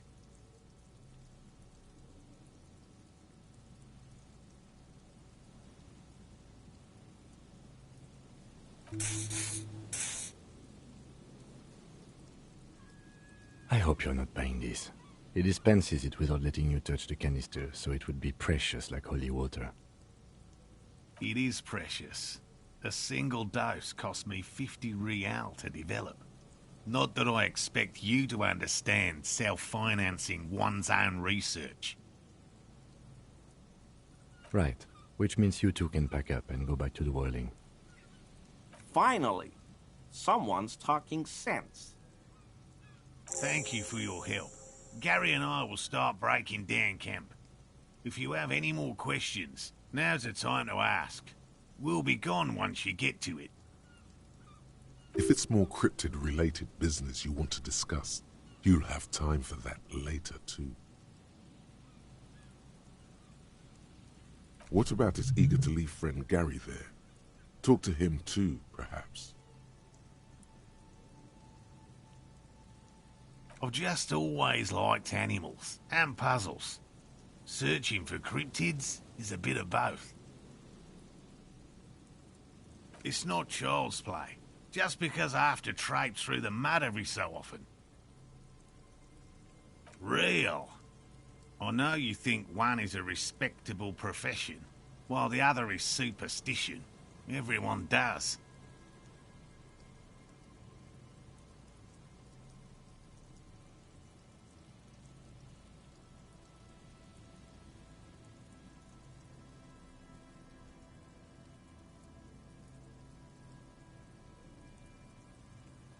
Indeed. My methods do not differ from other scientists. I simply draw upon a wider variety of evidence. And I have more hope that something truly surprising might happen. No, as I said, I have yet to catch a cryptid, although I have come close. Close enough to keep trying. Interesting. Something for later, this close call.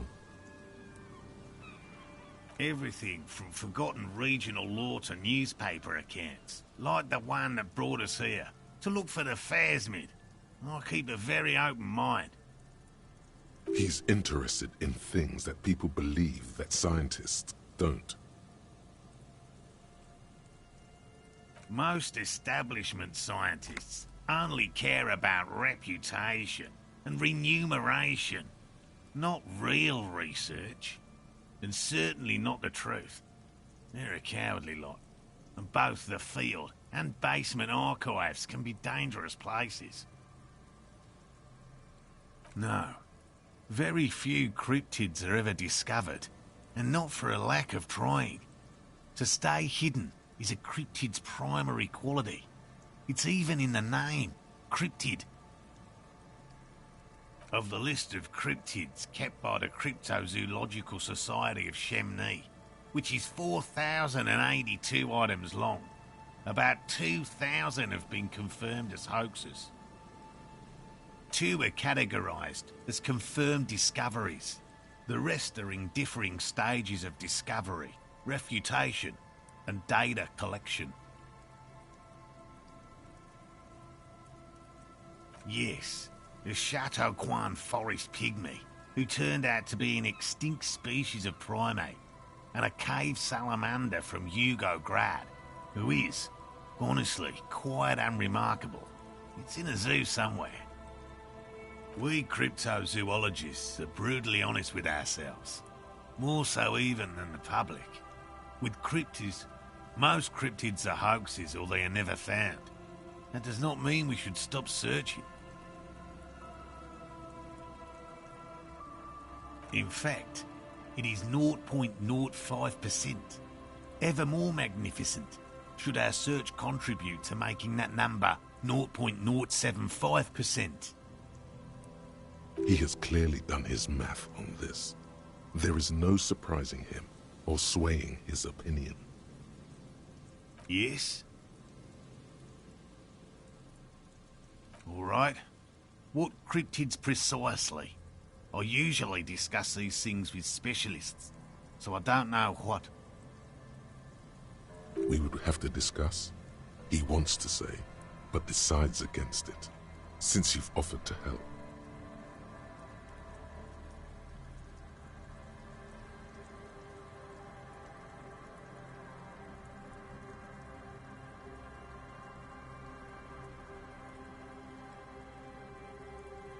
A willow person. It's a long story. One non-specialist would find rather dull. Willow people? Not at all. They're not people, really. Some argue they aren't really animals, as they seem to have evolved directly from trees. They're very, very thin, almost flat in fact, and can camouflage themselves easily, wrapping themselves around trees and blending in with the tree bark. In that way, they're not too dissimilar from the phasmid we're looking for here.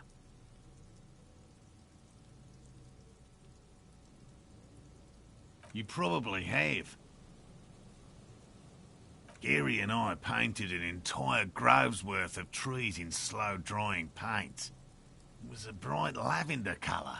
I was hoping one of the willow people would get paint on it and not be able to camouflage itself. After waiting in hiding for hours, I saw a figure slip from one of the trees, a lavender shadow, dashing through the grove. I chased it with a net. Not very elegant. You can't be elegant in the field. And, well, it was faster than me. A lavender shadow. I know you think we were snacking on funny mushrooms. It's easier to mock someone than to admit that the world might be more interesting than you've imagined. Furthermore, I'm not saying it was a confirmed sighting. I'm painfully aware of what goes into verifying such things. There is a serious possibility that I saw a squirrel or a trick of the light. I am my own harshest critic. He makes it a real point here to sound falsifiable. Confirmed. It's 100% verified and meets all the standards of an authentic cryptid sighting. No offence, officer, but I'm not much of a pedagogue. I don't know what I would have done if Lena hadn't persuaded me to go back to field research. You should ask her if you want interesting stories. Me? I'm not a people person, unless you haven't noticed. And I don't make a good lecturer. My strength lies in field work and persistence.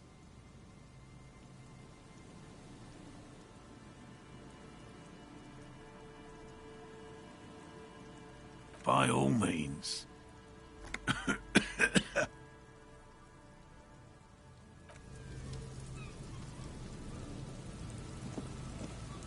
Hello, I'm Gary.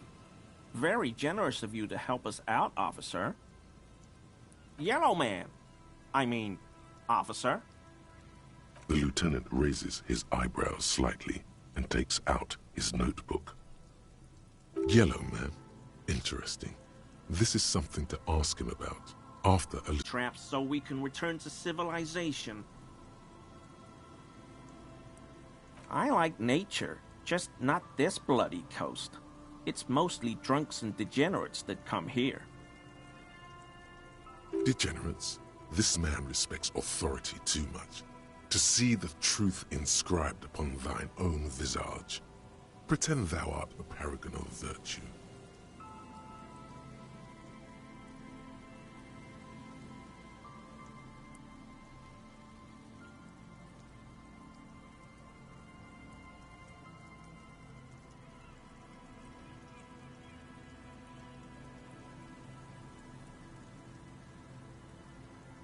I've been tempted on occasion, but someone has to stay strong for Revacol. He pronounces Revacol with a hard K, unlike other people.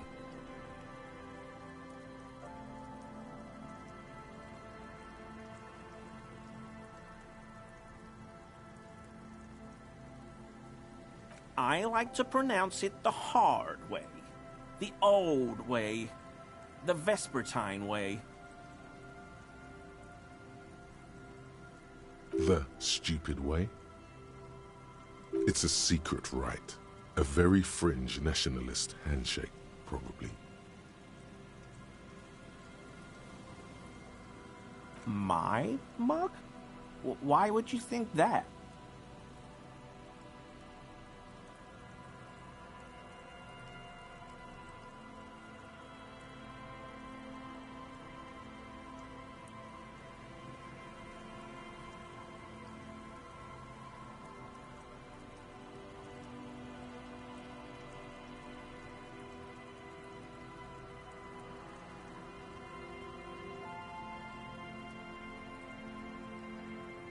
How do you mean? Forgive me, officer, but we've only just met. He is trying to avoid lying to you outright, in case you really have been to his apartment.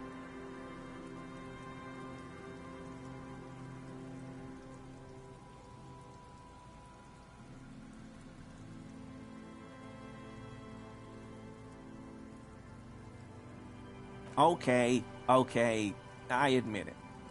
I threw the mug away in the trash container behind the hostel. I know I shouldn't have, and I am very sorry, officer. You're not going to find me, are you?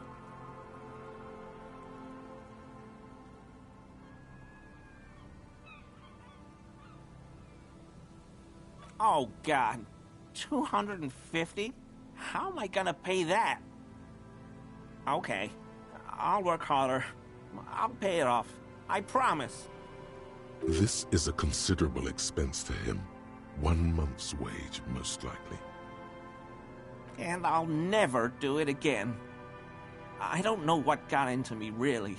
Work has been stressful lately. Damn Koiko's price dumping us out of competition. What did you do, Gary? Nothing. Just answering some questions. Helping out the law. Here we go. Start pumping that sweet info.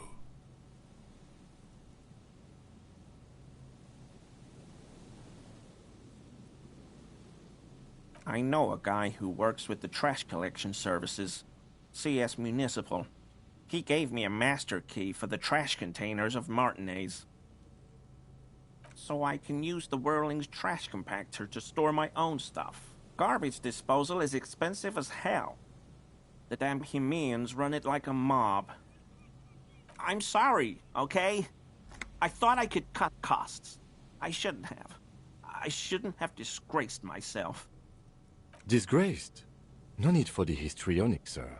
It was, after all, just a trash container. He studies his reaction. Gary doesn't answer. Officer, please. Let me explain. It's not like that. I was only cleaning up. I live right across the yard from where he was hanged, and I saw him stripped naked. All the clothes lying around in the yard, smelling. People are animals, you know? Then I came out to clean up the rags because no one else would. I put them into the Whirling's trash, along with a broken mug, admittedly. Okay, I was coming to throw the mug away, and, well, I threw the mug there and the clothes too. Right. It was just civic duty. Exactly. That's exactly what it was. Civic duty. Armor? No. I mean, yes. Of course. I know he was wearing armor, but I don't know anything about it. An infant could see he's not telling the truth, but he's too scared to admit more wrongdoing. There's something going on here. You should observe him more closely after this topic is concluded. I hope I could help your investigation, in my small way. Does this mean you were in his apartment, admiring his colonial mug collection? Perhaps it would be interesting to tell him.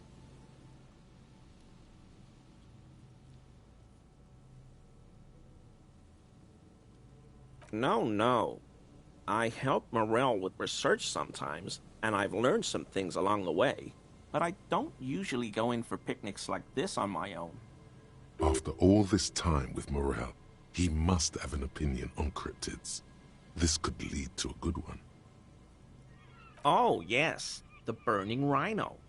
Morell doubts he's real, but I don't much care, because I won't be the one looking for him out in Safra Serai. A rhinoceros that looks ordinary during the day, but burns brightly by night. Well, at least the males do.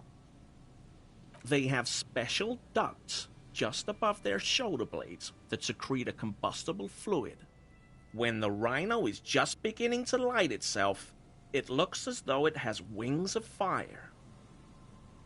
But how is this combustible fluid lit?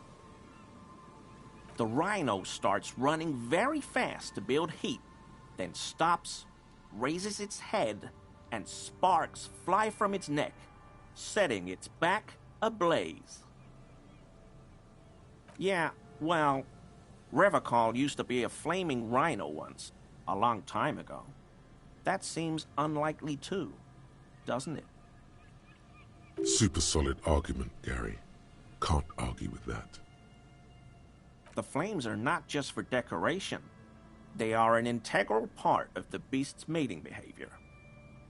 During the burning rhino's mating season, herds of male rhinos, all aflame, encircle herds of female rhinos, forming a fiery ring as they begin to copulate loudly.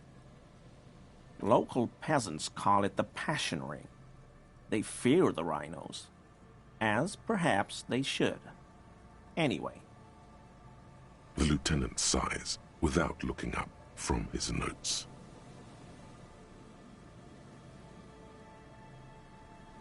Not many Sealites here, or anywhere, other than Sail. I meant no offense, truly.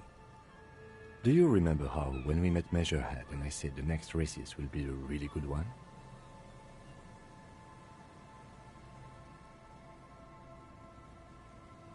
Well, this is that racist.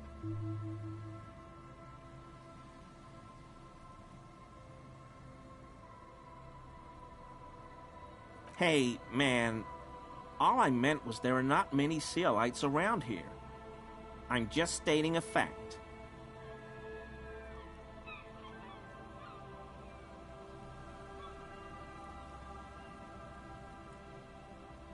No, no problem at all. Sounds like some conspiracy topic. You might be able to discuss it with him when the lieutenant isn't here, if you can remember it. Return without the lieutenant. For this, your balance organ thinks it's a waste of time.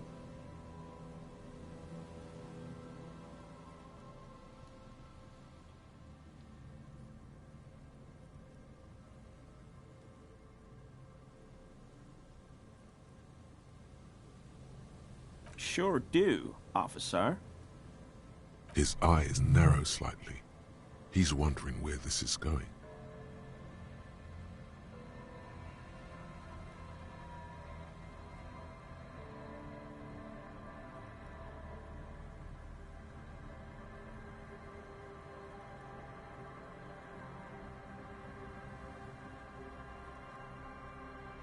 In my home, yes. When I was going to... How did you know? Mr. Clare unlocked my apartment? So you work for Everard Clare? Officer, please tell him we're good. No, tell him I'll make it up to him. What have I done? He'll send the muscle after me. As he lowers his tone, he hunches his back.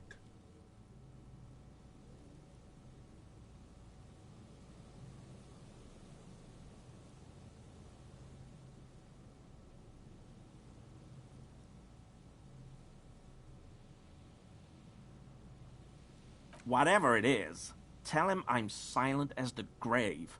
I was probably talking too loud in the whirling the other night about some theories. I won't do it again. If there's anything I can do to assist you, or the Union, just ask, okay? I'll try to help if I can. This scared him proper. He's positively melting from fear. Has to prop himself up with a lot of anger to keep it together. The weather vane has turned. He cannot be unturned.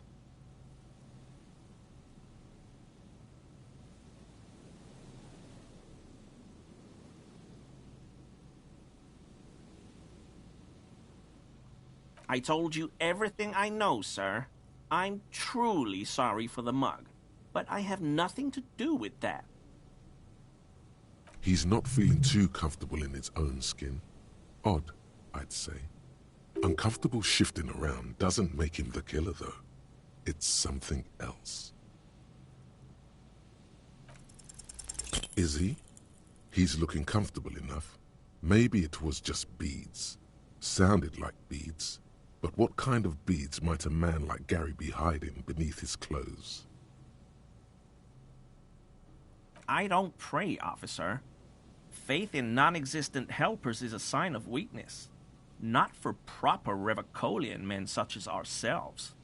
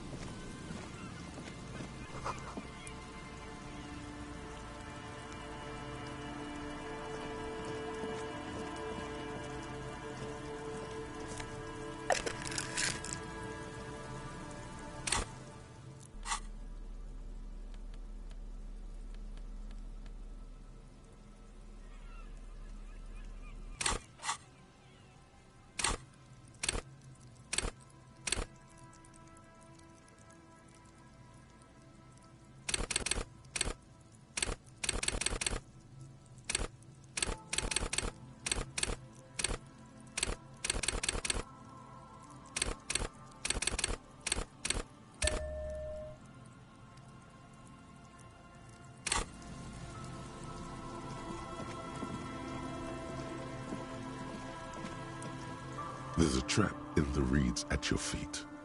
Looks like the same one you saw Morel set before. Same mesh, same wiring. Behind you, the ruins of a residential building rise over the reeds, shielding them from the wind. The reeds rustle confidently. Locusts are crawling around in the trap, confused but uneaten. You see no carnivorous reed phasmid gorging on them. Big surprise. Anyway, 1 down, 3 to go.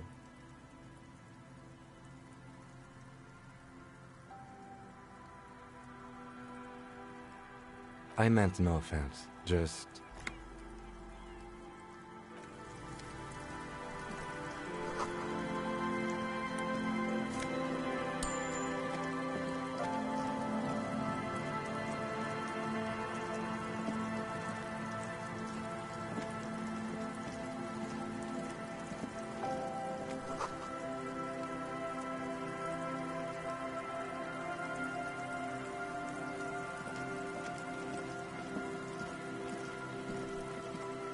A scattering of bullet holes is spread across the cracked wall, reaching from one corner to the other.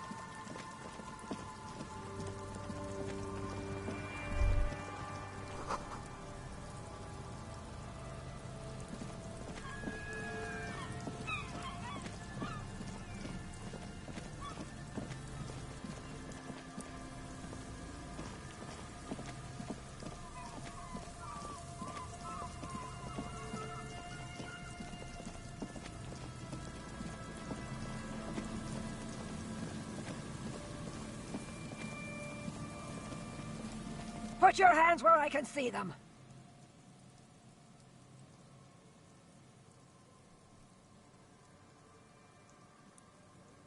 Show me your hands. This is the pigs. Show me your hands. Right now! Show me your hands! Right now! Scavenged, battery-powered police lights protrude from her back. The flickering light show reveals a gun in her shaking hand. Her hand is trembling from some sort of neurodegenerative disease. Madame, please drop the firearm immediately.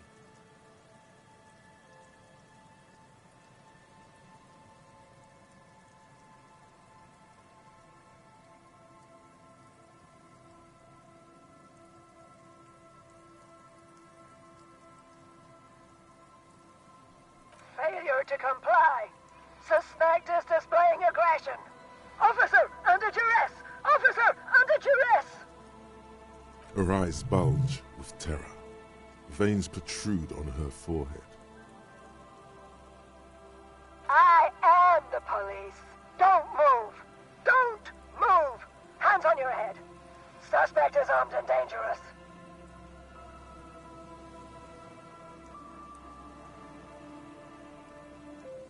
Lateral vascular neck restraint. Carotid sleeper. Carotid sleeper. Critically reducing blood from passing through the neck of the suspect. Be careful, detective. Don't do anything that might set her off. You'll have to go for the gun sooner or later. Perhaps you can learn crucial facts before you do.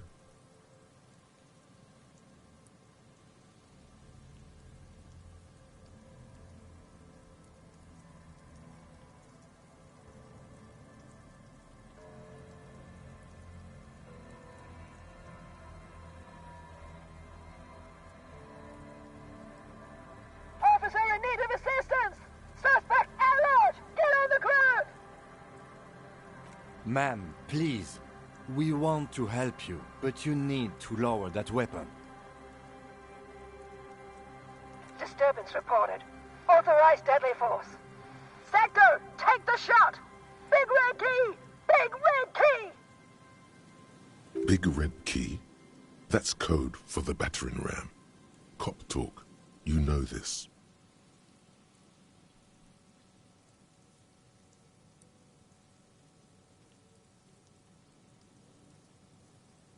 It's a goddamn police shitbag! Hug the pavement! You're under arrest! As she waves her hands, you notice familiar-looking ampoules and packets sticking out of the mountain of police gear on her back. Medicine or drugs? Confiscated contraband! Restricted access! 2 kilos missing! Eyewitness report compromised! I don't think she's on drugs. Being off drugs might actually be the problem here.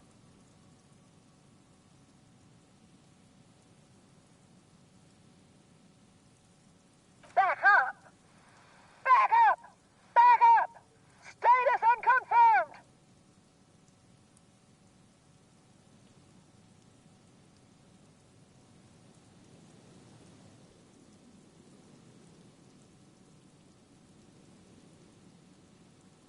You are? Mr. Moran? No, Aggravated assault! Man down! Suspect on foot! There's a scenario unfolding in her head right now. It has nothing to do with what's happening here.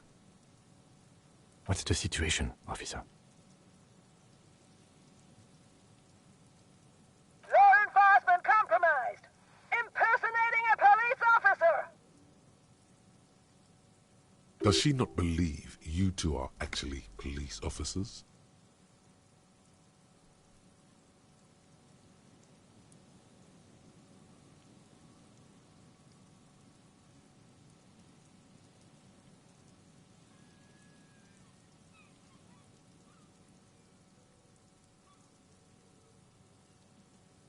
License and registration! License and registration! Come in, dispatch! Sector! Sector! Azimuth! It's not a code, just disjointed words.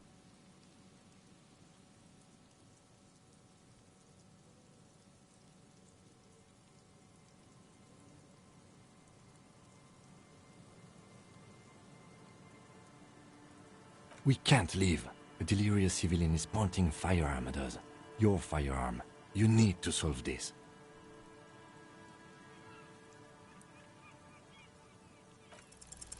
She's frantic, confused, teetering under all that gear.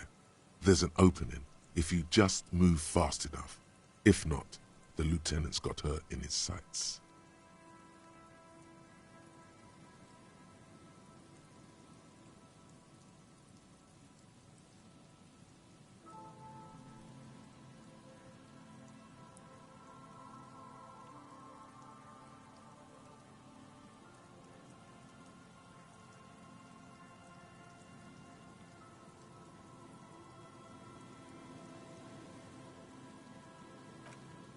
Confined quarters, assailant coming at me! Split-second decision! Fire at will! Oh my God.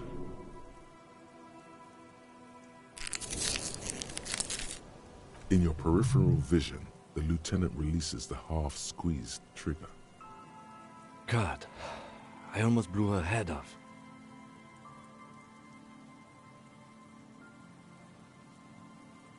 What is this? This isn't police issue. Police weapons have bullets. This isn't real. Police guns always have bullets. What is this? Why did you sell me this?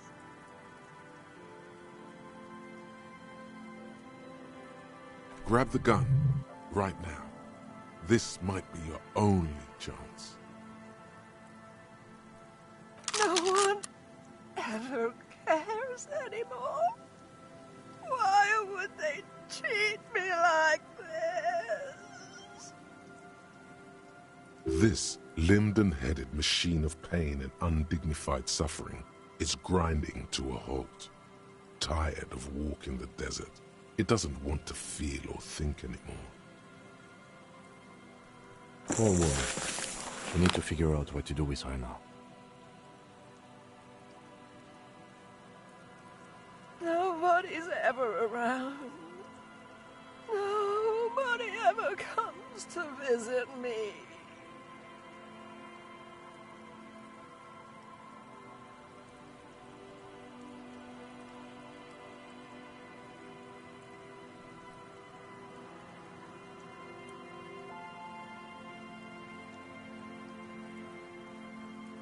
Her scratched skin is warm to the touch, but the person inside doesn't even know you're there.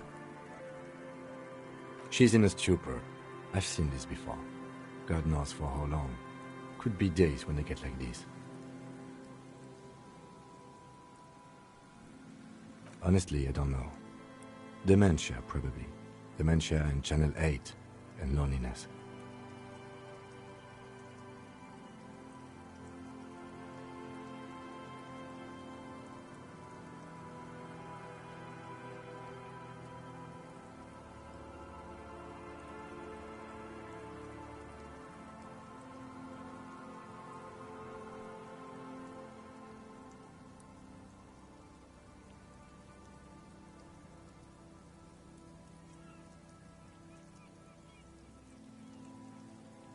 Yeah, looks like a bad case.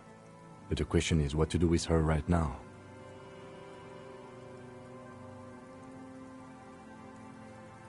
I don't think there's any need for that. In her current state, and without the gun, she isn't really a threat to anyone. We could let Titus know. This is a perfect problem for the local peacekeepers to handle. They might even know her family.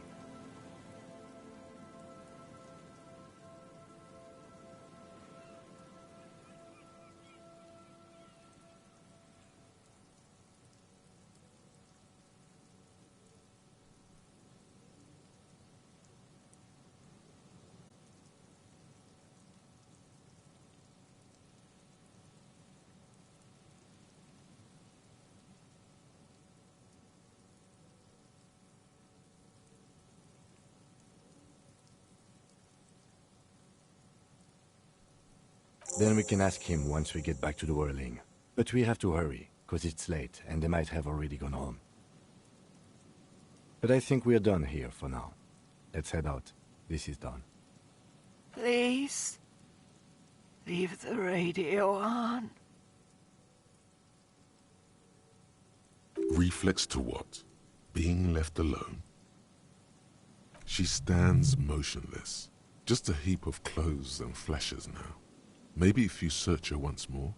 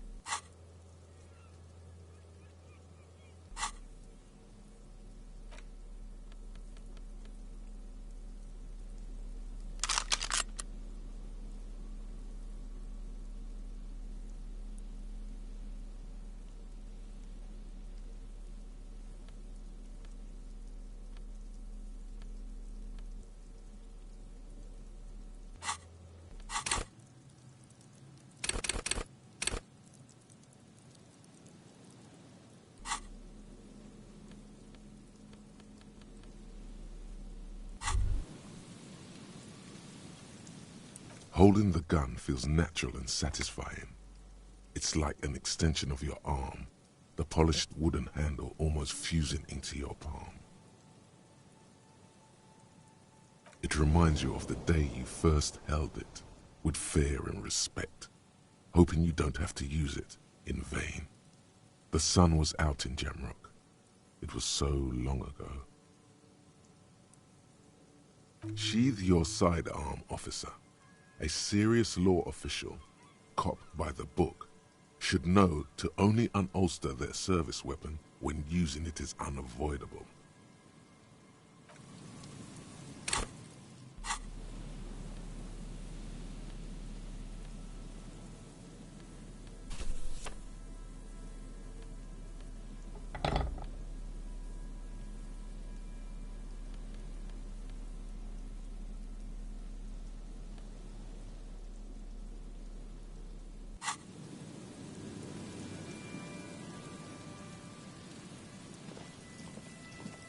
The woman stands slumped. She looks catatonic under her mountain of RCM paraphernalia. Is one of those things a police cap? There were narcotics in there too. You're thinking of taking them? Do.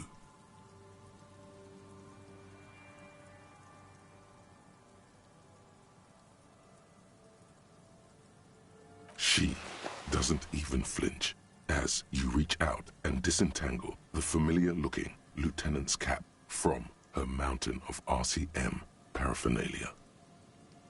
Oh, is that yours?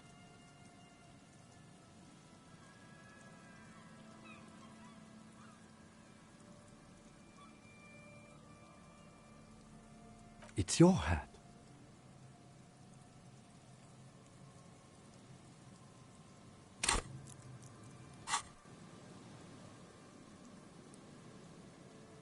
The old woman doesn't react to your touch. You take the vial of Pyrrolidon and the bottle of speed as evidence, obviously. She didn't consume them. She didn't look high. She confiscated them, a little like you are doing now. You're taking those, are you? Listen to him, for once.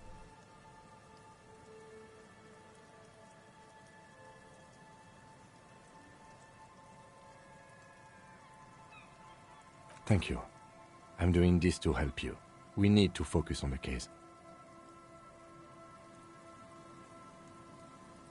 The old woman doesn't react to your touch.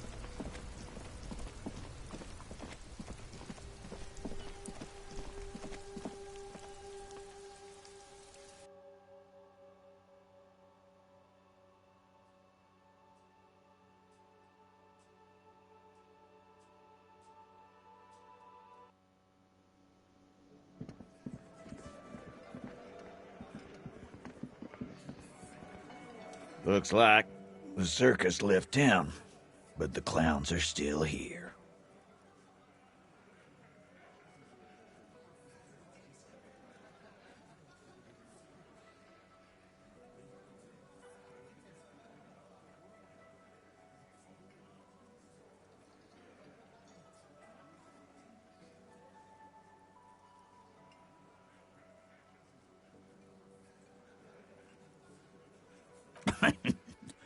What's that, Copper?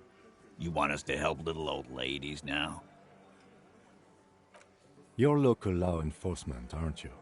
Helping troubled civilians should fall under your jurisdiction. Yeah. We'll send someone out. Who is? Wait. It's the pigs, isn't it? God. Poor lady. Don't worry. We'll handle this. I think she got some family in Courant or something. Bastards left her alone when she got sick. We've been getting complaints. Hey, wasn't Everard's B team looking for her the other day? They said something about her, I don't know, finding something? Yeah, I think you're right, Gene. She have something of yours, Pig?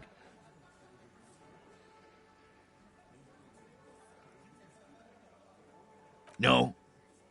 Well, whatever then, Copper. No. They totally said what it was. What was it? Anyone remember? I don't remember. I was fucking drunk. Let me know if you figure it out back there. Now, anything else we can help you with? Auntie LaPlante, we always called her. Something LaPlante. Marianne, amigo.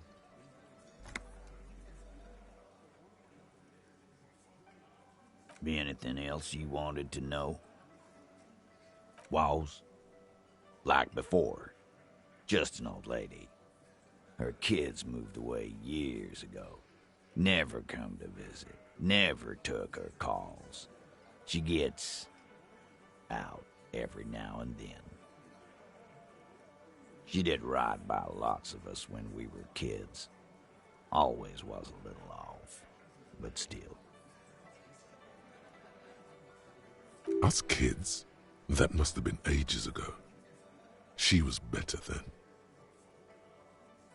Get wanted to be a cop, you mean? Well, shit. I don't actually know. Anyone know why she started acting like a pig? No fucking clue. It's gotta be the crazy. Who'd want to be a pig?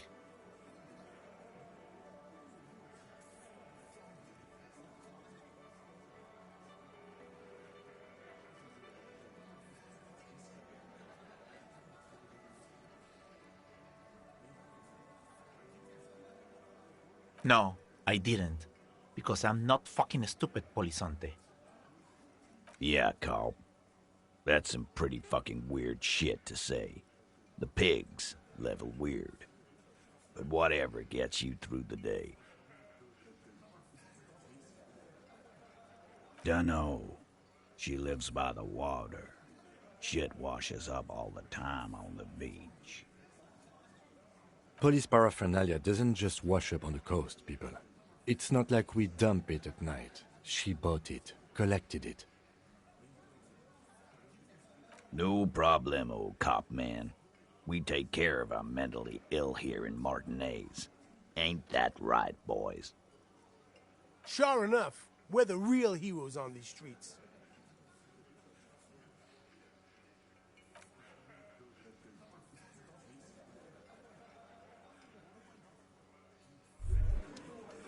Tremble. The time is now. Taola.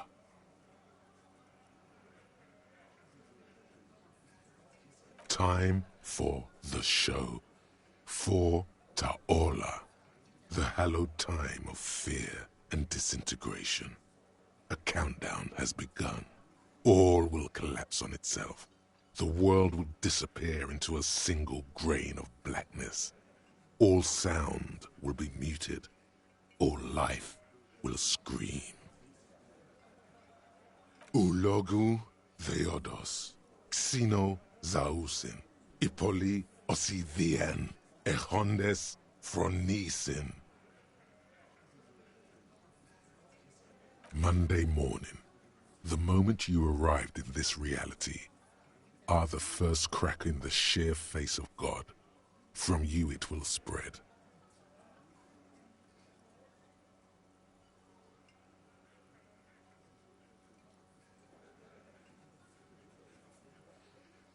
Yes, you spoke the words of the Palindropos and the houses of Pericarnassus. Items, people, even words will tumble. All will lose its meaning in the coming years. That is why you marked yourself. It's totally also a coping mechanism. The face of the woman fractures. There will be herd killing. We all become vapor.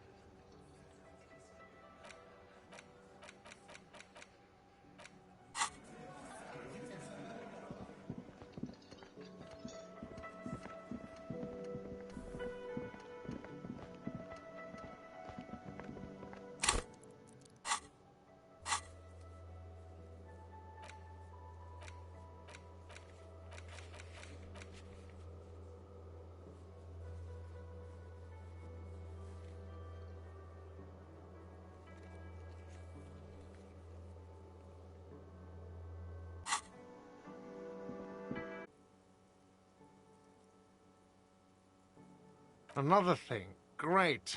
I love those. Yes. Another thing. Great. I love those. Yes.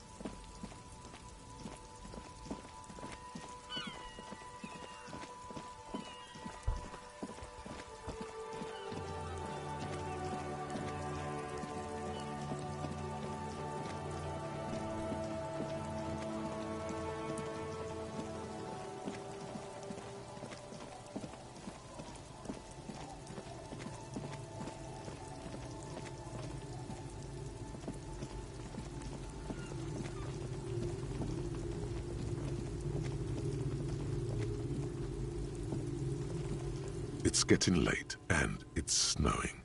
Time to call it a day. Good night, officer. We'll meet in front of the shack in the morning.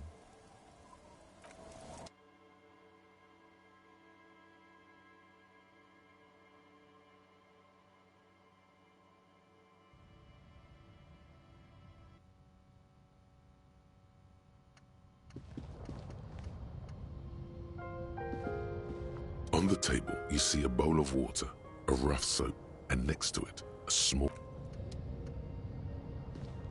An old mirror hangs on the wall. You see the reflection of your face in it, adorned with the expression.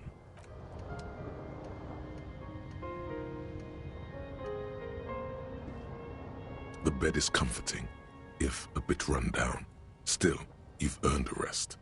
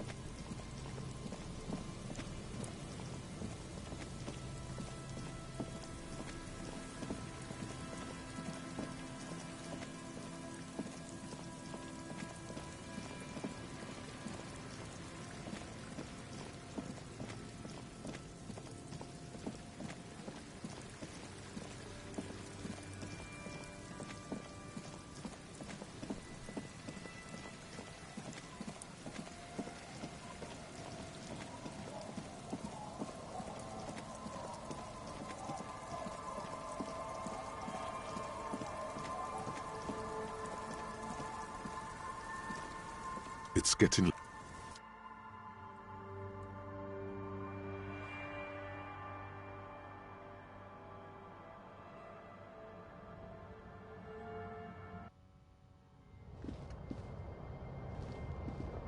The bed is comforting.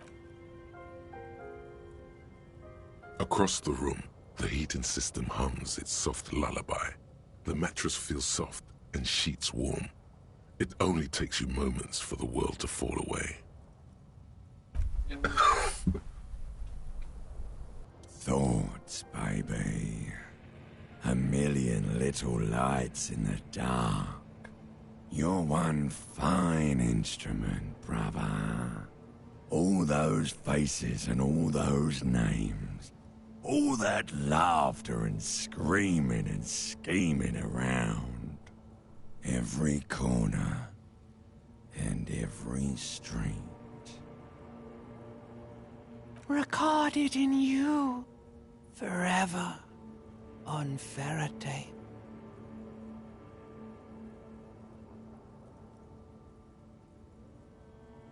No, you're spinning tapes at the discotheque.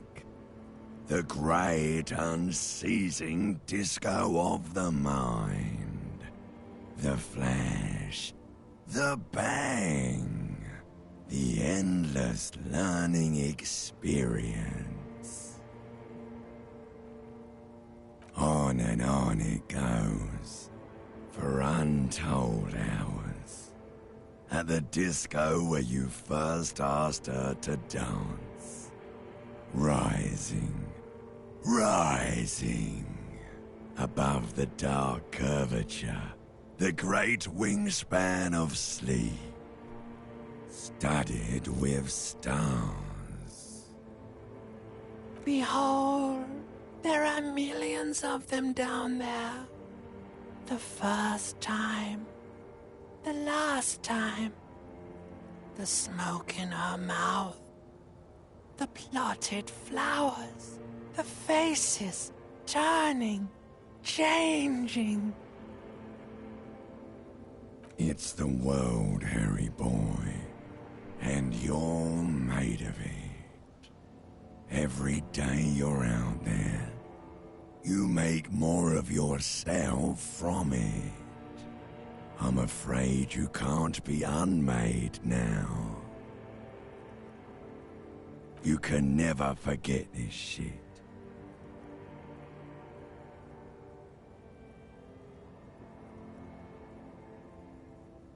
All stuck on loop.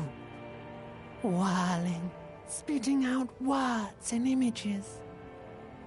You're the son of the world again. Harrister, a ceaseless agent. Picking up litter and old newspapers. Collecting your little bubblegum wrappers and idiotic picture postcards. Meaningless, meaningless keepsakes. Reading your awful letters and recalling things, aren't you? The endless names of the world. An address book you are. The map of a city. You'll go insane if you keep going like this. One more day, and you'll be in the loony bin. I just know you will. And for what, brother man? For the money, baby. For the greater good. Solving your little crossword puzzles. Doing your tasks. Crossing names off lists. Trying to become some sort of world detector. It won't make it okay. It won't put smoke back in her mouth.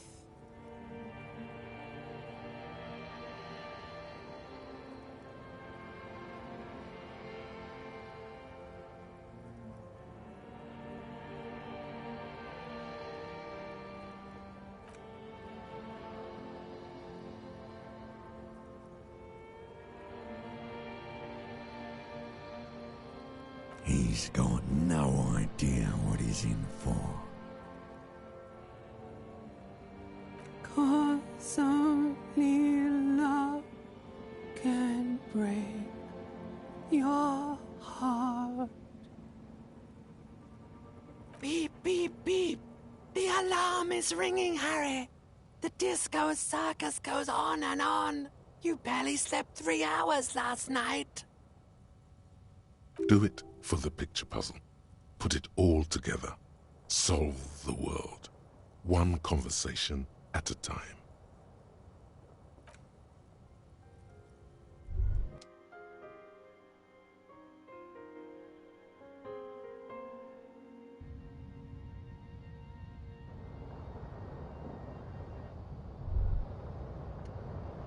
Good. You're up. Listen, there's something that's been bothering you for a few days now. It's a suspicion, or a feeling really, that things are not quite in hand around here. An earth-shattering deduction from your psyche. What will those guys come up with next? Every day, things seem to spin more and more wildly, out of control. The center isn't holding. And despite your efforts to moderate and contain these energies, things only seem to be getting worse.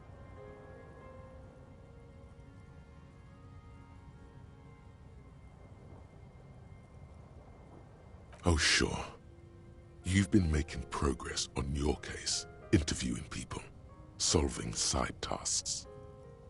But who's focusing on the big questions?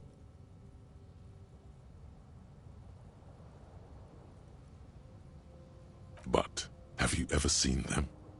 How do you know they're even there? More importantly, how do you know they aren't waiting for your participation?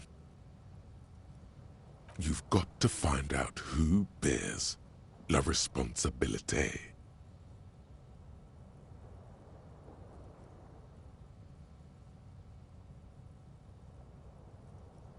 most awesome, terrible thing.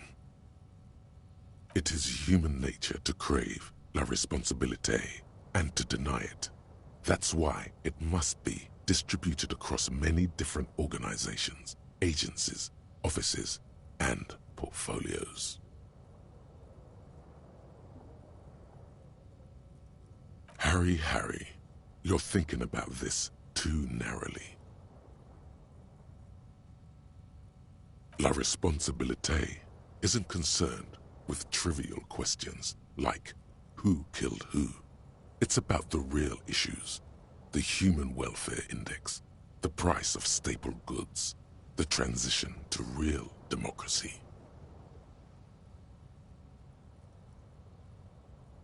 Whoa. This isn't some kind of dictatorship.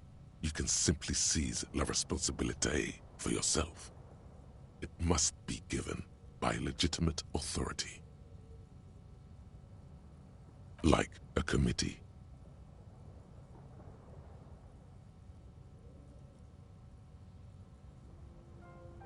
There is always time to follow best practices. Once someone's decided to cut corners for the sake of expediency, who knows what else they're capable of? A little self-dealing? Fun stuff. That's what they're capable of. Only the most even-keeled minds in Martinaise. Together, you'll be able to discover who has la responsabilité in Rivershaw.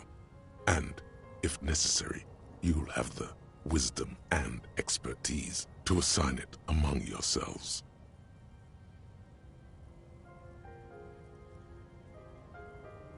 Most likely, your findings will be collected in a report, which will be carefully reviewed by your superiors.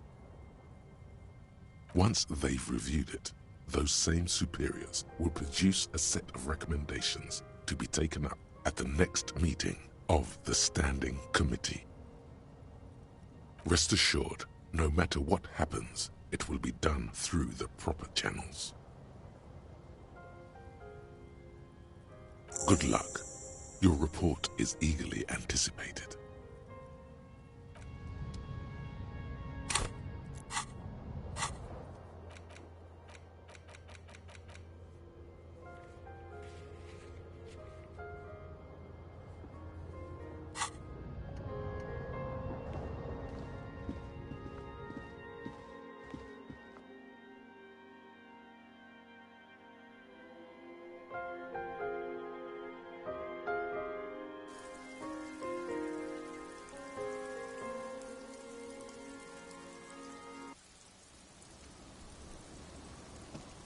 Yes?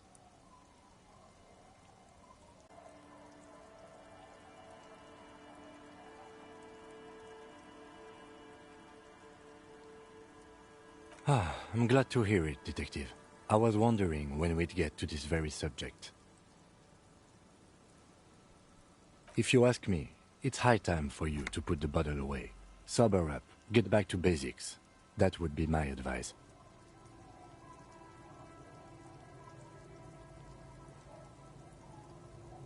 Why are you pronouncing it like that gentleman from the Institute of Price Stabilité? You know what? Forget it. What specifically are you trying to assign responsibility for?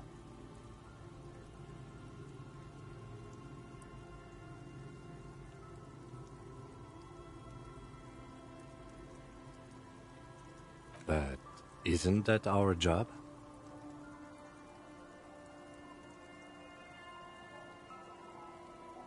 Ah, now I understand. Next, I suppose you're going to tell me you need to form a committee to assign this responsibility? Fascinating. And here I believed your recent turn toward moralism was just an act. In any event, I am just a humble law official. I may work under the moral intern's umbrella, but I'm certainly not qualified to serve on any committee. You know who might be, though? That Mr. Villeudran, the gentleman you met in the young man's apartment. If I were trying to get in touch with the coalition, I would start by seeking him out. But first you might need to speak with his young companion. Now, was there anything else?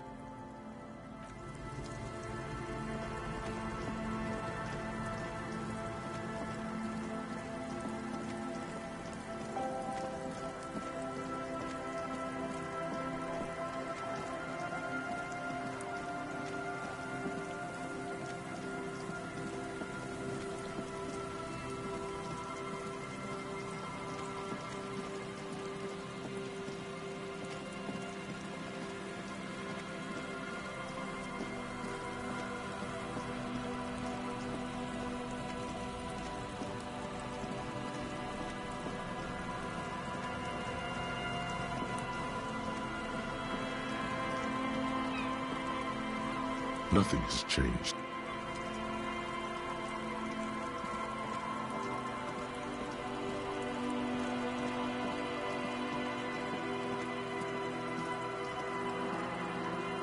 A scattering of bullet holes is spread across the cracked wall, reaching from one corner to the other. Correct. The density of the bullet holes is unusual. Even in a general, average bullet hole frequency in Martinez sense. Grim affairs. Meaning, this is a lot of bullet holes. Looks like fully automatic rifle fire. Something you don't see these days. The manufacturing and sale of automatic rifles was curtailed after the revolution. The destructive power of such tools proved to be too much. We do need to retain some humanity in this world. A row of ghostly shades stand facing the wall. There are many of them, a dozen at least, their heads lowered and eyes blindfolded. It's quiet, no sound, no movement. 10 meters away, other shades are lined up in an orderly manner, automatic rifles primed. A gust of wind blows by. The coats of the firing squad flap slowly in the breeze. A single person stands on the side. Snowflakes fall on the wooden planks and the surrounding sand dunes, covering the land with the white of innocence. A long time has passed since the moment of this fusillading. Rain and brine have since washed all the blood away. Not a trace remains. The abundance of bullet holes leads to two options. Either an inordinate amount of executions were performed here, or they did not use a conscience round, where only one soldier has the loaded rifle. Looks like this was a mass execution with everyone fully armed. A host of men, probably in everyday clothes, ragged from the conflict and covered in dust. They were not sitting, a common practice for executions in some nations, as demonstrated by the height level of the bullet holes. They stand, facing the wall. It's impossible to discern any details about their personality or background. 7 men in combat uniforms and dark coats, holding automatic rifles aimed at the people. Soldiers from some side, but from which one? The commandant, the one who gives the order. Machine gun fire crackling through the air. The lights of the muzzle flashes dancing on his face. I don't know. I don't know who died here, lined up beside that horrible wall. It could have been any of the parties involved in the revolution. Perhaps the ones executed here were the loyalist conservatives, killed by the communists at the start of the Civil War. Or it could have been the communists, put to death during the last stretch of the conflict by the coalition forces. Remember what Trent Heidelstein said about Veld? Another likely scenario. Or maybe... Yeah, it's very unlikely the coalition forces were the ones who died here. They were always the last ones against the wall. To be honest, if a coalition member was anyone in this situation, it was a commandant, the superior giving the orders. A cold sea wind blows away the figures.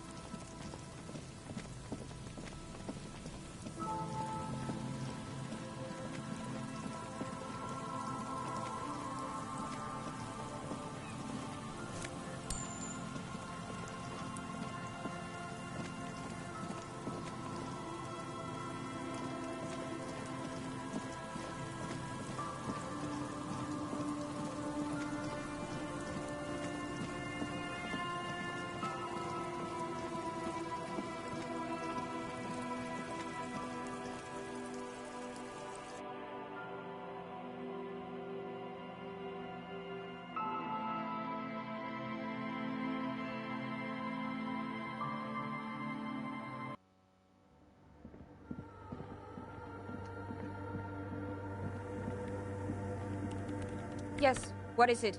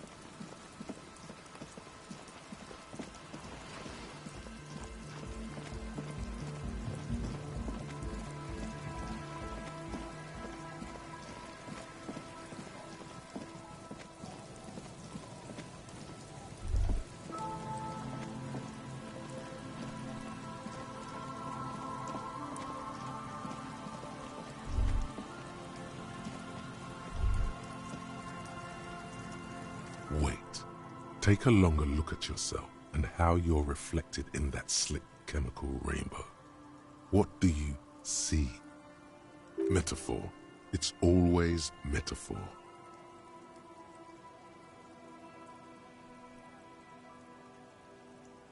No. For a second, think about something other than yourself. Think about the blood of industry here before you. The runoff from Coal City, further down the coast. The engines of fortune once roared here. Great wealth poured into Revachol, the Delta, as did smoke, waste, sickness, life. The engines stopped. The West Revacholian industrial base was dismantled after the war. Now, extinguished coke furnaces dot the landscape, a landscape despoiled by industry.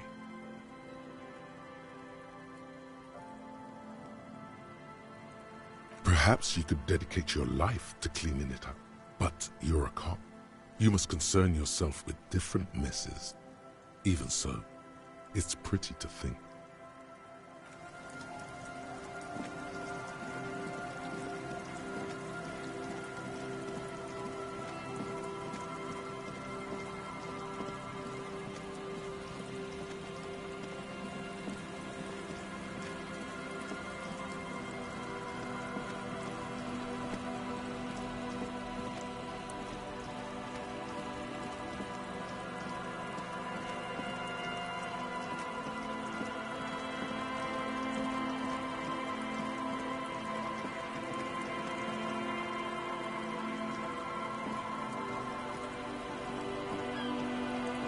familiar apparatus lies, the reeds bend forlornly to the constant, distant song. This trap is also full of panicked locusts. Another empty trap.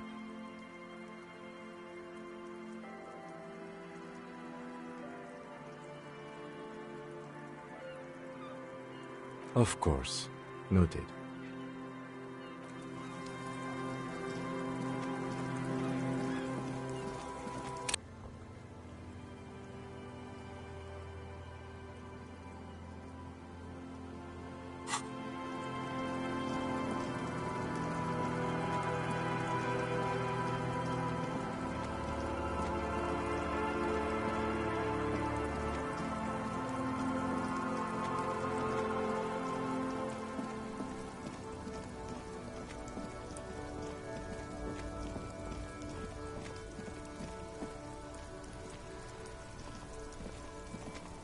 That's one brutal motor carriage.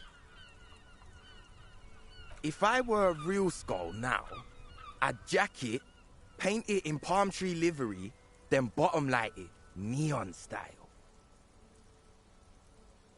A snazzy shit-ripped skullmobile like this would make a fine trophy. We could, like, hang fucking shrunken heads from the side mirrors. Cops' heads. Scary tribal shit. Yeah, tribal shit. A cop carriage like this would have proper skull value. While I appreciate the interest you take in my brutal motor carriage, I have to stop you right there. The RCM takes threats directed at its property seriously. It's just theoretical work, Copper. No basis in reality. Man, if we were certified skulls right now... Skulls. Now there's a strong organizational title. I can tell you who we're not, cop. We're not snitches, flow bears, or skulls. Which is not to say that the skulls are bitches and... On the contrary. The part of this presentation you want to take home with you, cop man, is we're not part of the skulls. Yet. Okay then, let's indulge in some intellectual exchange. These young men seem eager to share their beliefs. You don't know? What kind of cop are you? It's not a question. Don't get into it.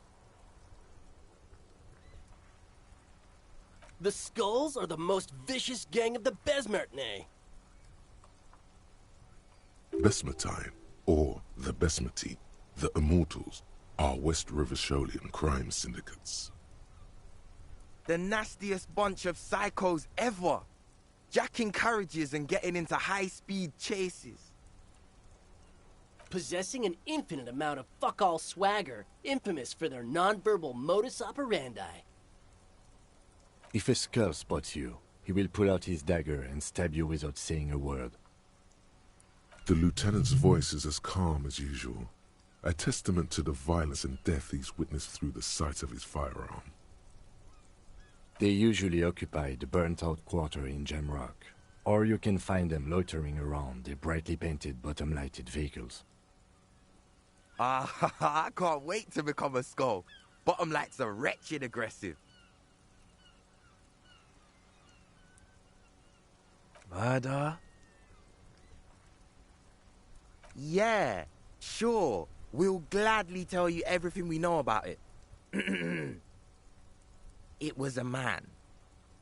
Also, he was hanged. He was hanged from a tree. Yeah, I mean, duh. These punks don't know anything. Let's just move along. Hey, stop right there.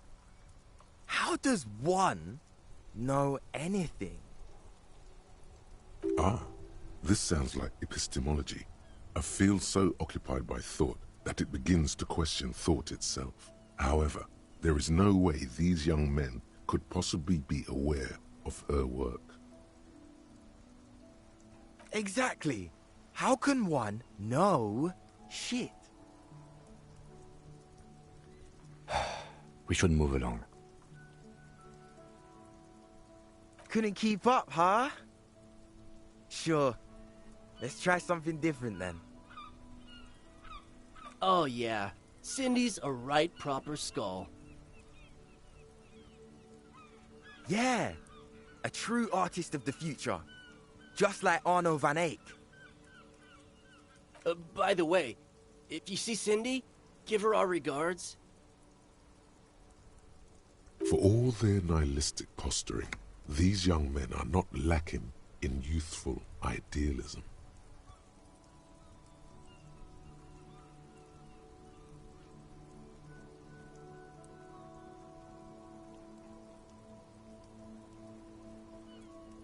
We're not franchise skulls. Well, not yet.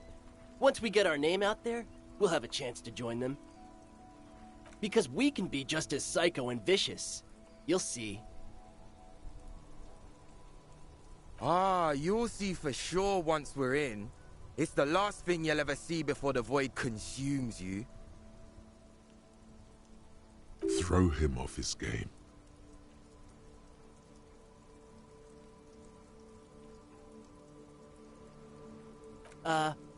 Well, yeah, I mean, we're only saying practice things for now, so we don't mean no harm to the Skulls brand, or to you.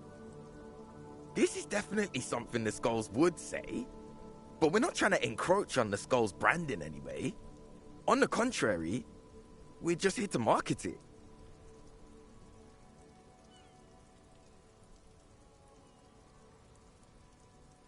Hey, we could be just as hard. Like pavement on top of pavement, or a brick on top of another brick. Or a grave on top of a grave. These kids have the vocabulary, but might be missing a brain. Wouldn't a grave on top of a grave be just a big hole? What's hard about holes? Filling them up, baby.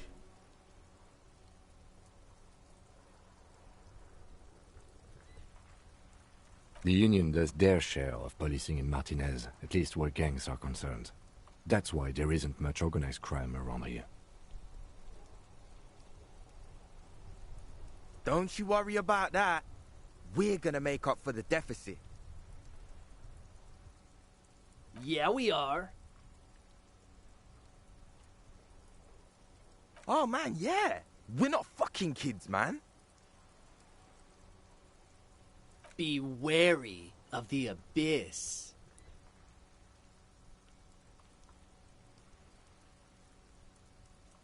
Probably because of how non-verbal their mode of operation is going to be. It's a threat.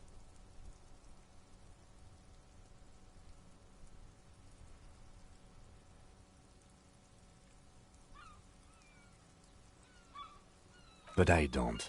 In fact, I dislike them so much I'm willing to drag you boys back to the station just to calm myself down. Hey, there's no need for that. We're just talking here. Joking, too. Stay light, man. Yeah. Didn't you cops, like, have some questions about skulls or some shit?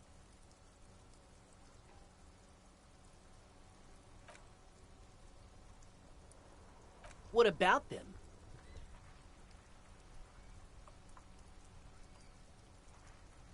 Well, first off, it's a statement and not necessarily something that characterizes me as a person, even though the statement has character.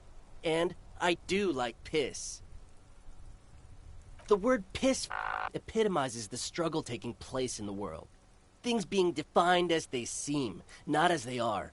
And, I guess, it's also about communal spirit, the future, and truly appreciating our differences. Also, you've got to admit, it catches the eye. And since the Grand Piper is slowly but steadily moving towards basing the economy on it, attention, it is imperative that the medium itself convey the message. What I mean by this is, we are all piss and that the world is inherently meaningless.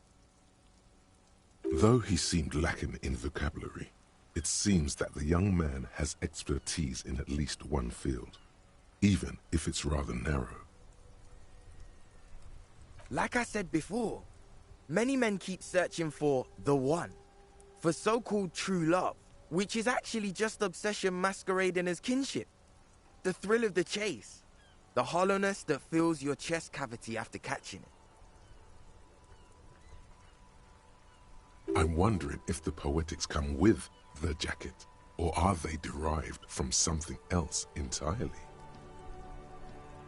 To catch a fish, you'll need to hurl the lure many times, and even then it isn't certain that you'll get anything.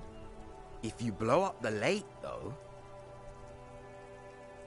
you get more fish in a shorter time.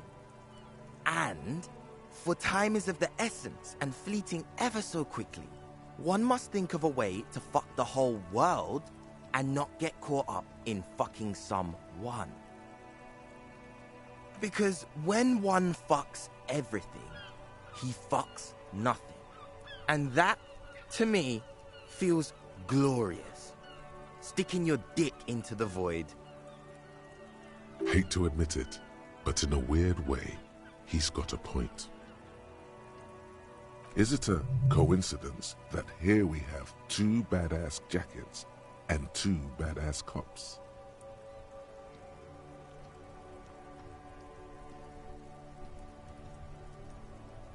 Yes?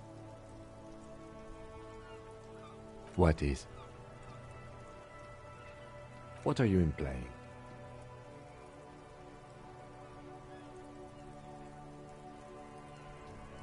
I'm not sure I understand you, Detective. Neither. Fine, if only to end this discussion. Theoretically, if I were a juvenile delinquent, if I were to already be down that path, I think peace is the stronger of the two statements. Seems about right, especially considering your heroic exit attempts. That's an origin story for a dynamic duo right there. So are we done here? Or you don't need us around for your secret whisper party, do you?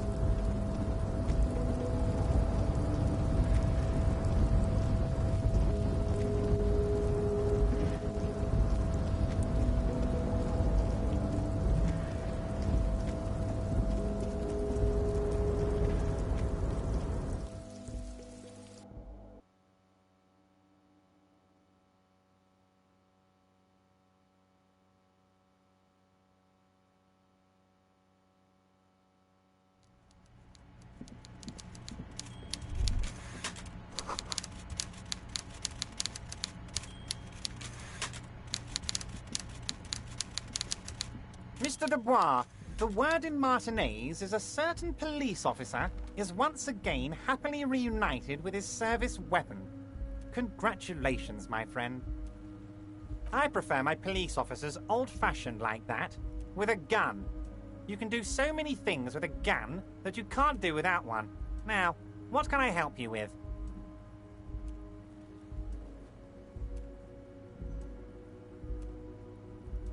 I'm always happy to educate and entertain you, my friend. So, what's on your mind?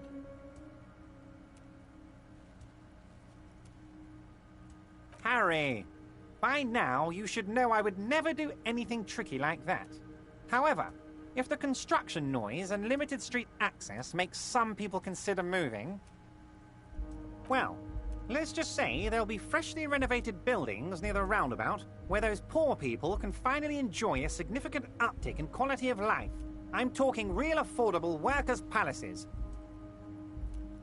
He proudly spreads his hands to demonstrate the size of the palaces. They're very large. So the village is doomed. You were there, you saw the place, a wasteland. There's nothing left. But mark my words, officers, we are going to reset it. Reset. I have big plans for Martinez, and they do not include humans living in those pig sheds on the coast. That land will be used for municipal buildings and commerce. Harry, imagine a youth centre supermarket church complex, employing hundreds, no, thousands of people. The coast will be lit up with enterprise and life. All those ruins out there turned into low-income housing. Harry, enough is enough. We're taking this district back. The war was 50 years ago, for God's sake. It's time to move on.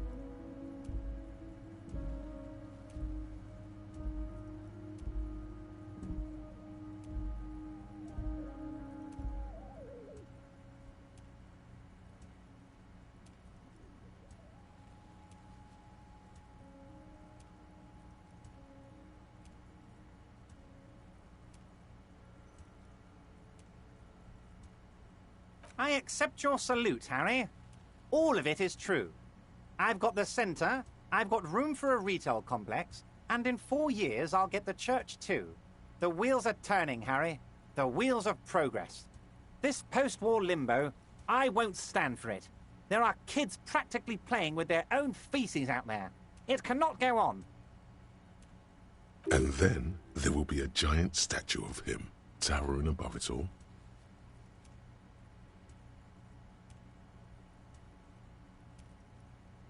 I'm not a symbolist, Harry. I'm a realist. My statue will be Martinez rebuilt. 5-story building complexes, kids off speed, and landowners in a zone hating me. That will be my statue. And yours. We're doing this together. Damn right I'm up to something, Harry. I'm gonna make the working man as rich as Joyce Messier. That's my job. Just like yours is to keep the peace. I did not, Harry. Although I am very, very glad he's dead. Why a war, of course. And what do you have to gain from a war? Victory, Mr. Kitsuragi. I have victory to gain. We are going to start a war with the Wild Pines group and win before they even realize there is a war. Harry, we outnumber them 1,500 to 1, and that's just Martinez. With all the unions in Revachol, and with public opinion on our side, we can hold off 2 men, or 15 men, or even 50 men. The more they send, the worse it's going to look for them. They made a huge mistake hiring those guys. No one likes foreign mercenaries. The leftists hate them, the fascists hate them, even the moralists think they're in bad taste.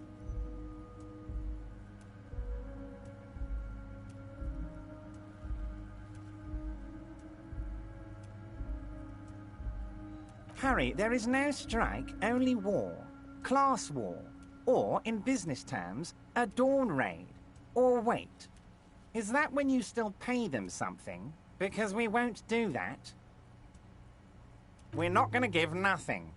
We're going to take Terminal B away from them. The roads, the gates, the containers, that big crane, even the damn coffee maker. We're going to take all of it for the people, and fuck Wild Pines. So that's why you haven't let Joyce in? Yes. It's also why I let that midget Gaumont go. He's too nice. I can't put him through this. Plus, he knows how to get in here. That woman can't tell her tits from her arsehole. She has no chance. Tits from her arsehole. It's a local saying. Actually, no, it's not. Because we're friends, Harry. Besides, it doesn't matter now. You can go tell her if you want. It won't change the course of events. We have a significant head start. It's already happening.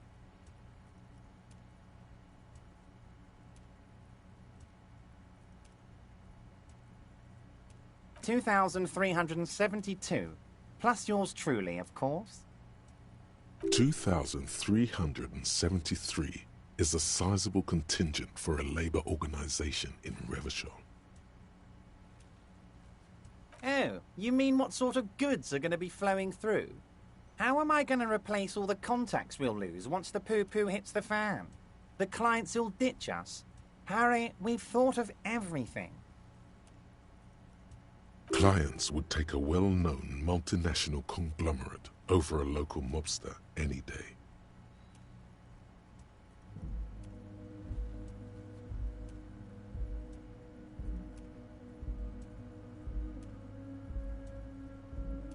Sure, some will go, but mark my words. The company will be unpleasantly surprised to see how many of them stay loyal to Martinez and to the new competitive contracts we can offer. With renewed zeal sparked by communal ownership, the men will be shipping those containers double time.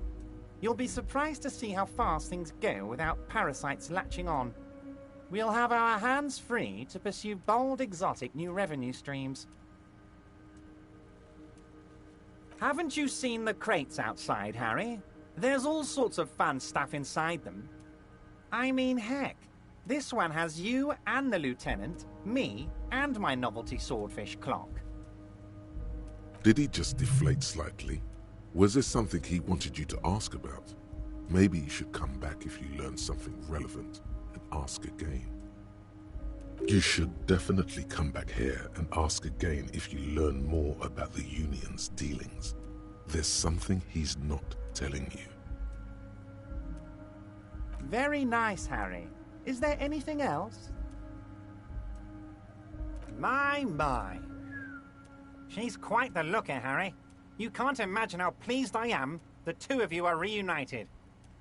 Tell me, was it difficult to convince the pigs to give it up?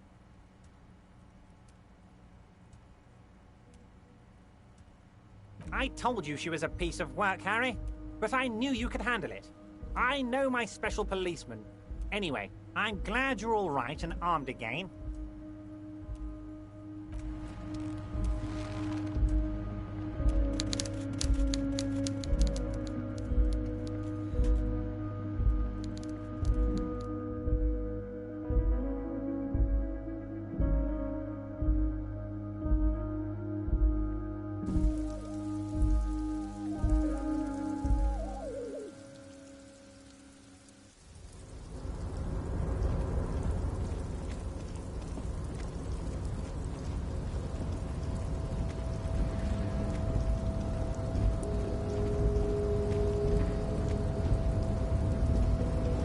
Rusting control panel with several knobs. 2 buttons marked Marche and Arrête are faded with use. It seems to control the large crane above. A container is attached to its hook block. Allumer on, éteindre off.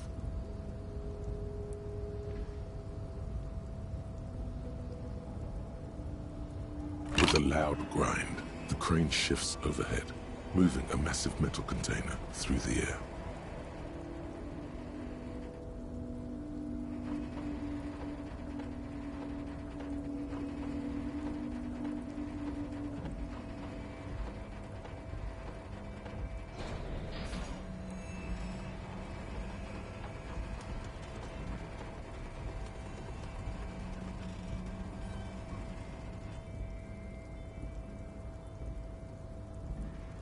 With a surprisingly quiet thunk, the crane places the container down. The harbor sleeps as the strike rages in the distance. The crane can rest again, now that its purpose has been fulfilled. Moving this container, of course. For this purpose it was built. For this purpose it has acted. And now it will rest. I can't see how that was worth the wreckers, except for seeing the crane in action, which I admit was satisfying.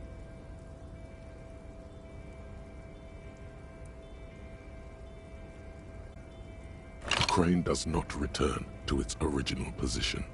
It does not move at all.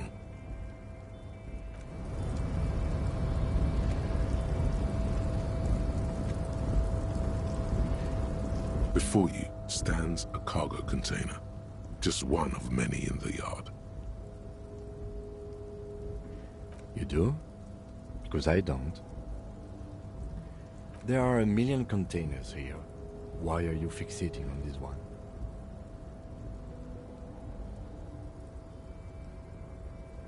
You just picked one out because you wanted to interact with a cargo container. We are not here to interact with containers. We are here to talk to the Union, right? You attempt to turn the handle, to no avail. The doors seem to be mechanically locked. No reply.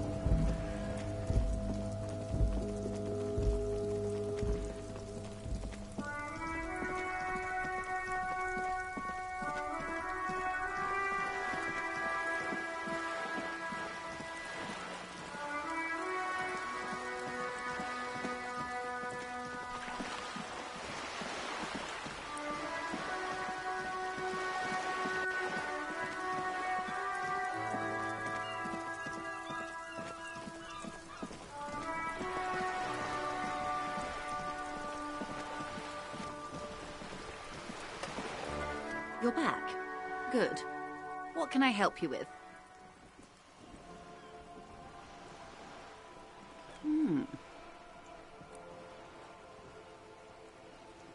She's not even asking you anything.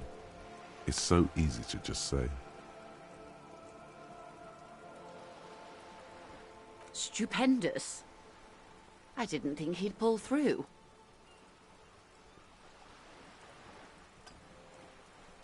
That's beautiful. Keeping her calm, perfect posture. Her eyes move across the muzzle keenly. A Villiers 9mm. Front-loaded? 2 or 3 barreled? Villiers and LaSalle was one of the original 14 Indo-tribes of Revachol. Did you know? Artillery and ballistics. Before the revolution, of course. They belong to some Gottwalders now. She phrases it as if it's a pity.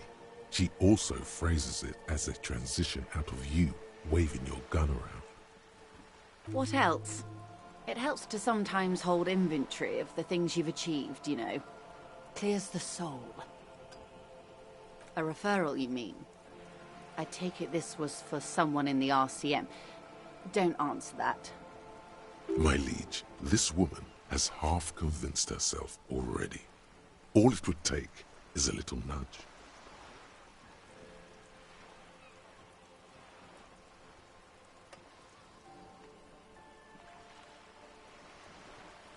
Such referrals may sometimes get you information from a man like Everard.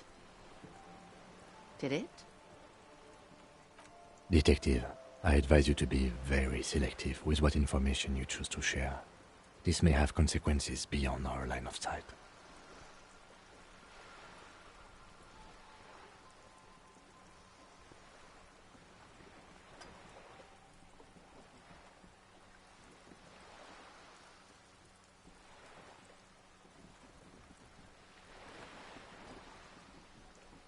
Yes, that's the talk about town. The Hardy Boys, they're called. Find the name rather amusing, honestly. The company did not send mercenaries after the Union. I told you in great detail about the mistakes my side made. And of course, I accept them completely. I just hope you don't share Everart's view on things. After all, as he said, one's dead now. The Pine certainly hasn't killed any of theirs. Let's keep it that way. She means to add, but then doesn't. How benevolent. Hopefully they'll help you sort this whole business out, if they haven't already. We cannot discuss the specifics of an ongoing investigation, ma'am. Besides, you haven't exactly been forthcoming yourself. That is only fair. Well, I hope it yields something. Otherwise, you'll have opened that door for naught. Anything else?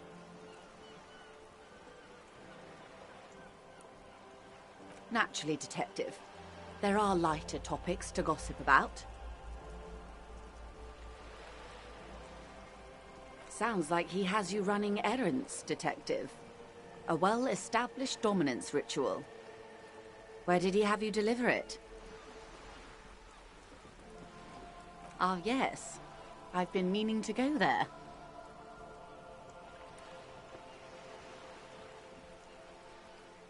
A youth centre with Edgar Clare's statue on top of it.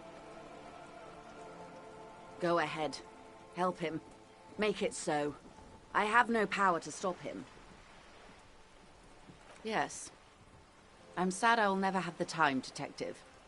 I've always wanted a dilapidating fishing village. She is more defensive about it than usual. Full of ghosts and ancient memories. Has this errand yielded you any information? Of course, Detective. You can always drop by later, should something come up. Now, what else can I do for you?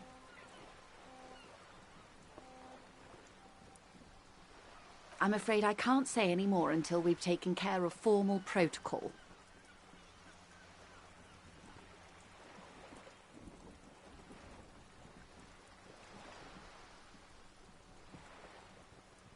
Of course.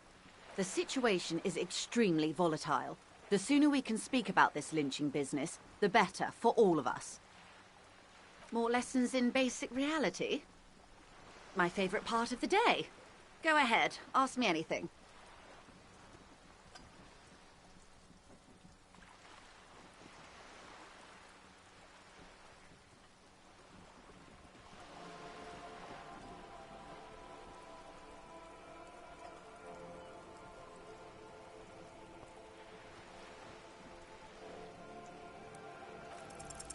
What is all of this? The scent, the sound, the air. What world?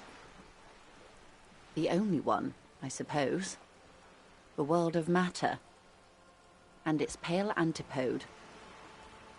Of bodies of water and forest-covered surfaces, clusters of light where the cities lie. You've seen the montage. We all have. This world is enough. There is a term of endearment they coined for it, in the DeLorean century, when humanity was high on this world, discovering more and more of it, these archipelagos included. Elysium.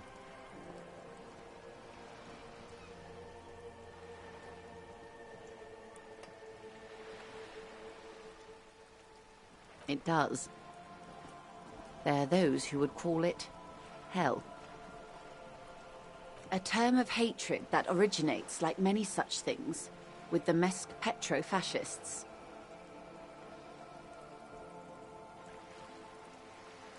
Oh, you want a picture of the world?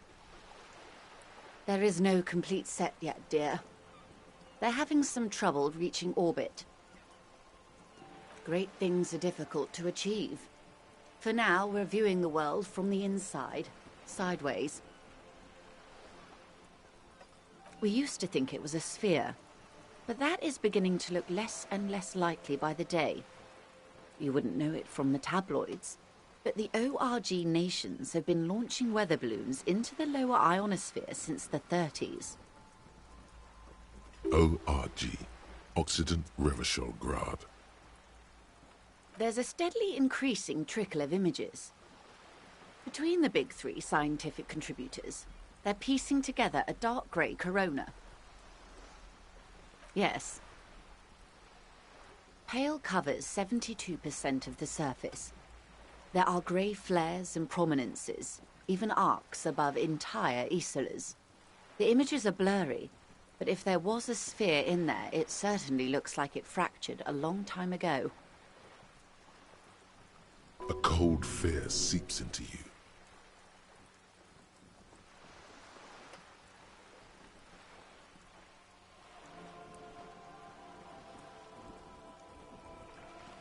They say there is a rarefied envelope of matter surrounding the darkened disk of our planet. That is, if we are still living on a planet. Or, to speak more plainly, imagine vast swathes of land disrupted by nothingness. I am sorry, dear. It must sound quite terrifying through the acute encephalopathy. Even scientific positivism isn't entirely convinced about what we're dealing with here. But this is one of the greatest questions of our time. Maybe when they get the complete set together, it will jolt us out of our rut, bring us together, however naive it may sound. You have misimagined it. I don't have the power to convey to you the effect and geometry of the images that depict our world from below low orbit. It's like the crowning of the world. It's insane. Very disco. You'd love it. See? Everyone finds something worth holding on to in this world, however wasted its opportunities. The lieutenant observes you both, silently. He adjusts his glasses. The Pale is not, technically speaking, part of reality. I have a cadaver to attend to. Of course, Lieutenant. Let's try something else.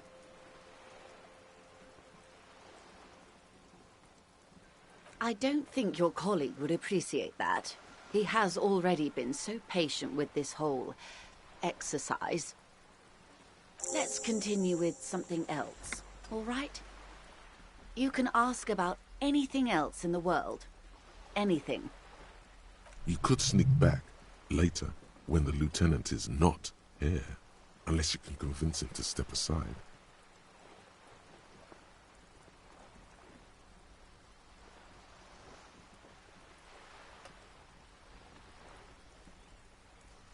Glad to have been of assistance.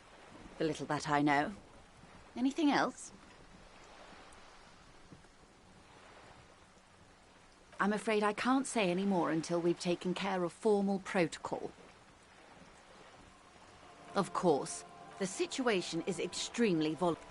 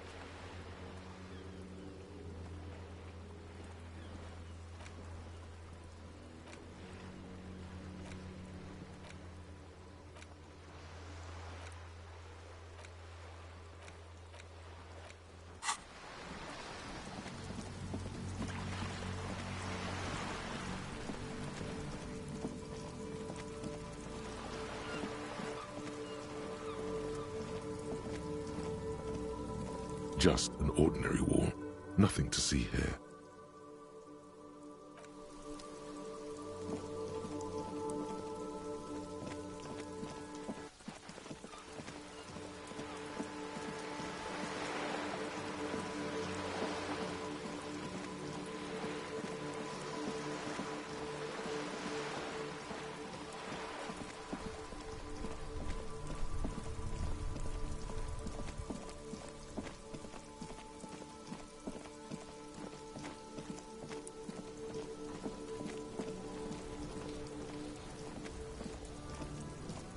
There he still is, looking right through you with his white eyes. The body below is entirely dedicated to that corpse smell. Emitting it is all it does now.